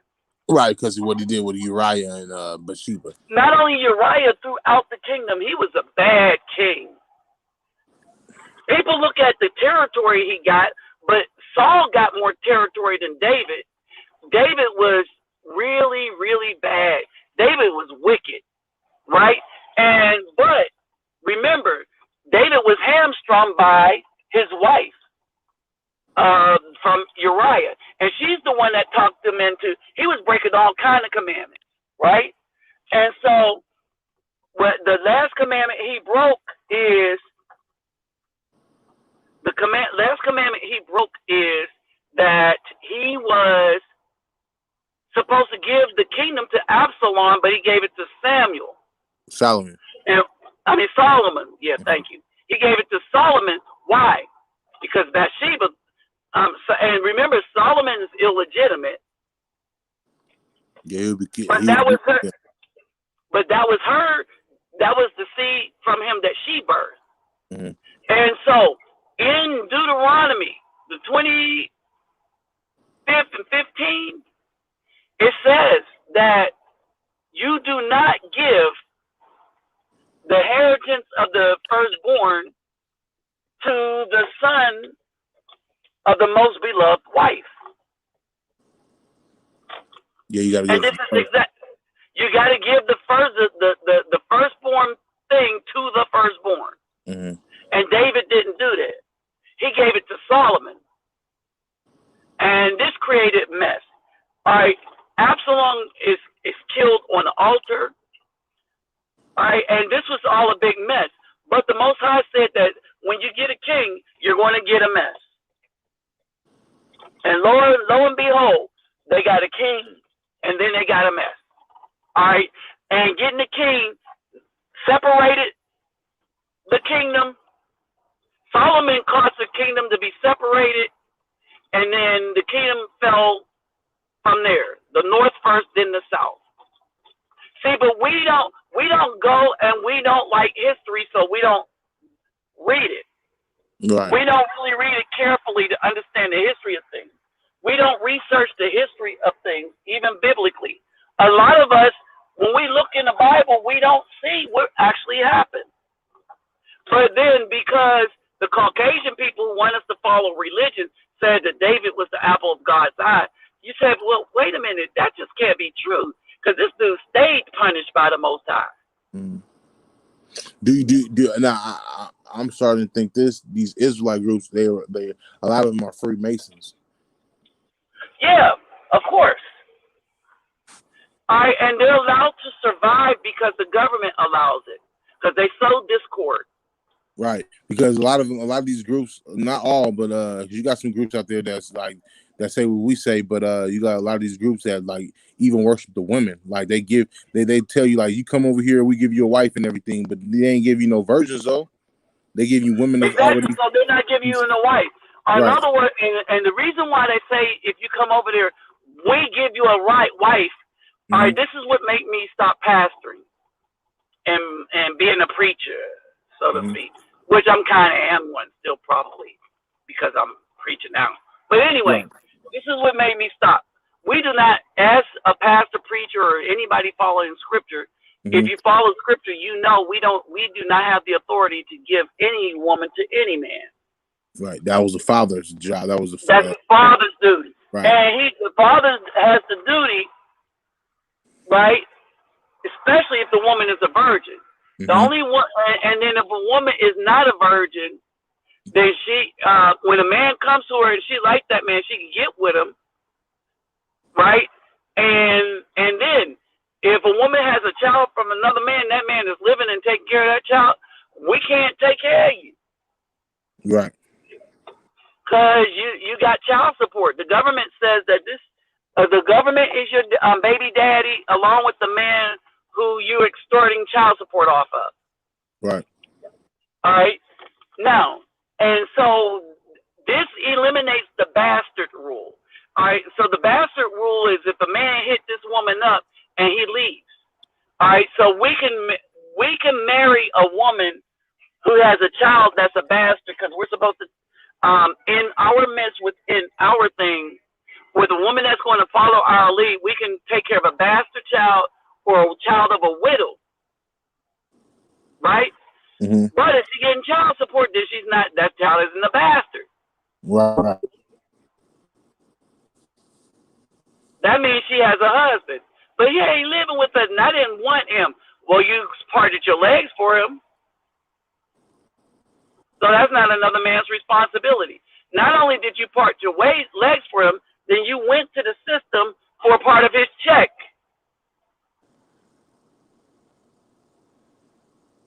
Right. When the laws actually says if you divorce a woman, she gets nothing. You get right. Yeah. You get the children and everything. All the children and everything goes to the man. And this is to free up the woman to be married to another man, to be the wife of another man. Mm-hmm. All right. And this is why we give a letter of divorce saying, yeah, we ain't with it. And the man gives it. The woman has no say in it except to say, I want it. And if the man gives the letter, then you have it. Or if the man puts putting a wife away is different from a divorce. Right. Because when you put the wife away, she can't be with no other man. Right, because you didn't divorce her. Right. You just said, get out of my damn house. Right. You trifling. Right. You know. Right. I just added my little thing in there. Yeah, I got you. Get out of my house. Yeah. All right. And so basically, my bad. Not to cut you off because go ahead. I want to ask you this. Do you think it's a population control? They're trying to depopulate, especially the Afro man seed. No, they're trying to get rid of the Afro man seed. So yes, it's population control, and the BW helped. So lovely. I remember 60 million in abortions. Right. If you count California, New Hampshire, and Maryland. Right. And this was since the 1970s, right? That's when it was 1973. Man, that's a trip. I mean, this is how much damage they did to the community. Right. Do you have those songs called like Ain't No Woman Like the One I Got, where on the second verse it says, I'll kiss the ground she walks on. So black men was like really worshiping black women back then, man. Right. We've always been worshiping, but it isn't that we were worshiping her. It's just that to write them songs that and brag about your woman, right? Got you a lot of money. See, here's the thing. Remember I said women make you the most money? So I was looking at this.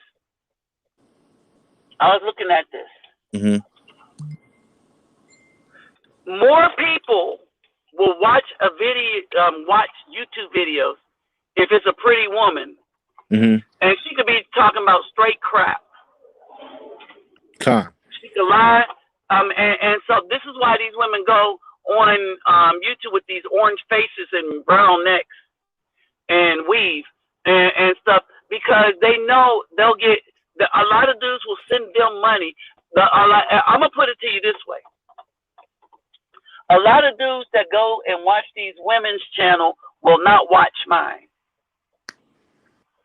They will send these dudes will make these Instagram. That ain't even a woman. She take off all that makeup and stuff. Instagram, man. What's this other thing they got? That all these women stars are doing. They got a such and such page. forget the name of it.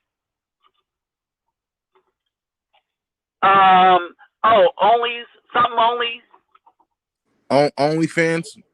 Oh yeah, OnlyFans.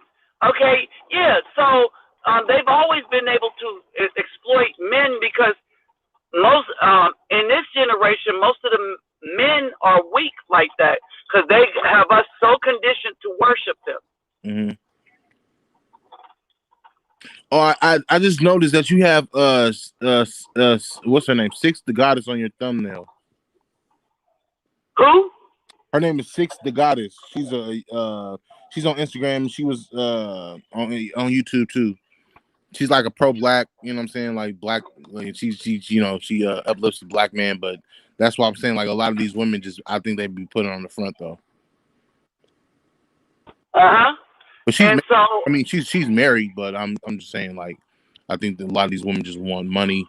Oh, because it's this new hot topic that the black man is the black man is waking up and they just want to, make money off of what what we've been saying basically. Right, and here's the thing. And this is why I cannot stand when dudes send me a YouTube video of a female saying, "Oh, look, she's saying the same thing." No, she ain't. She's saying the same thing now because she know y'all going to look at it, share the video around, and she's going to get paid. Right. And more dudes will give her money so that she could go off and still be disgusted at men, all right? But and play these dudes. But more dudes will give her money than will support me supporting children. Mm-hmm. Right? And there's a reason for that. Because, she look cute. And I noticed this when I was looking at this Colombian woman, and I was like, most of these dudes are giving her money simply because she just look good. Right. She just look good. You are right, bro. Like this is one woman that I follow, right? She's a YouTuber and everything. She's young, but she just looked pretty, and she talks about the same stuff. But the only reason why people follow because she's good looking. You know what I'm saying? She was like versus this other woman that talks about the same stuff about black man. Stigma about black man, and she don't look that appealing, but she don't got that many followers though. All right, now I'm gonna tell you this. Uh-huh. I've been advocating for the Afro men, right? For longer than the both of them. I bet you they both have more subscribers than me, and I bet you they got them subscribers like instantly. Right. All right, and I bet you more dudes give money to them than give to me helping children. Right. That's why we're doomed. Right. And that's why I only speak to the righteous brothers, is because we cannot survive that. Right. That's why we can't build with that. We cannot build with that mentality coming from those dudes. We can't build with those dudes. And anytime we try to build anything, those women can easily disrupt it. Right. Easily. Right. Because as soon as they offer that poontang to one of them, they get all crazy in the head. Worse than that. So when they get big enough, they could just turn it over, and then they will split the group, and half the group will war against people like me. Right. All right. Remember when them BWs took down the channels of Afro Men Only, they had help from dudes like O'Shea. Hold on, repeat that. They had help taking down the channels of Afro Men. And I know this for sure because he sent me an email telling me that I need to stop talking about black women. And who said that? Who said that? O'Shea Jackson. Whoa. Yeah, and then right after that, the next day my channel was taken down. That's why, man. I'm telling you. And I saved my emails between us. Bro, I'm telling you, like I'm seeing this stuff. Like I'm young in this. I've been watching you for a while, right? And you, like, I really, that's why I be wanting you to go live every day so I can hear new information because you be good enough information. But I've been watching this. A lot of these, like this woman I follow, right? I don't want to shout out her name. I don't like to do that on other YouTubers. But I follow her, right? And I'm starting to see, like, okay, she growing a little bit, but she's starting to get into that. I can still see the feminist points in her. Right. She started. She's doing this for like I'm trying to see like is it for the crowd or just the pampered black man? All right, let me say this.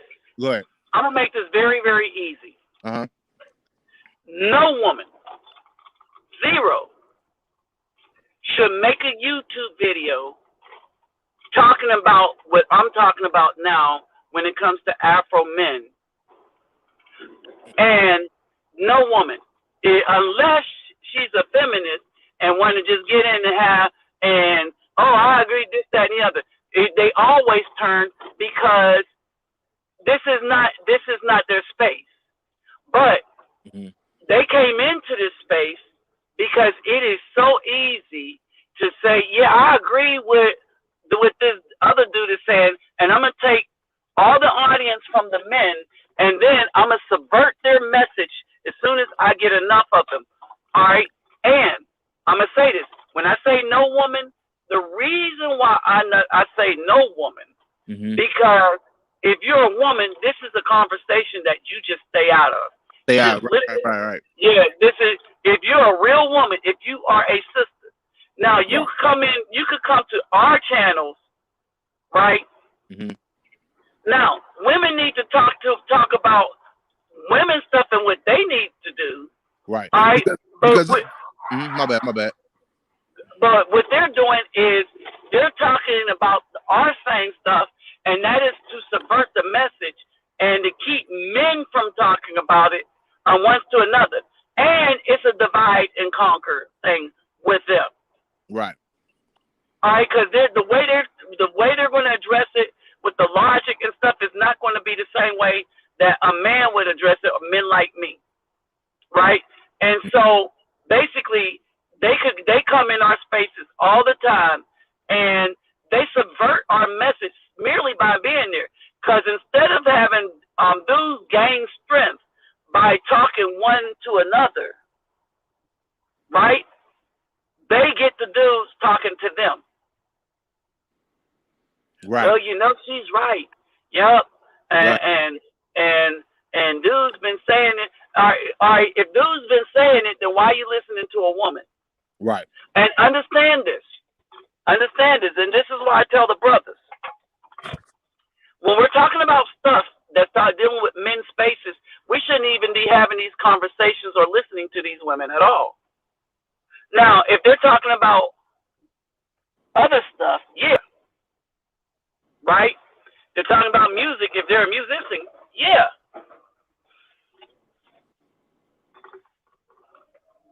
You see what I mean? But we should not, and I'm going to tell you the other thing they're doing.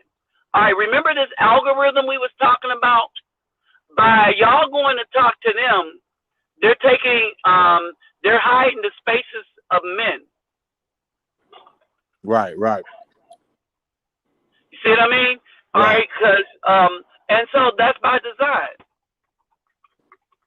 Right, because that's by design. Because like you said, they the whole mission is to destroy the Afro man and his voice.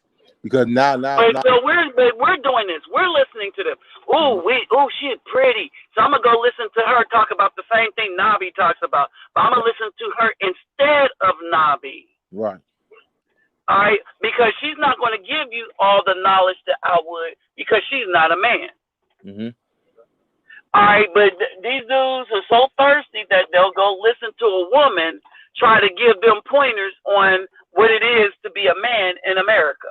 And this woman in particular, she exposes this dude in her inbox, and he was like a virgin or whatever, and he was making over 6 figures.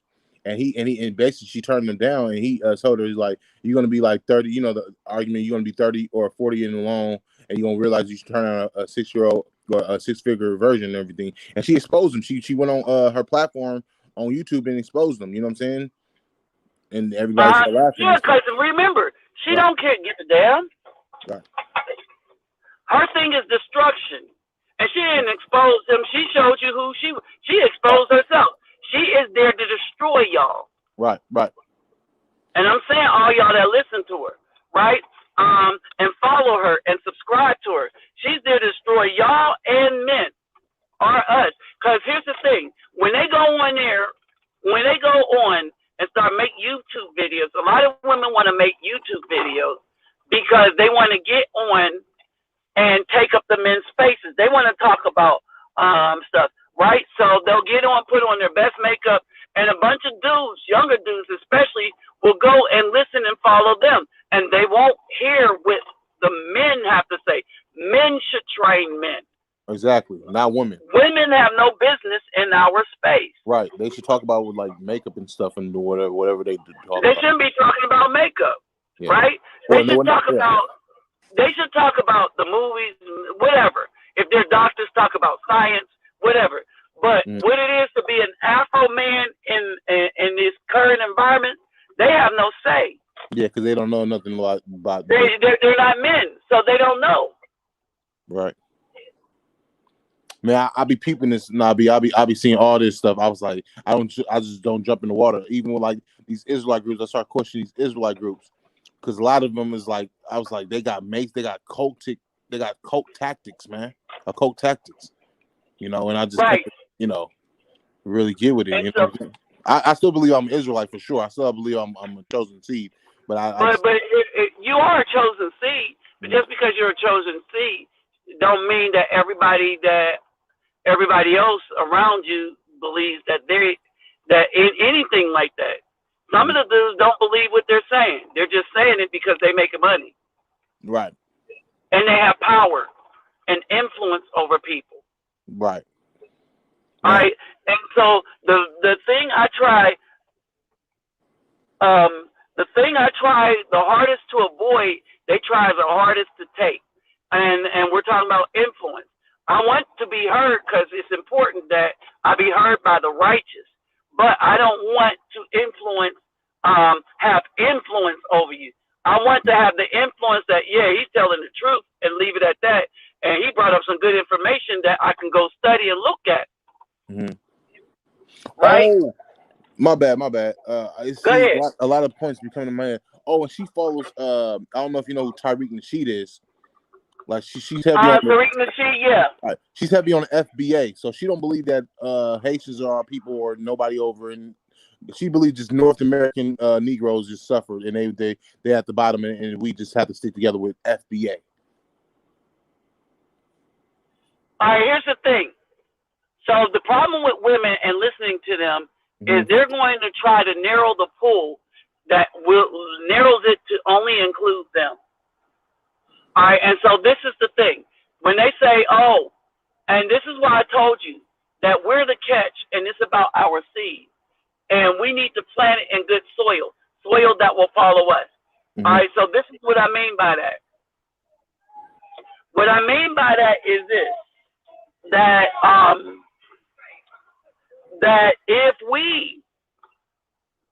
if I have a baby, right, from a woman, that baby is my seed. It don't matter what the color of the woman was or is. All right, it's my seed, right? If I get to raise that baby, I will raise that baby up in a way that I see fit, right? Now, what I need is a woman that will allow me to raise the baby. You get it? All right. So if it's not the melanated woman, then it'll be whatever. So apple seeds grow apples. Right. No matter what soil you put them in, they grow apples. Right. All right. The apple might have different qualities when they come out, but they'll still be the type of apple of the apple seed.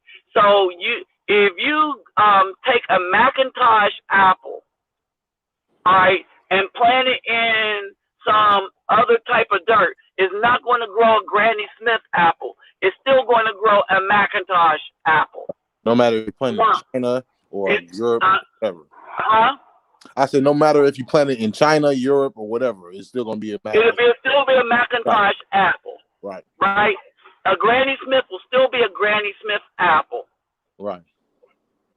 All right. All right. And so I had this video up about the Barge family. All right. I remember I saw that. All right, and here's my thing with the Barge family. All right, the Barges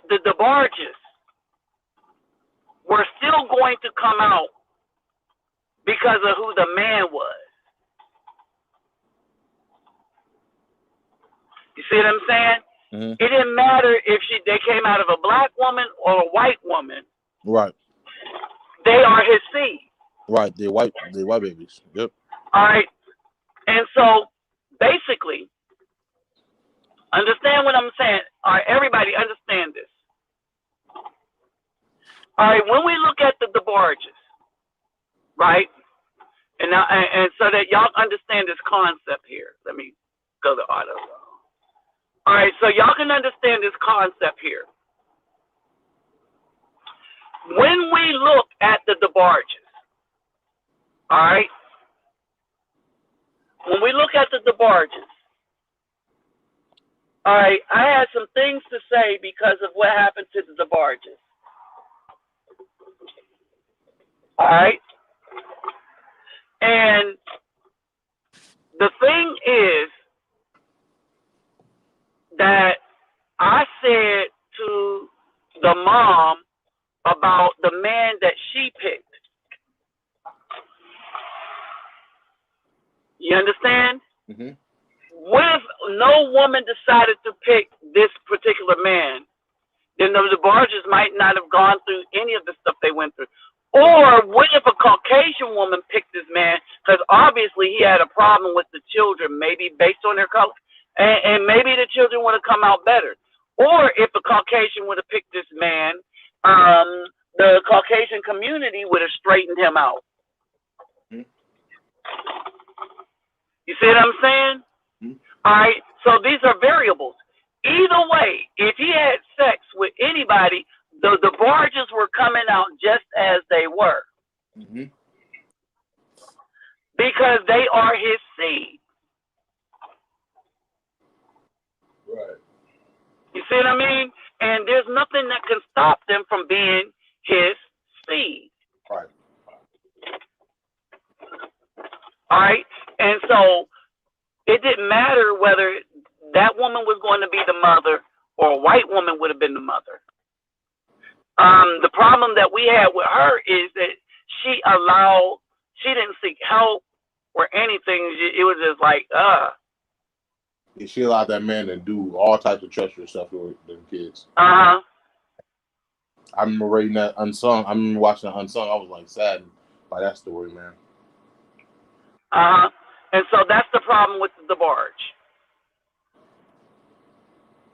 And they trying to demonize Joe Jackson in the same way, but like I believe Joe Jackson was a disciplinary. I don't believe he was like a drunkard doing all that treacherous stuff to his kids. I believe that he was a disciplinary, hardworking man trying to make it wait for his kids. Joe Jackson. Mm-hmm. But they trying to demonize him, and even his own kids. And he did, and they demonized him because he was so successful.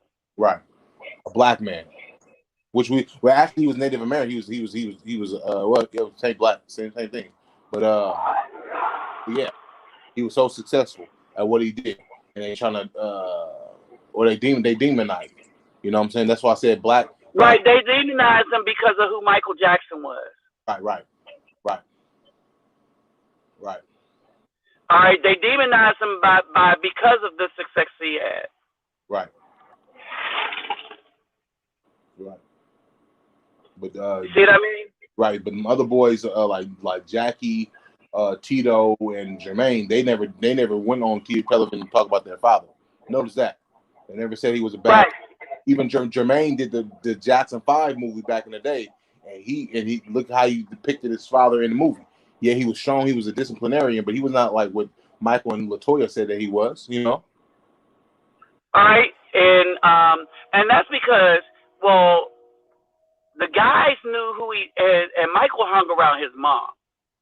Right. All right, and then but as Michael got older, I believe Michael understood the lessons of his dad because Michael became more shrewd than his dad. What you mean? Oh, explain. Go into that. All right. Remember, Remember when he laughed? Yeah, I just bought Sony. Right. You see what I mean? Mm-hmm. He bought Sony, right? He bought the Beatles catalog. You see what I mean? Mm-hmm. This dude wasn't playing. He wasn't playing at all. He was gonna take it all over, man. All right, and we believe that that's why he was eliminated. Mm-hmm. Now, what do you think, Jay-Z? Do you think he's targeted next? Who? Jay-Z, because he's saying a lot of stuff. He's No. Jay-Z, it belongs to the system. Okay. Jay-Z is a part of the system. He belongs to the system. All right, and the system really don't have a problem with Jay-Z. He says all the right things that they want him to say. You see what I mean? Mm-hmm. What about Pimp? Like I listened to a lot of old school Pimp C interviews, and he was talking about the LGBTQ agenda in hip hop and everything. I feel like they eliminated him. Pimp C from UGK. Yeah.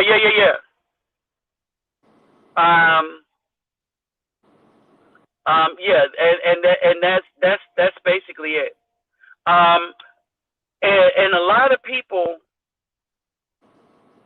yeah, Jay-Z is a puppet.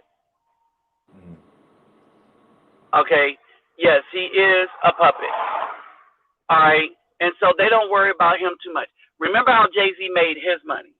That's different from how Michael Jackson made his money. Right, because even and you know, Jay-Z claimed to be a hustler before he was a rapper. Right now, watch this though. You remember in the old school Panther movie? Yeah. Not the Judas and the Messiah, but the old school Black Panther movie. Okay. You know, they was fighting against drug dealers, heavy. Right. And the drug dealer ended up being the drug dealer that was played by what's the name, by Ezel. We played Ezel on Friday. He was a drug dealer in the Panther movie, and he ended up working for the government. Of course, yes. Right. You see, so I said that's what I'm saying. So either way you go at it, Jay-Z was like, I believe them drug dealers, not all of them, but they was like sellouts. They was working for the CIA.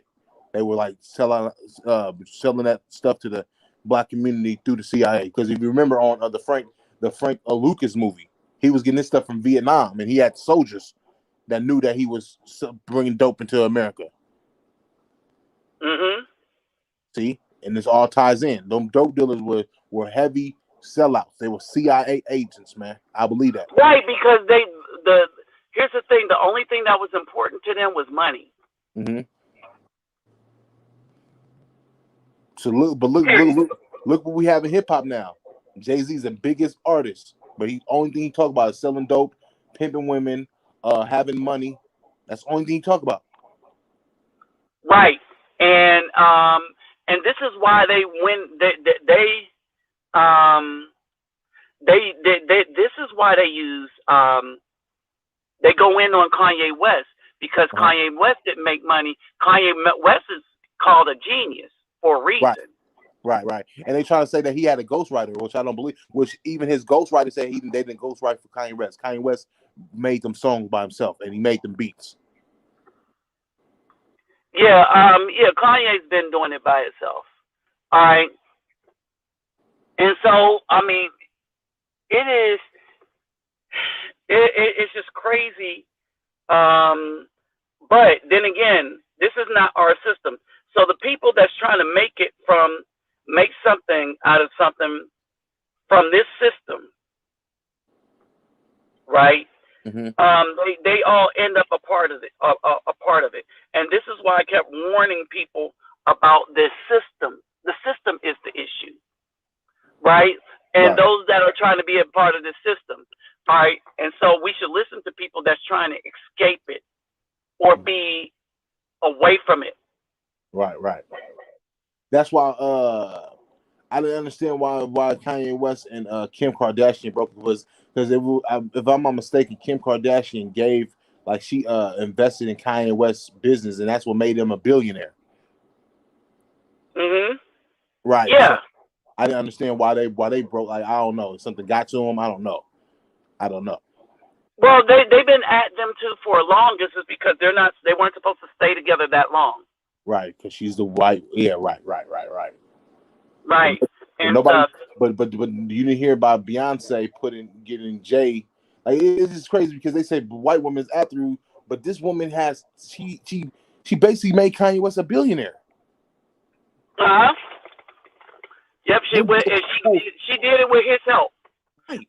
I mean, he did it with her help. Right. What black woman you know who's gonna do that for you nowadays? Well, hold on. Nowadays, it really hasn't. It really don't happen like that.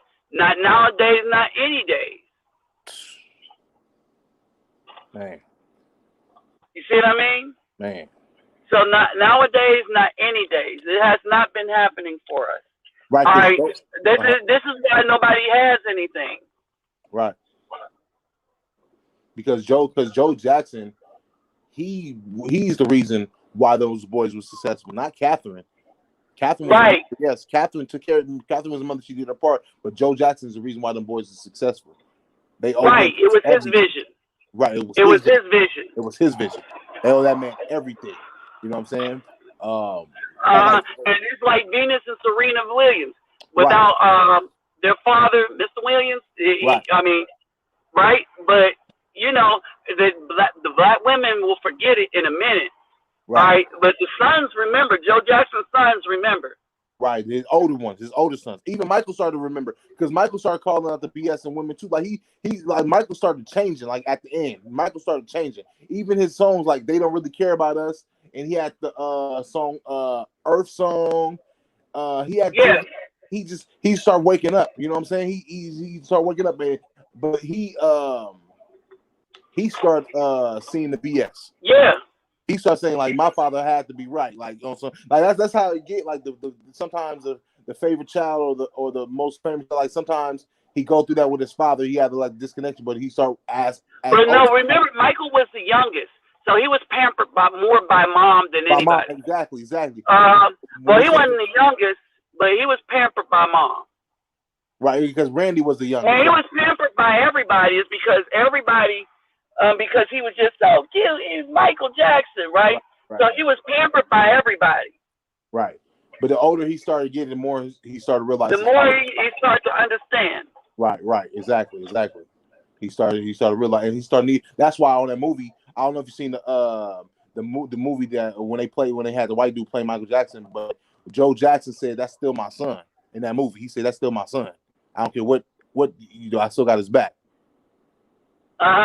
You know, so you know, they say he still had a relationship with Joe Jackson. It was just like Hollywood and these white folks and all these stuff, all these people around Michael Jackson was trying to keep him away from his family, the black man, Joe Jackson. Right, exactly. And so that's basically what it was. And they had Quincy Jones to help a lot, along with a lot of other people. And so here's the thing, and that's because, and this is the fear they see. What ideal men can do when you look at this. And remember, Prince got his music chops from his dad. He showed you on Purple Rain, on Purple Rain movie. And so basically, it is something else when you see how far a father can take things with his children. You see what I mean? It is something to see, and it is something they don't want you to see. All right, this is something the system don't want us to see. All right, hey y'all, you know what? I've been on this for a minute, so I'm gonna get ready to go, huh? 5 hours and 6 minutes. Man, a long time. You know, and the reason being is, like I said, all my stuff is volunteer and stuff, so I don't have enough to be paying these people to use the page service. And so The reason why I don't put up as many videos like daily is that, all right, so this is 5 hours. That leaves me with 15 hours left for the rest of this month for live shows. Unless I get someplace with real good internet, and then I can kind of like mix it up with the other app that I use. But this is far better when I want to add people. The other one is better when I want to go in between things, especially when I'm talking about scriptural things and things that that are research heavy and stuff, right? So basically, I hope I answered a lot of people's that this conversation answered a lot of questions and stuff like that. What was that book? What was that book? It's called The Daughters of the Slave. Daughters of the Trade. Okay. All right. Daughters of the Trade on Amazon. Okay. I'm gonna get that book. And there's a lot of stuff detailing what went on that people wish they'd hidden. Let's just say that. Right. Well, thank you, Nabi, man, for answering my questions and everything. And for those, if you haven't, right now at the sound of my voice, if you haven't hit the thumbs up button, please hit the thumbs up button. My PayPal me and my Cash App is in the description box. You know, if you don't have it, don't get it. You always take care of home and family first. Always. You never give anything to anybody that you can't afford to do or that you haven't taken care of your stuff first. You come first, because that's what a steward does of their property. You come first, and then if you have abundance, you hit the lottery, you go to Vegas, and you got real lucky. Hey, think about me. You know, I can use the help. But you know, if you don't, hey, it's all good too. Just share the video, and that'll be it. You know, just share the video. All right. So with that said, brothers, thank you all for listening. Thank you all for listening. Is this even open? Oh yeah, they are. Thank you for listening. And I'm gonna just get me some chili. I need to pack up. Thank you for your visit, but we are currently closed. Nope, I wasn't busy. You know what? And this is so sad. When they put people that make real food in black neighborhoods, they close. But with that, I'm gonna just follow the channel, because I'm gonna put another video up tomorrow, because I want to show y'all something, how dangerous things were. All right. And with that said, brothers and sisters, I'm out. And don't forget, I'll catch y'all on the next one.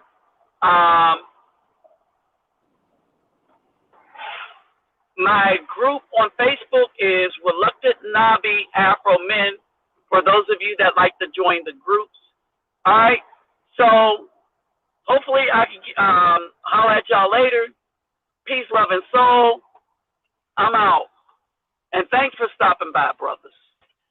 Peace. And if there's any sisters here, thank y'all for stopping by too. Hey, what's up, Kelly? Gil? I didn't see you there. All right. So with that said, I'm out. Peace, love, and soul. Thank you. And brother, thanks for stopping by in the chat line. Didn't mean for this one to be 5 hours, but hey, y'all know what it is. All right, later.